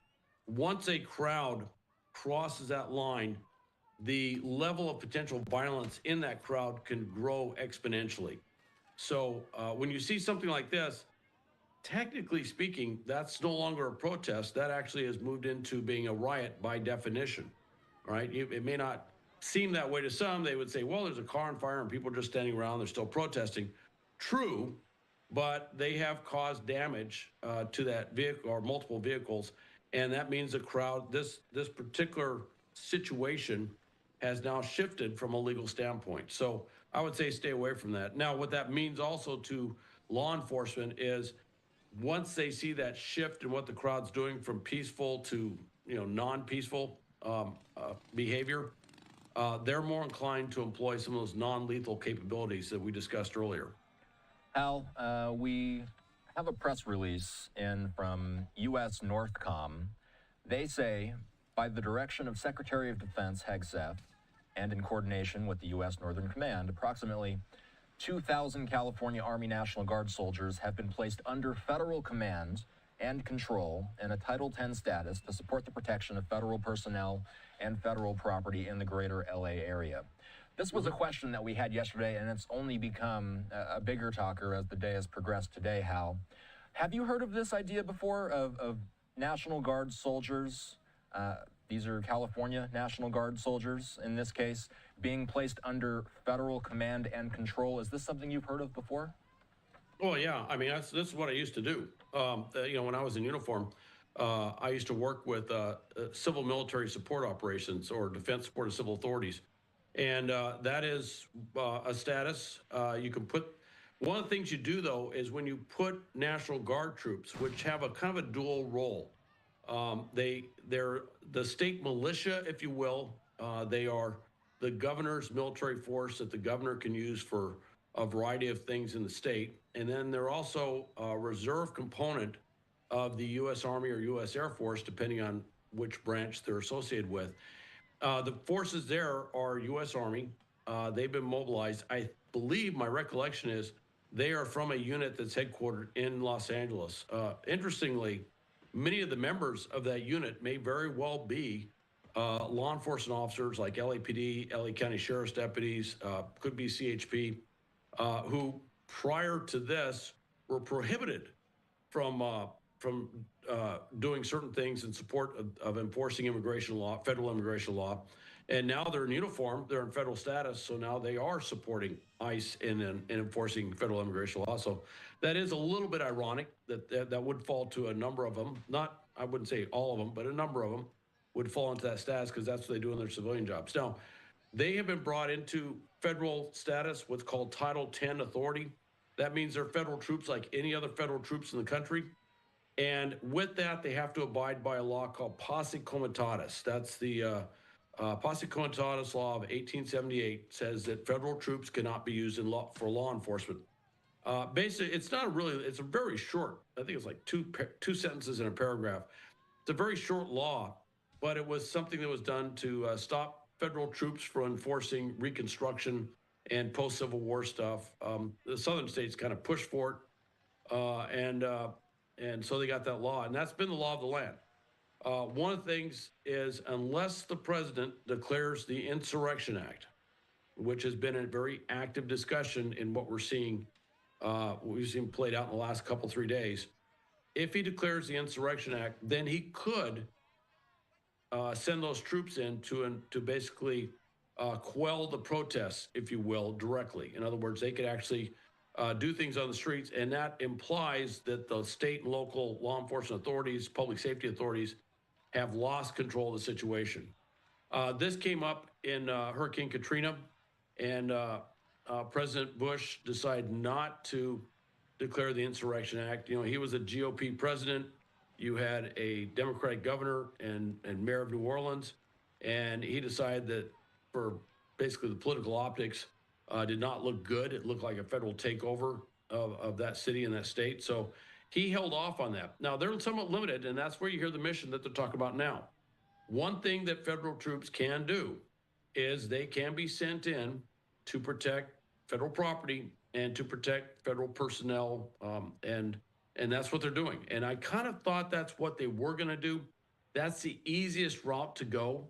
And so you see them guarding federal buildings, and you may see them on the streets providing security for ICE personnel while they conduct these sweeps. That's very possible. And that's the limited role they're in now. Now, if this thing gets a lot bigger and the president decides that LAPD or basically local authorities and state authorities have lost control of the situation, then the president could declare the Insurrection Act. He could order more federal troops in to do stuff, and they could come in direct contact with people. But that's what we have now. I should clarify. You hear this in the movies all the time. Oh, they declared martial law. There is nothing under federal law that says you declare martial law. The only time I know they tried to do that was in World War II in Hawaii after Pearl Harbor. And after a series of months, they said, we don't really have a way to declare martial law. So they they basically came up with some sort of arrangement with the state in terms of how they did security stuff. But so they're not going to see a martial law thing, but you could potentially, if this thing really got big, you could potentially see something where federal troops are actually in contact with, citizens on the street. That's possible, but they're not being used in that role right now. I just want to clarify that. And oh, by the way, I should also mention, if you go to the riots in '92, Pete Wilson actually requested troops, and he actually asked that they get federalized. The value for the state in having them federalized is that the federal government pays for the National Guard troops, not the state. It's not state active duty, so they don't have to use state funds. The problem they had, and one of the a former National Guard two-star general that I've worked with closely for years said, literally, we went from doing 94 missions under state authority to about 4 missions. And that was a problem, is if they're under state control, which means they're state funded, if they're put on state active duty, they could actually go out there under state law and do law enforcement. That's possible. But once they're under federal authority, they can't do law enforcement. They can support protect federal law enforcement authorities doing law enforcement, but they can't do it themselves. And I would point back to the early 60s in Alabama, when U.S. Marshals were escorting. This was when they desegregated the University of Alabama. U.S. Marshals were escorting African-American students onto the campus, and Governor George Wallace, a staunch segregationist, called up the National Guard under state authority, and were using them to block the U.S. Marshals and those students from getting onto campus. And then President Kennedy turned around and federalized the National Guard troops that were there blocking them. And literally the general in charge of the National Guard troops had to turn to the governor and say, sir, I no longer work for you. I'm now in federal status. And the federal troops were stood down, and the students and the marshals got onto the campus. Al, we thank you for joining us. I'm Austin Westfall. Hal's been generous with his time joining us here today. We're going to continue talking you through some of the live images that we've been watching on screen. Emmerich in the room here just asked a pretty good question, and I would love your take on this. What would you say about the compare and contrast to the LA riots in '92? The images that we're seeing on our screen right now compared to what we saw during the LA riots? I got to tell you, LA, that was a whole different deal. That was much bigger. That was a city erupting. And in that situation, there was serious thought of the president declaring the Insurrection Act in that one, just because of what happened. There were parts of the city that were literally out of control. There was no way that they could do that. The other problem was, and I'm going to just say, local law enforcement underestimated the situation. They deployed badly. Their threat assessment was poor in that one. This one, I think they got a pretty good handle on. Yeah, there's a lot of people on the streets. You got, as we like to say, a few knuckleheads is the term we use, that will go out there and do property damage and stuff like that. But I'm not seeing the sort of mass violence I saw back in '92. And actually, it kind of makes sense in the short run. Bringing federal troops in to provide that really strong security presence at federal buildings, at federal property, and in consideration that this is a federal law enforcement mission, that's one of those things that actually makes a lot of sense, is it deters potentially attacking those properties. And it could incite the crowd. On the other hand, it could say, I don't know if we want to mess with those guys. And a lot of times crowds will quickly recognize that they need to go protest somewhere.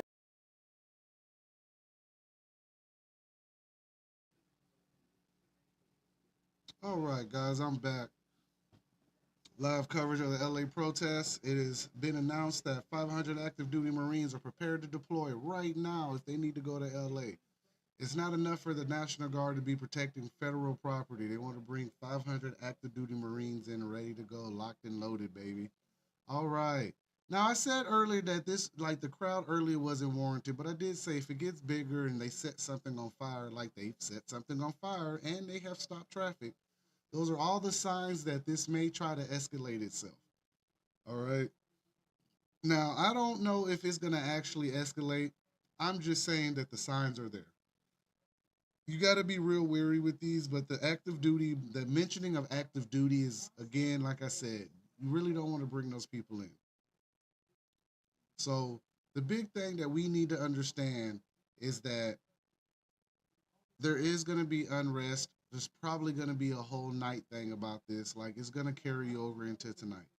So the big thing that we all need to be prepared for is that we need to, if this starts sweeping into other cities, at this point they've already stopped traffic, set fire to a car. Everything I said that they needed to do to make it escalate, they've done. All right. So officially, the situation is escalating by definition. Once they start destroying property, now it's considered, they're not protected. It's considered like domestic extremism or at least worse, damage to property, federal property, least case scenario, damage to property. Worst case, domestic terrorism. So they're setting cars on fire. I'm not sure if the cars were left there on purpose, but I know the cars are on fire. All right, and they're smoking as I watch it on the screen.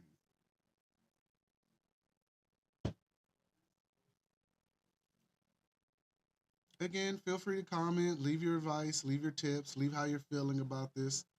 The situation is changing by the hour as I watch it, as we all watch it together. However, you're watching this or listening to it, the situation is slowly escalating by the hour.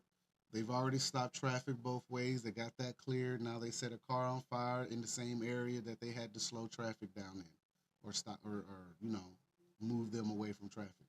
So again, escalation has happened. You've heard Mayor Karen Bass come out and say, hey, we don't mind peaceful protest. It's okay to do that, but once you guys start burning federal property or attacking property, we have to basically draw the line and we'll go from there. But in the same breath, they do not want Northcom Marines there in their city. All right. Trump has basically made the call to send the guard down there, and Northcom already stated that they have 500 active duty Marines ready to go right now. So this can go either way tonight. The guard is there to protect the VA building and the federal buildings like that, but active duty Marines, if the police cannot handle it, then active duty is going to come out there. Now, here's what I'm going to say, and I'm going to say it honestly. Active duty Marine are not prepared to deal with this. That's not their job. All right, if you understand what active duty Marines do, it is not, crowd control is, in my opinion, is not their strong point. Like, they can manage crowd control, and they've done it in some of the harshest regions in the world. But, it hits different when you're in America. Like, crowd control in Afghanistan, you may not feel the same that you would for the people in America. I could be wrong, but I just think that bringing in 500 active duty, that's you're kind of escalating that situation a little bit. I'm gonna be honest. That's 0 to 60 pretty quickly.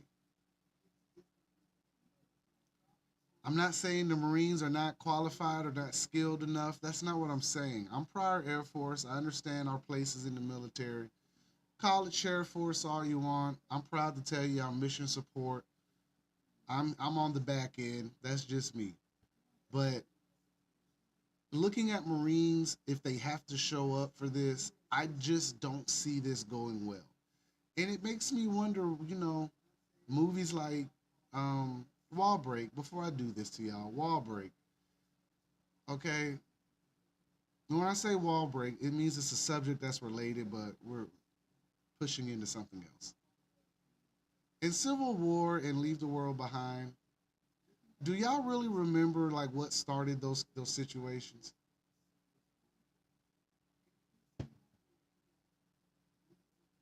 Honestly, do y'all remember? You don't. It just happened, right? No one really knows what actually happened.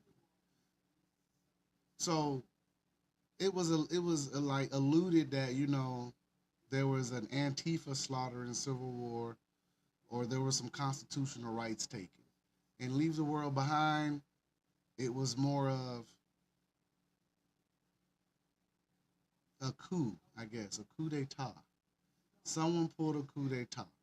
I like to think that in this predictive programming world that those two are in the same universe.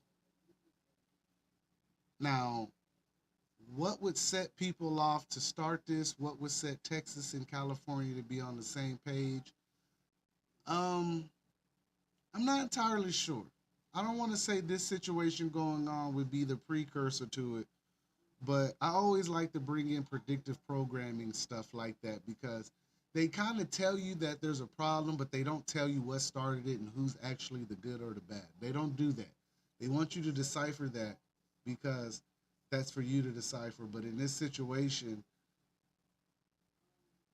if you deploy 500 active duty Marines with a bunch of agitators, and this could be a perfect combination of just bullshit and perfect timing, you could probably get a situation out of this. And I'm not saying it's gonna happen. I'm just saying that these are precursors that start stuff. Like all of a sudden, if Chicago shows up with the migrate, and we should be assumed that Chicago should be protesting right now because they got how many migrants got shipped there?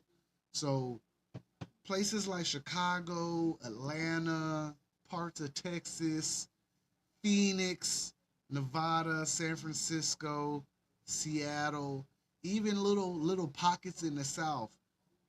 If you start seeing patterns of unrest, protests regarding these civil issues, it's probably safe to assume that there may be something behind it. And like I said, we got 2 weeks before the parade in DC where he's going to display the military muscle and he's going to be able to, whip his shit out and see who's bigger because, that's what Korea does. That's what China does. That's what Russia does. They have a display of strength and they have a parade and they show the military and all the weaponry and the bombs and stuff like that. So they do that, but we're doing it for the 250th anniversary of American independence. And congratulations. It looks like big events like this with precursors behind it makes me wonder, is there something looming around the corner? Is there something, is there a false flag, black swan? Is there something snapping around the corner that we don't know about? Is there an event coming behind this where it's going to be a complete breakdown of intelligence and it's going to be such a catastrophic event that we put ourselves in another 20-year predicament? Sound familiar? Sound like we've done this before? This is just me. This is what I'm feeling. This does not mean it's going to happen. It just means that at some point, like we're all feeling like there's going to be some big event. Like we're feeling like there's going to be something that's so catastrophic. It's so fucked up that we have no choice but to exercise whatever option we're going to exercise. And we can't come back from it. And then the real protest set in. The real anarchy sets in. I don't want to get like this, but hey, let's play this game, right? This is what I'm here for. This is what the Daily Rabbit Hole is. I'm here to make you think. The Daily Rabbit Hole is here to make you feel something on the inside, baby. That's what we're here for, okay? And I'm 5 hours in, 2 glasses of whiskey in. Let's have a little fun. We already got the cars burning.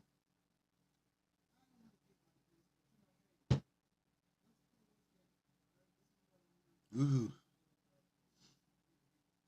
Whiskey warm, no rocks.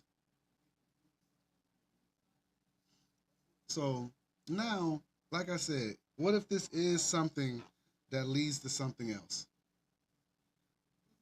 Just the events are lining up perfectly. And I'm not, like I said, I'm not saying something's going to happen. I'm not. I'm just saying that it would be right on time if in the next 2 weeks we get some type of big event that rocks the human experience in America. And it is going to have to be in America because that's the only way. That's the only way it's going to work.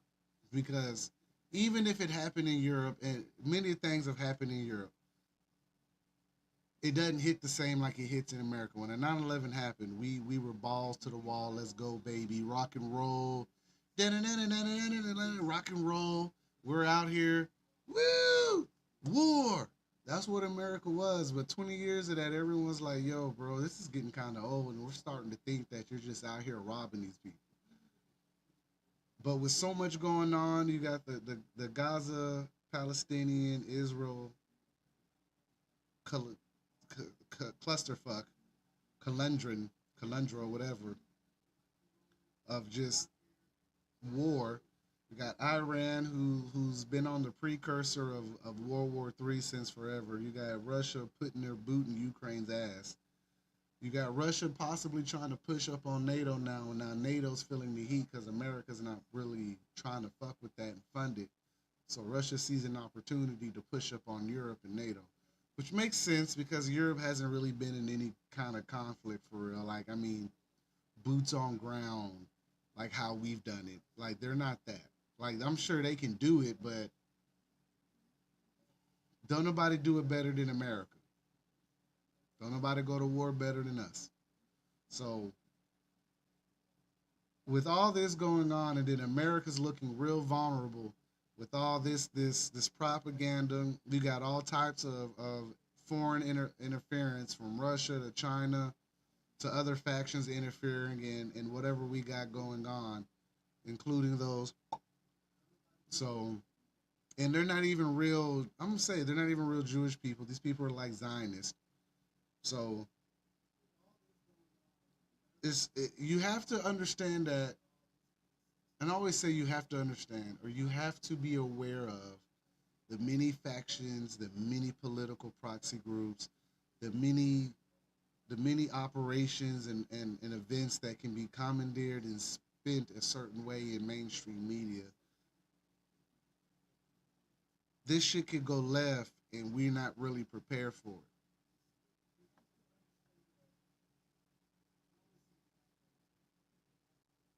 Just something to think about. Just something to think about, man. And as they burn things down in LA, like they did in France, they burned shit down during the Olympics in France. Don't get me wrong, protests are ugly, revolutions are ugly. They're not sexy. Depending on what side you're on, they're not sexy. But they're real. And right now, even though I think LA is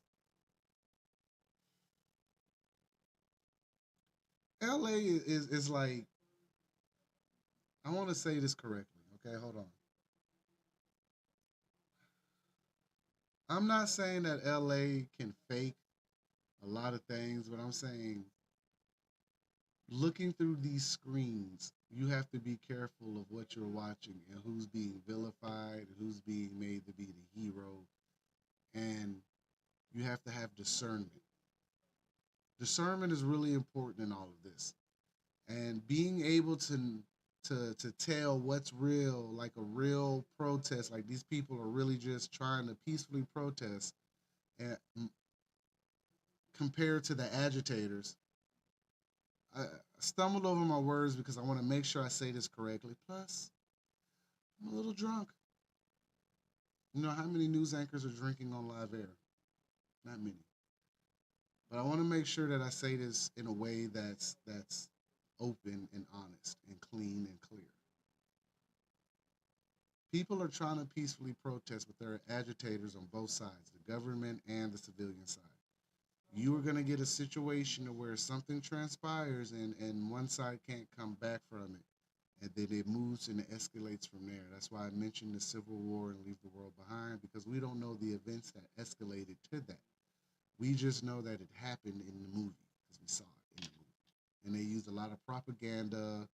The Obamas were over Leave the World Behind. I think they were executive producers over that movie. And they used a lot of like operations and different field tests and documents to make that movie realistic. So always understand that they have the notes on how to handle these situations and these scenarios. So if something really transpires, it's either because they wanted to go that way or just that one off that it really went that way and they weren't prepared. It can only go two ways. But you're gonna see these images for a while, and they're gonna be in history books. They're gonna be considered real protests, even though that car's on fire is really on fire. It's not fake, but these are going to be considered the pivotal points in our history going into the Great Reset, the golden age that Trump is talking about. So, how we're getting ushered into this golden age or the Great Reset or whatever you want to call it, it matters because it's how we're going to come out of this. And right now, it's seeming like this gentleman may be the last president. We're going to get a new financial system due to crypto and all this stuff. And if you're not already prepping and getting your house together, you're already behind. But I assure you, you have time because it's not till 2030, and I don't think it gets ugly until about ugly. When I say ugly, ugly, like I mean like kinetic ugly, like maybe 2028, and that's still speculation. We could just be scaring ourselves, and they're just quietly taking everything, and nothing happens, and we all end up in smart cities in a futuristic world like Fifth Element or Running Man or Hunger Games, however this plays out. But again, the situations are here. We have to assess them. We have to be cognizant of what we think is real and what we think is fake and how we respond to this stuff. So I just want to leave that on you before I cut to some coverage. I want to say feel free to follow the Daily Rabbit Hole. Feel free to donate. Thank you for following and thank you for watching tonight. All right, we're going 5.5 hours in, continuous coverage of the LA protest. Feel free to hit me up on all platforms, like I said. My website is thedailyrabbithole.org, as you can see on the screen. In the marketing department is the dirtyrabbitdigital.com.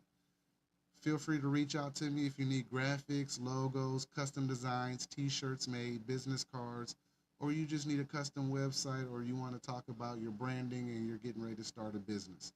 I do a little bit of everything. If you haven't noticed, I'm pretty good at it. So just reach out to me if you need it. I'm here. I'll get to you in a timely manner. Thank you for watching.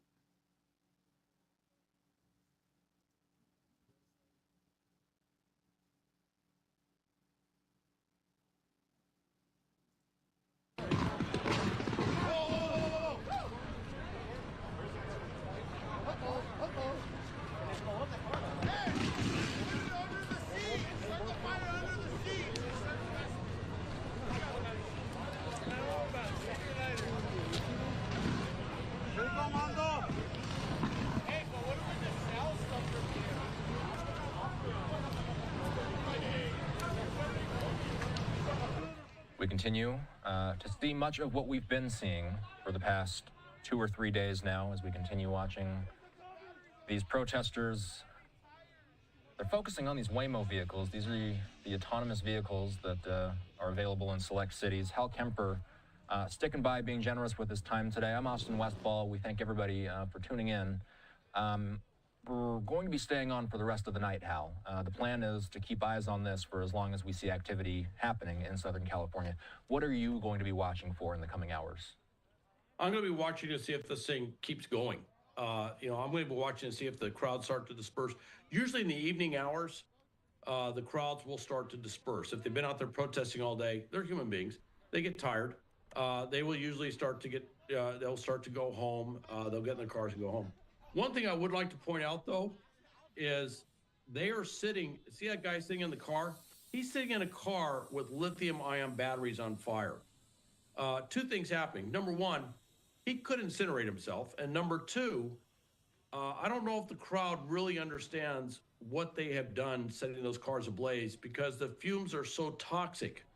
I would not be surprised if 6 months or a year from now, we start hearing about claims from people who inhaled toxic fumes that may have been associated with this event. That does happen. I've as you know, I've served all over the world, and we had a problem with burn pits over in Iraq, and so I'm somewhat attuned to this thing. So there's a lot of things going on there. But I will tell you this: Chief McDonald of LAPD, Sheriff Luna of LA County Sheriffs.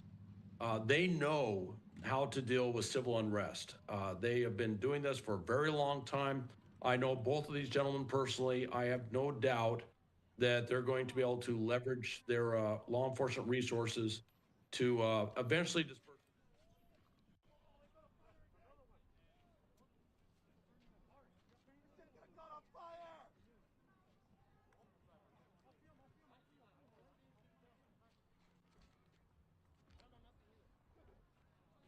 Go in there. Sometimes they have to save the crowd from themselves, and that's something I'll be watching as well. I wouldn't be surprised if there's some medical evacuations that come out of this, not because of anything law enforcement did, but because of what the protesters did to themselves. Al, we appreciate your time today. As I said, this is something we'll be watching all night. We appreciate your insight. Take care. Have a good rest of your day. Okay. All right. Thanks, Austin. All right. So, I'm Austin Westfall. As I said, the game plan for the night is to stay on air for the entirety of the night, as long as there are feeds coming into the newsroom. And right now, we've got 2 different vantage points from the ground. We did lose the chopper shot. It's possible that it's going back for fuel. U.S. Northern Command saying in a statement, this is a statement regarding protection of federal property and personnel in the LA area. They say approximately 2,000 California National Guard soldiers have been placed under Title X status. That's what Hal and I were discussing moments ago. So the federal government pretty much taking control of these 2,000 soldiers as we continue to watch some of the destruction from the protests in downtown LA. We're going to take the opportunity now to listen in to a little bit of the audio that the cameras on the ground are capturing. Let's pull the audio up.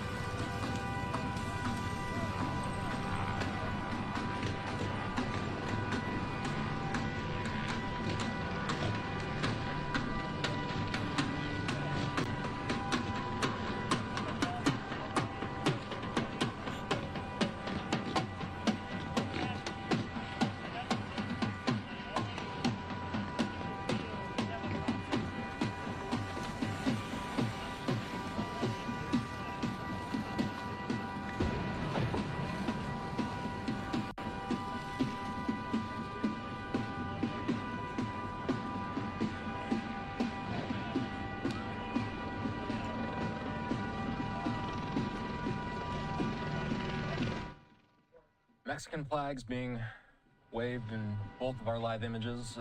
We don't have any clarity on what those blasts are that you're hearing.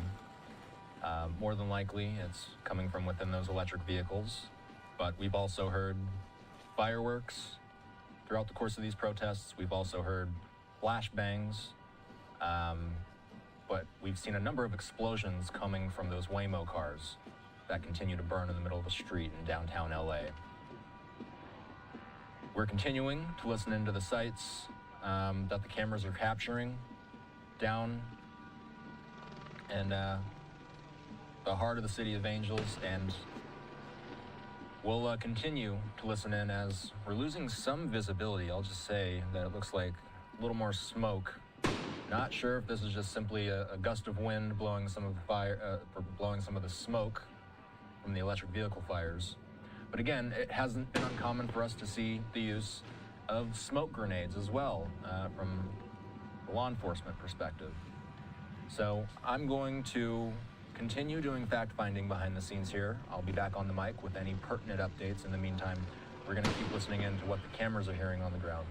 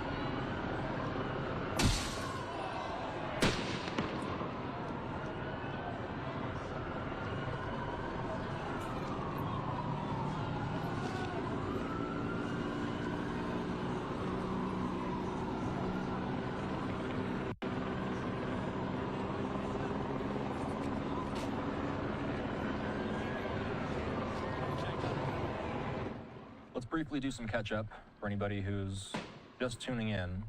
We've been watching scenes out of downtown Los Angeles. This is the third day in a row. We've gone wall-to-wall, covering the ongoing protest activity. This all began when a number of immigration enforcement operations were carried out by federal agents in Southern California. It caused a number of Angelenos to take to the streets, protest. We've seen, in some cases, violence. We've seen, in many more cases, peaceful protest. Today, we've seen, and I'll more specifically refer to the 101 freeway earlier today, when traffic was being blocked in one of Southern California's major arteries. We've been looking at these live vantage points. Looks like the image may have froze on us, by the way. Coming back. What you're looking at on the screen are a number of electric vehicles, autonomous Waymo vehicles. For those that are familiar, those that are unfamiliar with Waymo vehicles, they are autonomous, they're basically Ubers, and they ride around Southern California, giving rides to passengers. A number of them have been set on fire in downtown Los Angeles. We've got our chopper back up above the scene, so we've got a Skyfox vantage point. Some of those horseback officers working on the crowds there. We're gonna stick with this triple box though, because we've got a lot to keep eyes on. We do appreciate all of the video journalists who stay down in these areas, capturing every moment. We wanna make sure we document every second of what happens in times like these. And again, as Hal and I were discussing, it's frankly crushing to watch the black smoke that's been emanating from these vehicles. No doubt, very unhealthy air quality for anybody who may be in and around these areas. The toxic materials that make up the components of an e-vehicle, the lithium battery, to be specific, certainly poses a health hazard, as Hal was alluding to. Not to mention the danger posed by some of the explosions that we've seen from these vehicles as well as they've continued to burn. Let's catch up with everything that we're learning from Fox 11 in Los Angeles. Some of you may not have been watching the previous 2 days. I'll try and sum up as best I can. After 2 days of anti-ICE protests in Los Angeles County, the National Guard has made its way to Southern California. Now we're on the third day of protests. The Guard members' arrival comes as the Trump administration declared it will send the National Guard in response to the protests that took place in Paramount, downtown Los Angeles, and Westlake over the last 48 hours. The protests have led to tense clashes between federal law enforcement, protesters, and alleged agitators with no ties to immigration advocacy. We've been watching as these scenes have developed in real time the past few days. We've watched a number of areas be damaged by protesters. We've seen a number of car fires. We saw one yesterday, and now we've seen, I've counted at least 3 so far in this immediate area that we're looking at right now. The clashes between federal law enforcement and civilians are coming as Border Patrol officers have made their way to Southern California in gray SUVs and attire resembling riot gear this weekend. Their presence has alarmed Angelenos, prompting witnesses and activists to suspect the staging of ICE raids in some cases. Fox 11 caught the tense moments in both downtown Los Angeles and Paramount yesterday as cars were set on fire there. Armed federal agents fired non-lethal rounds at some of those demonstrators. We saw the tear gas being deployed yesterday. We saw the flashbangs being deployed as well. Officers over bullhorns, warning of the use, perhaps, of less than lethal, like rubber bullets. We do know that we have Lieutenant Randy Sutton, who will be joining us eventually, shortly here. He'll join the program and we'll discuss everything that's taking place in downtown LA this afternoon. You're listening in, by the way. We don't exactly know. There could be some sort of motorized vehicle in the area. Let's listen into the natural audio for a little bit longer.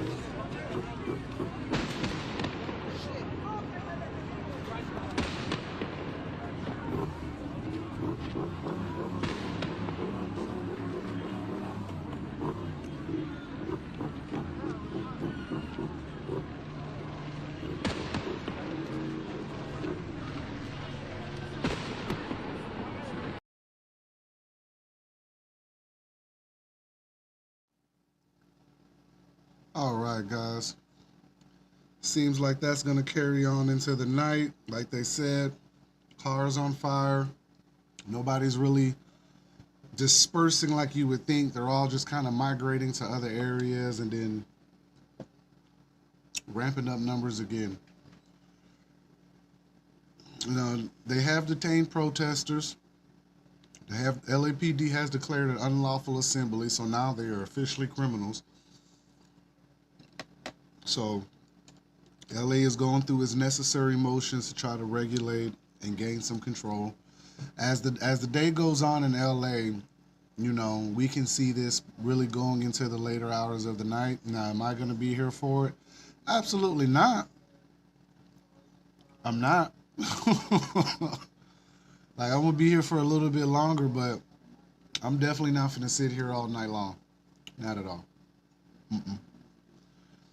But it has been fun covering this, you know. 5-hour show going on 6 hours right now. We did a whole shift today. So I always want you to know that the Daily Rabbit Hole is here to be a filter. We are here to report. We're here to discuss. We're here to take criticism. We're here to listen to what you guys got to say about the situation, how you're feeling about it. Are you guys seeing the same thing that I'm seeing? I'm pretty sure you are. But for the rest of the world, not so much. That's not what you think it is.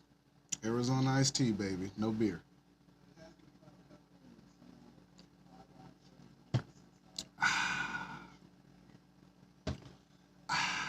Refreshing. Keep my throat going while I'm talking and stuff. You know, dry up and start choking and shit. But yeah, they burned that car all the way down. I thought earlier that maybe it was just like a one-off, like, you know, this is the early group and maybe it's not gonna get too crazy, but nah, they went there, they blocked traffic and they burned something down. Pretty much everything I said that would escalate the situation. Do I think that they try to take on the guard? I don't think they're that brazen, but could be wrong. I don't think they're gonna do it. But if something happens, best believe I'm jumping back on this live tonight. Like, breaking news! Breaking.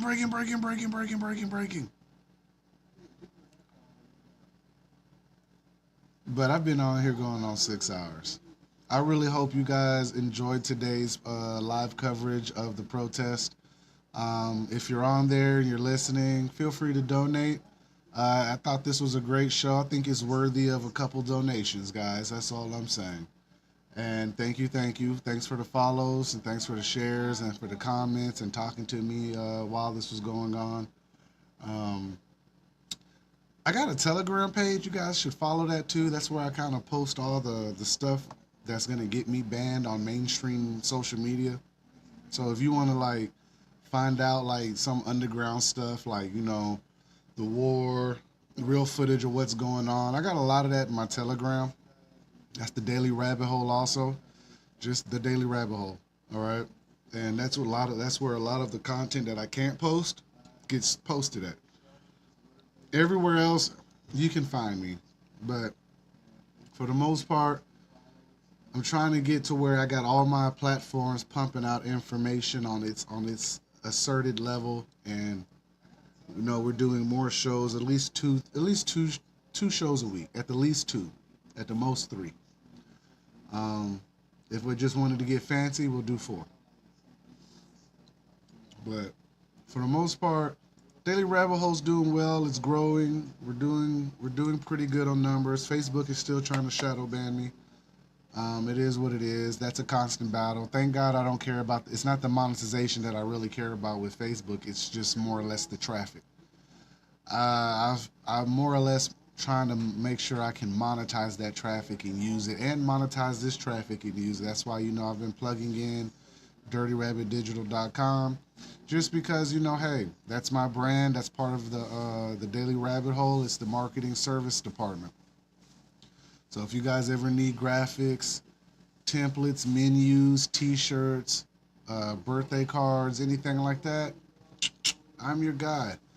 And as for the Daily Rabbit Hole, of course, we're still working on guests. We're still working on getting content out and being more consistent on all the platforms and posting and stuff. But outside of that, the Daily Rabbit Hole's moving, guys. We're pumping. We ain't going nowhere. No Diddy.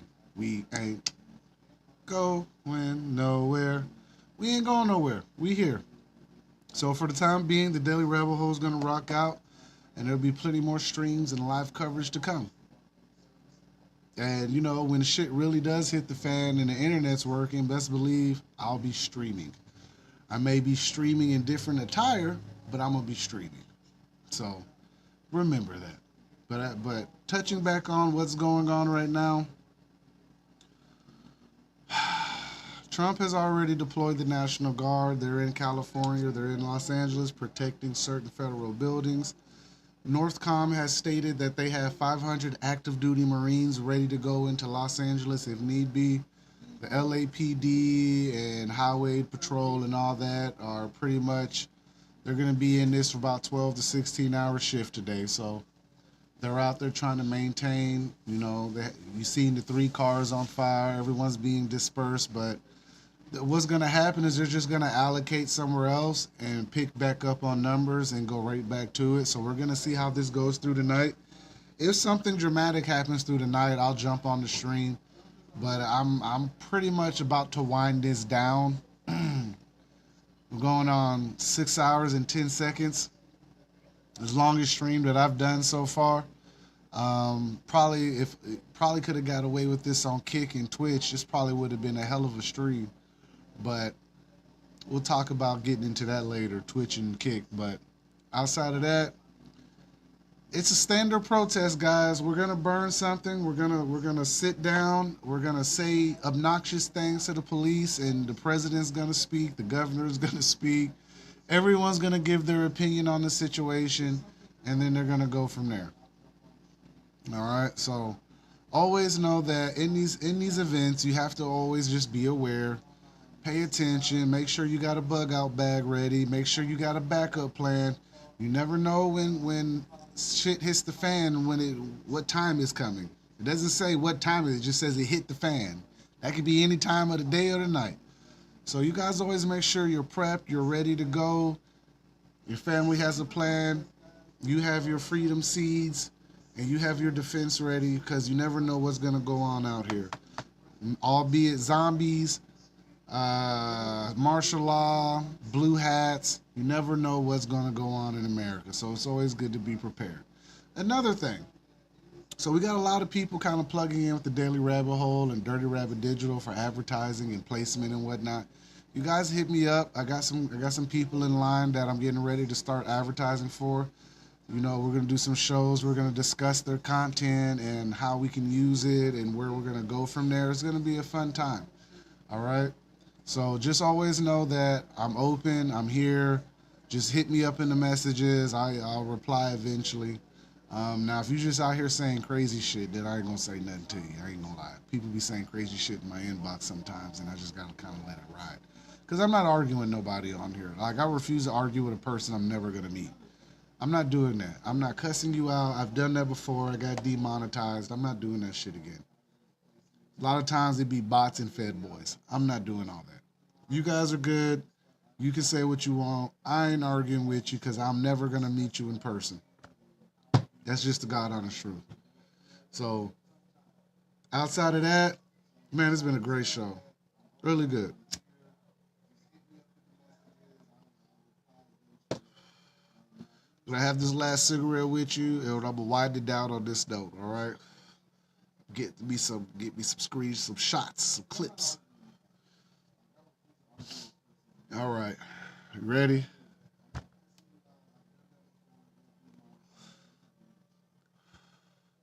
All the information that we've listed, like we've read, all the research that you've done, all the conversations you had, and all the theories that you could come up with, I assure you, you're not going crazy. What's happening is all the information you've put down is kind of playing out in real time in front of you. So you're piecing it together like a puzzle. And you're trying to bring people along with you that don't see it or don't understand what they're seeing. And that's okay, because this shit is insane. I don't think many people would believe what's really going on out here. But nonetheless, it's going on. And the protests are a part of it, all right? It's just a hiccup or a minor itch in the bigger situation. Like, sure, migration and immigration and all that, that's important. Migrants and all that stuff, right? And I get that. You don't want your families torn apart, but in the same breath, like, you know, you can't just go in random people's houses, just like you can't go in a random country. I can't go to a random country and just show the fuck up and be like, hey, guess what? I'm here. That's not going to work. I got to go through protocol and procedures. It is what it is. This isn't a free world. It's a giant open air prison. Like, if you got the right documents and the right passports, you can go wherever you want. That's just the truth. That's why they're trying to put the star in your card, give everyone the star card. So always know that this is probably just a giant open air prison for all of us. And we're only reason we get to travel is because we follow the instructions. That's it. If we don't follow the instructions or the directions, we can't do anything. That's just how it is. 2,000 years ago, you know, you were free to travel. You may get robbed on the way, but you're still free to travel. Just dangerous.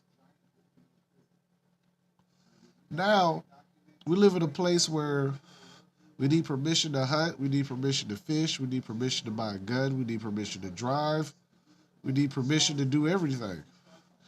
So if that really does sound like freedom to you, then great. But in some places in here, that doesn't really come off as freedom. It just comes off like a special caste system where we got to ask the overlords, hey, is it okay to do this? Is it okay to protest? Is it okay to speak my mind without being beheaded?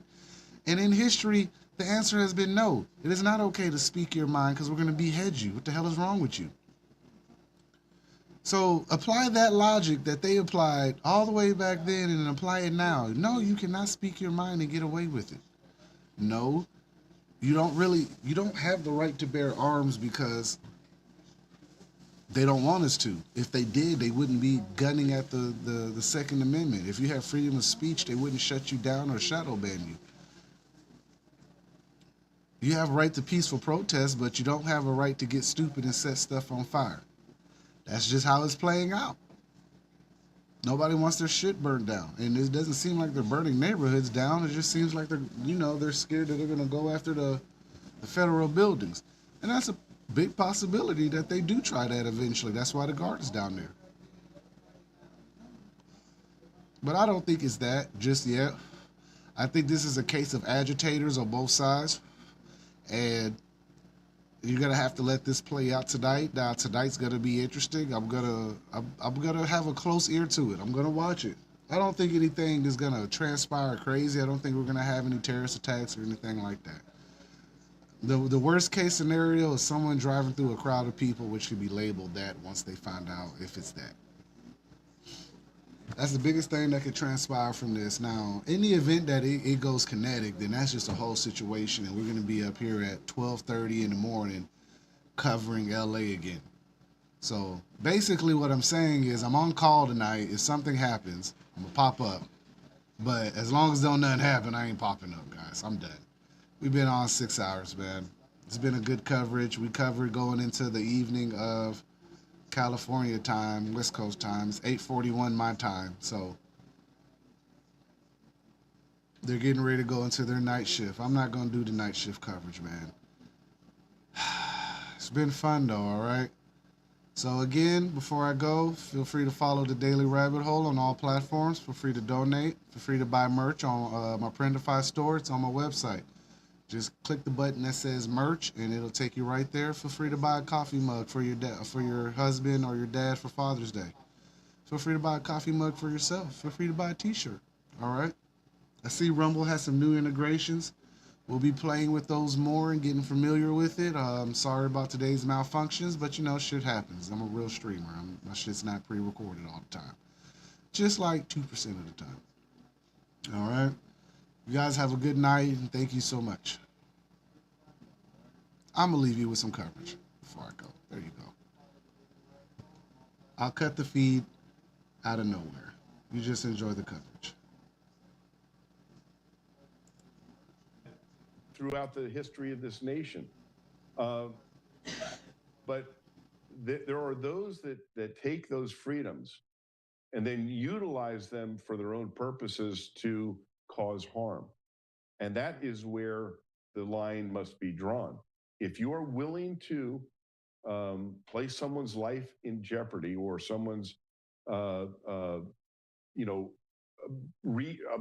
to live a life free of pain, and you're willing to attack that with bricks or with frozen water bottles or with rocks or fire bombs or fireworks, like we have seen. We've seen people attack, police officers attacked by people on motorcycles. Those are deadly weapons. And here's my warning to those who are willing to put themselves in a position to harm a police officer with a deadly weapon. The police have the right to use deadly force against you. And I hate to say this, but I think it's just a matter of time where we're going to see that. And right now, what I've seen is that law enforcement has used incredible restraint. And when we see the number at the end of this, if we see the number of officers who've been injured in the line of duty, it's going to be startling. I'm Austin Westfall. I'm here with Lieutenant Randy Sutton. Randy's been giving us context to the situation at hand here. It is a complex scene that we've been working with, and another complex scene we just got eyes on in San Francisco as well, as I was alluding to. In fact, Randy, KTVU, Fox 2 San Francisco, just came on with their newscast, and they're actually bringing us some live reporting from the protests that they're seeing in the Bay Area. If you will, stand by with us here. We're going to play out. We have the ability here at Live Now to tap in to some of our sister stations' feeds. So let's watch a little bit of the news in San Francisco. They're covering some of these similar situations up north. Families are back!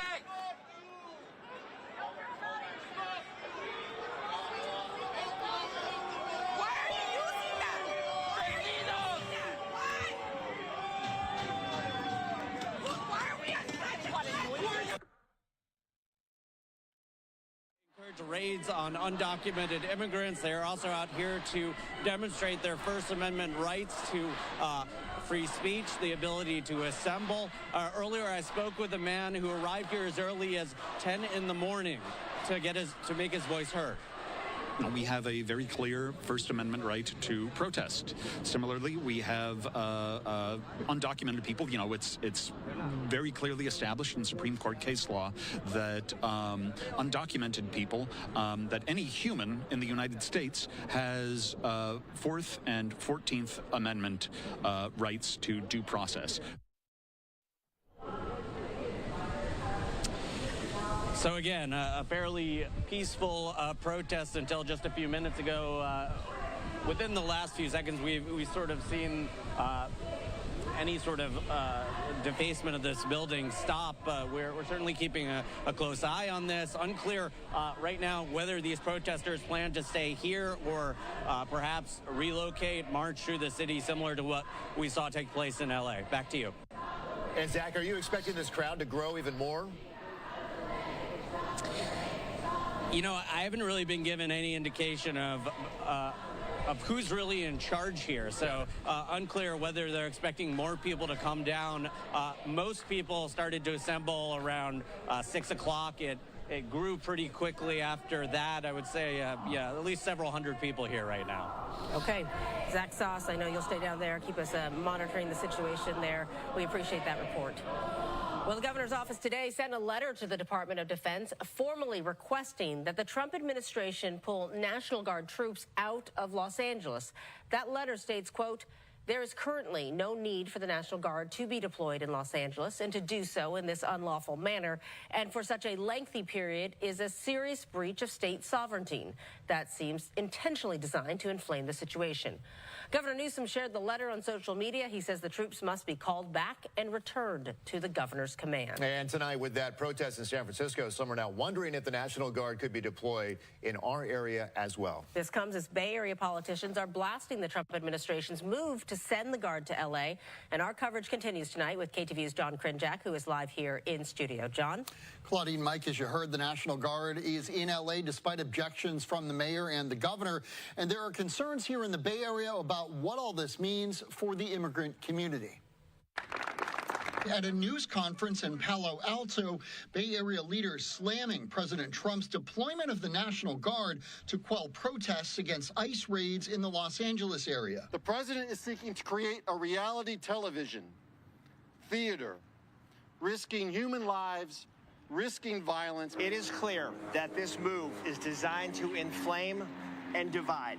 That is the goal, to create chaos and inflame and trigger a reaction. We are here to urge that all protests remain peaceful. The National Guard arrived in L.A. Sunday morning after President Trump sent 2,000 guardsmen there, adding on Truth Social later in the day that more reinforcements could be on the way. We'll send whatever we need to make sure there's law and order. On Sunday, Governor Newsom accusing Trump of manufacturing a crisis. Quote, he's hoping for chaos to justify more crackdowns, but many Republicans voicing support for the move. I think the president did exactly what he needed to do. These are federal laws. We have to maintain the rule of law, and that is not what is happening. This is the first time in 60 years that a president has activated a state's National Guard force without a request from the governor. I think it was the Trump administration's view that more response is better than less response, right or wrong. He's trying to make an example of California, so we're going to see activists, whether that's in Oakland, Berkeley, or San Francisco, or throughout the Bay Area,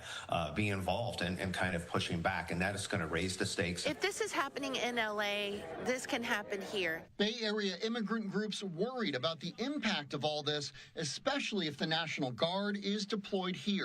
It's paralyzing the immigrant community with fear. And we're seeing people afraid to go out, afraid to do their daily duties, events, being in the community. Children are scared. We do want to be clear, there's been no indication at this point from the Trump administration that the National Guard will or might be deployed here in the Bay Area. Mike, Claudine, back to you. All right. We wanted to listen into a little bit of Fox 2 San Francisco's coverage. We are still joined by Lieutenant Randy Sutton. He's been standing by. Thanks for being generous with your time as we continue to watch these developing scenes. While we were watching their news, we saw them douse the fire in Los Angeles, these electric vehicles that were ablaze. They put the fire out on at least one of them. Of course, we still see one burning, but we have now seen fire crews arrive on the scene. Randy, can you describe to us how dangerous, for a multitude of reasons, it would be to be in these areas? If anybody's planning, perhaps, to go to any of these areas later in the day, can you describe to us what type of danger it presents? Yeah, absolutely. You know, while there may be a normal inquisitiveness amongst people to go down and see what's happening, you know, not because you want to participate, but simply because this is a very unusual thing to see. And of course, the curiosity is, hey, you know, let's go down and take a look. Here's where the danger is, that we have people that are in this crowd that are clearly and trying to incite violence, that they are using violence, they're using explosive devices, they're fanning the flames of this situation to further their own political goals, and the potential for injury is great. You're seeing play out in front of you, you know, fires that are taking place, lots of graffiti happening, confrontations between law enforcement and the agitators, ballistic rounds that are low lethality rounds that are being utilized, and you know, When there's a crowd situation and you just want to be in that crowd, you are placing yourself in jeopardy. You're placing yourself in a position where you could be caught up in something that you don't want any part of. So my advice is watch it from your television, but don't go down there and get yourself involved in it. Randy, one thing that a lot of people have questions about, and by the way, one thing that we don't like to see, we saw some of the protesters getting up in some of the fire department's faces there. That's something that I was seeing yesterday as officers were shutting down surface streets in the Compton area, is sometimes some of the protesters, they aren't shy about getting right up into the face of some of these people who are out here doing their job, especially this firefighter here who's trying to douse, no doubt, a really hot fire. We know how these electric vehicles burn and some of the chemicals that are inside these vehicles. We know how they burn. Randy, one thing that I'm going to be watching for is we sort of lose our visibility. It looks like it's getting pretty smoky out there. One thing that we're going to be following is the next few days. We've already asked you about the possibility of this happening in multiple cities, the possibility of this continuing on for multiple days. But what about today? It's a weekend, presumably. Typically, do we see higher protest activities on days like Saturdays and Sundays? Is it possible that when we get back into the weekday, some of this calms down? It's possible, but on the other side of the coin is if there are more people present in the city, more can get caught up in it. And remember this too, you know, when these protesters block the freeways, you know, the men and women that are in these cars, they're trying to live their lives, trying to visit their families, trying to go about their normal routine. And, you know, they're being placed in a situation that is very cumbersome for them by these protesters. And, you know, is that part of your First Amendment right to interfere with the lives of other people? No, it's not. Doesn't mean that they continue to do it, but the reality is that if you're in a vehicle and you get caught up in this, that's a very uncomfortable place to be.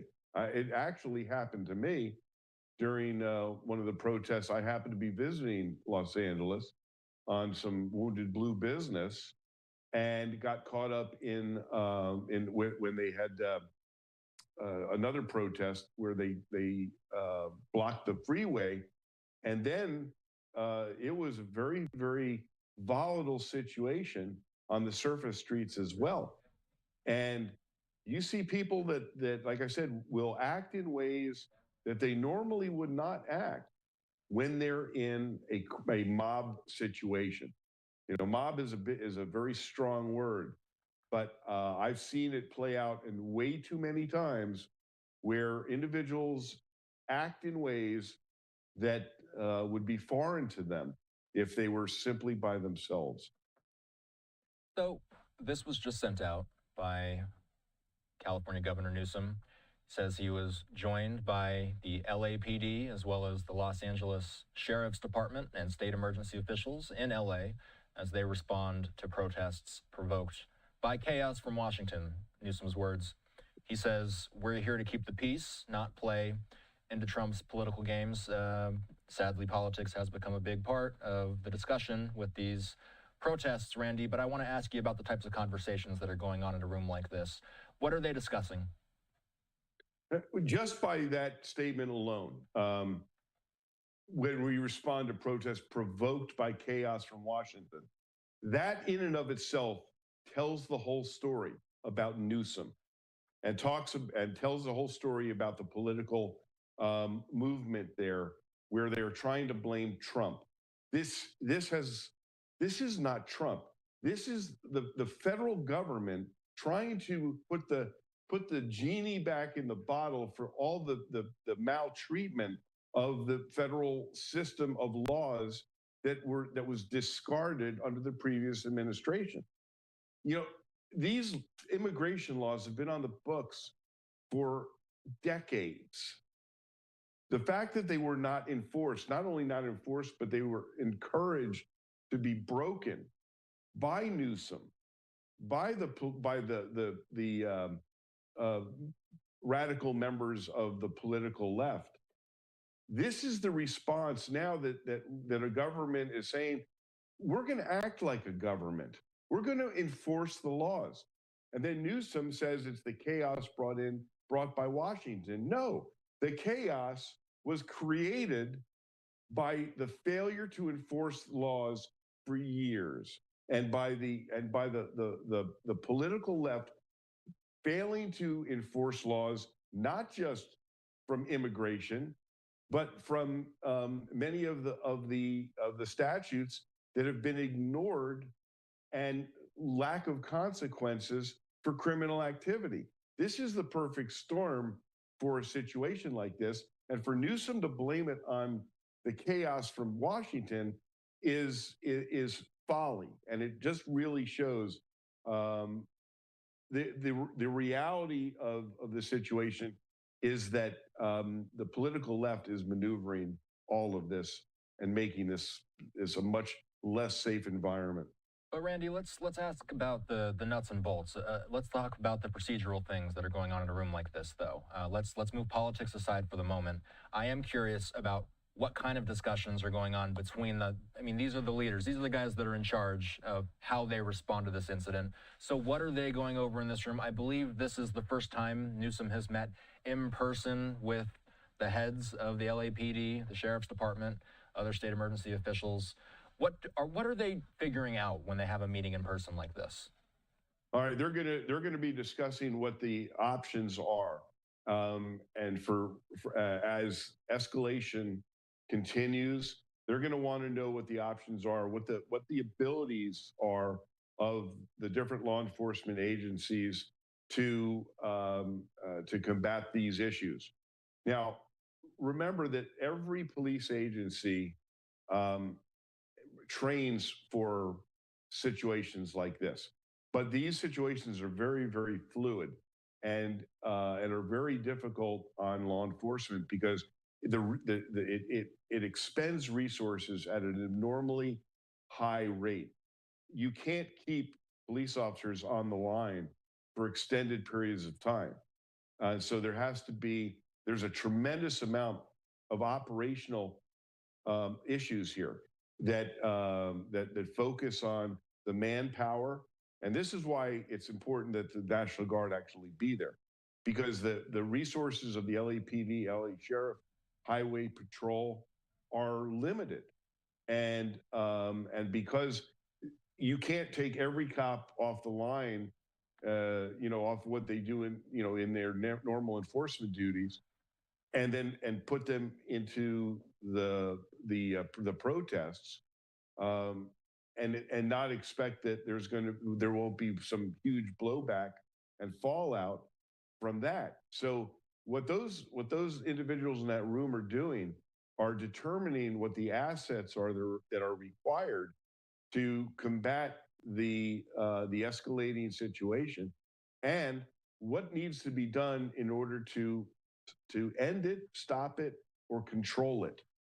And the more they allow violence to continue without a heavy enforcement, then they're going to continue to see this escalate.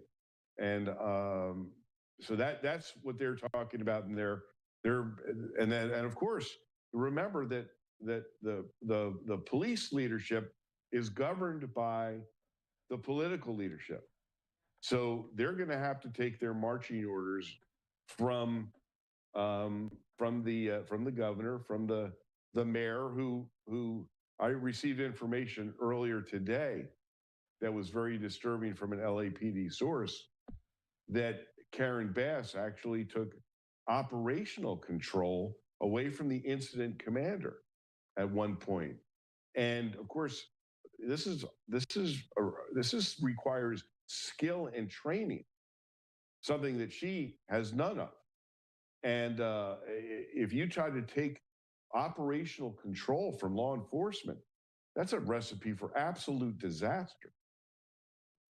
Randy, procedurally, what happens after somebody is detained or arrested at one of these scenes? As we've been watching this play out throughout the day, intermittently, we do see people get cuffed. There's no, from what I've seen so far, I haven't seen any data to suggest exactly how many arrests have been made today. But can you give us some insight into what happens to the people that are detained from there? After they're brought into custody, what happens? Yeah, and this is a logistical nightmare. When you have a mass detentions, it is a real logistical nightmare to deal with it, because depending on what they're being charged with will determine what the law enforcement reaction is going to be. If you're charging them with a misdemeanor, which in most cases that's what will be a failure to disperse. Okay, that's a misdemeanor. They would be removed from the scene. They might be placed on a bus or in a temporary holding facility, or a permanent, or, a regular jail, and they will be probably given a citation and released. For those that are being charged with criminal activity of a higher nature, like a felony, well, then they're going to be taken to the county jail, city jail, depending on where the jurisdiction, and then they'll be treated like any other criminal suspect. But it is logistically, it's really a problem when you're taking mass amounts of people into custody, because of if you take, normally a police officer makes an arrest and they go through the processing procedure, the transportation procedure, and they finish their paperwork and they go back and hit the street again.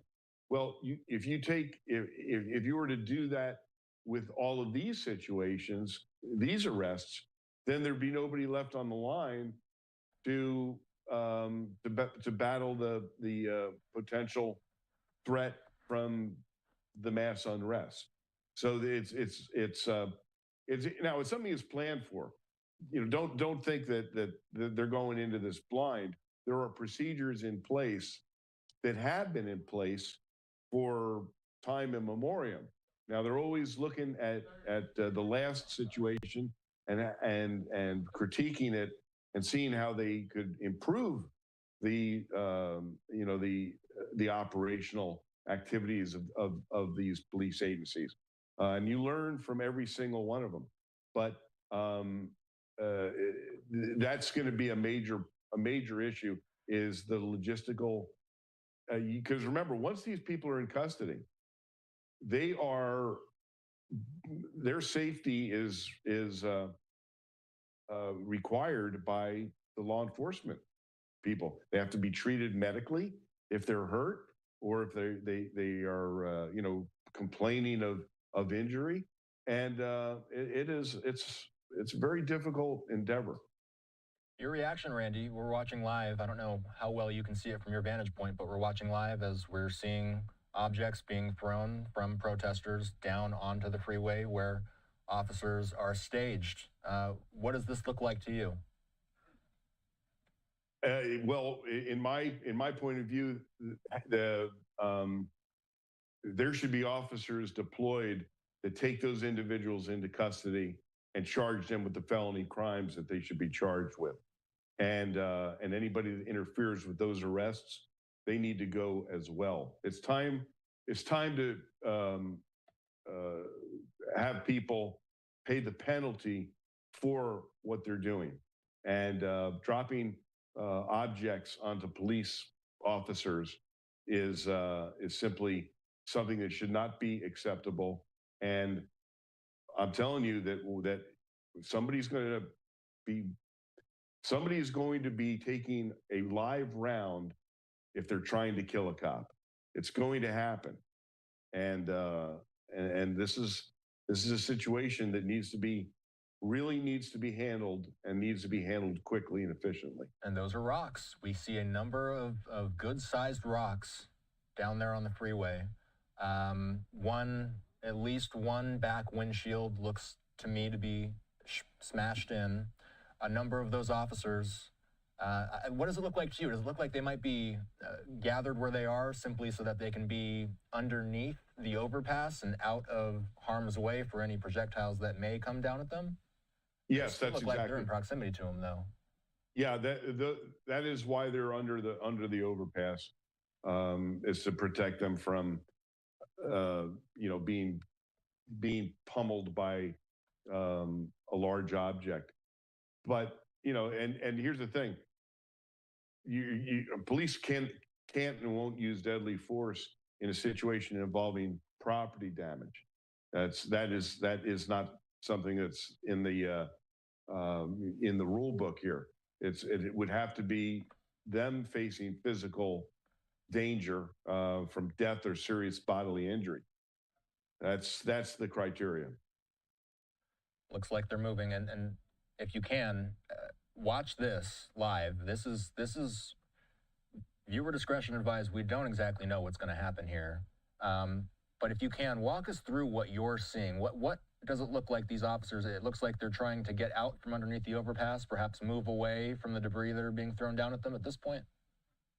Well, it appears that they're using some low lethality rounds to shoot above where the objects are being thrown from. They're clearly being deployed to do something, but I don't know what that something is. And always important to mention, too, that the video journalists down on the ground recording every second of this, it's a very important job, and we saw this person duck down. As soon as we saw the less than lethal rounds starting to be used, we saw a number of those videographers taking cover. So, Lieutenant Randy Sutton, we thank you for being generous with your time this evening. Take care. We'll keep an eye on the situation. Well, one thing I would like to add before we take leave here, and that is for any of the officers who have been hurt here. If you've been hurt physically, remember the Wounded Blue is there for you. Go to thewoundedblue.org. Reach out for help. We will be there for you 24/7. Randy, we appreciate you. Take care. Thank you.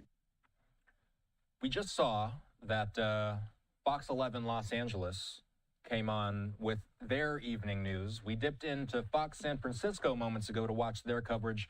Let's do the very same thing with Los Angeles now. I'm Austin Westfall. Thank you, everybody, for streaming along with us as we plan to be on the air for the remainder of the night. As long as we have these live feeds coming in, we're going to bring you the coverage as it happens. Let's watch a little bit of Fox LA. This is live. Has parked their vehicles. There was a takeover here a couple of hours ago by those protesters, and since then CHP has parked their cars up here, and I don't know, you can see them right now underneath that overpass. They've been firing those flashbangs up at protesters, and then if we pan this direction, you can see some of the items that have been thrown on those cars. That big bang right there, possible flashbang. You can see scooters and rocks, all those items thrown down on top of law enforcement. The protesters now on top of the overpass, still throwing those items. It is nonstop, and about a block away is where we saw those Waymos on fire. As for LAPD, we're only seeing California Highway Patrol at this certain location. A couple blocks away towards City Hall, there was a massive LAPD presence. It seems like they've kind of been pushed this direction. But for now, that's what we're seeing, as it's pretty intense out here. Sometimes police firing back at the protesters with those flashbangs and those rubber bullets from down on the freeway. Go ahead and send it back to you. Yeah, we just saw that protester lob rock or concrete over the edge there down to the 101. I'm surprised, though, to see part of the freeway open there. As we have that wide shot there, you can see police have one side of the freeway completely closed with their vehicles. The crowd still, as Matthew said, with that overpass, yet, Matthew, part of the freeway, the other side is moving. Yeah, definitely. You want to warn your family, your friends that's traveling through downtown on the 101 northbound. It's still open. So there are people on top of these right now, as you see, throwing rocks and bottles and e-scooters onto the freeway, kind of anything that they can get. But we did speak with the mayor just a little while ago, and she's blaming this chaos on the President Trump administration. What we're seeing in LA is chaos caused by the administration. People should exercise their right to protest. That's their First Amendment right. But people should also exercise that right peacefully. We do not want to play into the administration's hands. How do you think that vandalism impacts the overall message of the protest? Well, I mean, first of all, I think protests need to be peaceful, period. And anytime it deteriorates into violence, that is a problem, and it absolutely messes with the overall message. Yeah, just take another live look here. You can kind of see the situation. It's pretty much out of control at this point. We're not, again, seeing any LAPD. We're seeing tons of rocks, bottles, and graffiti, and just it's ongoing right now. Go ahead and send it back to you. Well, we should note, Matthew, that earlier people were on the freeway, so they have made some progress when it comes to law enforcement and getting people off the freeway and onto those side streets, those surface streets, that overpass. But earlier in the afternoon, we saw that freeway was packed with people and a lot of protesters there. Exactly, yeah. So it looks like the California Highway Patrol pushed the protesters off of the 101. And since then, we're seeing this situation where the protesters kind of have the higher ground on top of members of law enforcement. They've abandoned their vehicles at this point, and the vehicles are taking a massive beating from these protesters. And they've got sometimes the we'll see protesters members at the of law enforcement geographical step high out. ground, but not the moral high ground here. Their ire is misplaced.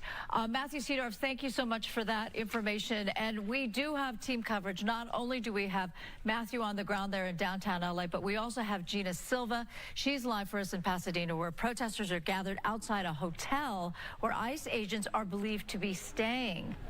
Gina? That's right, Susan. There's actually 3 hotels that are nearby. And as you know, with social media, word spreads so fast. And when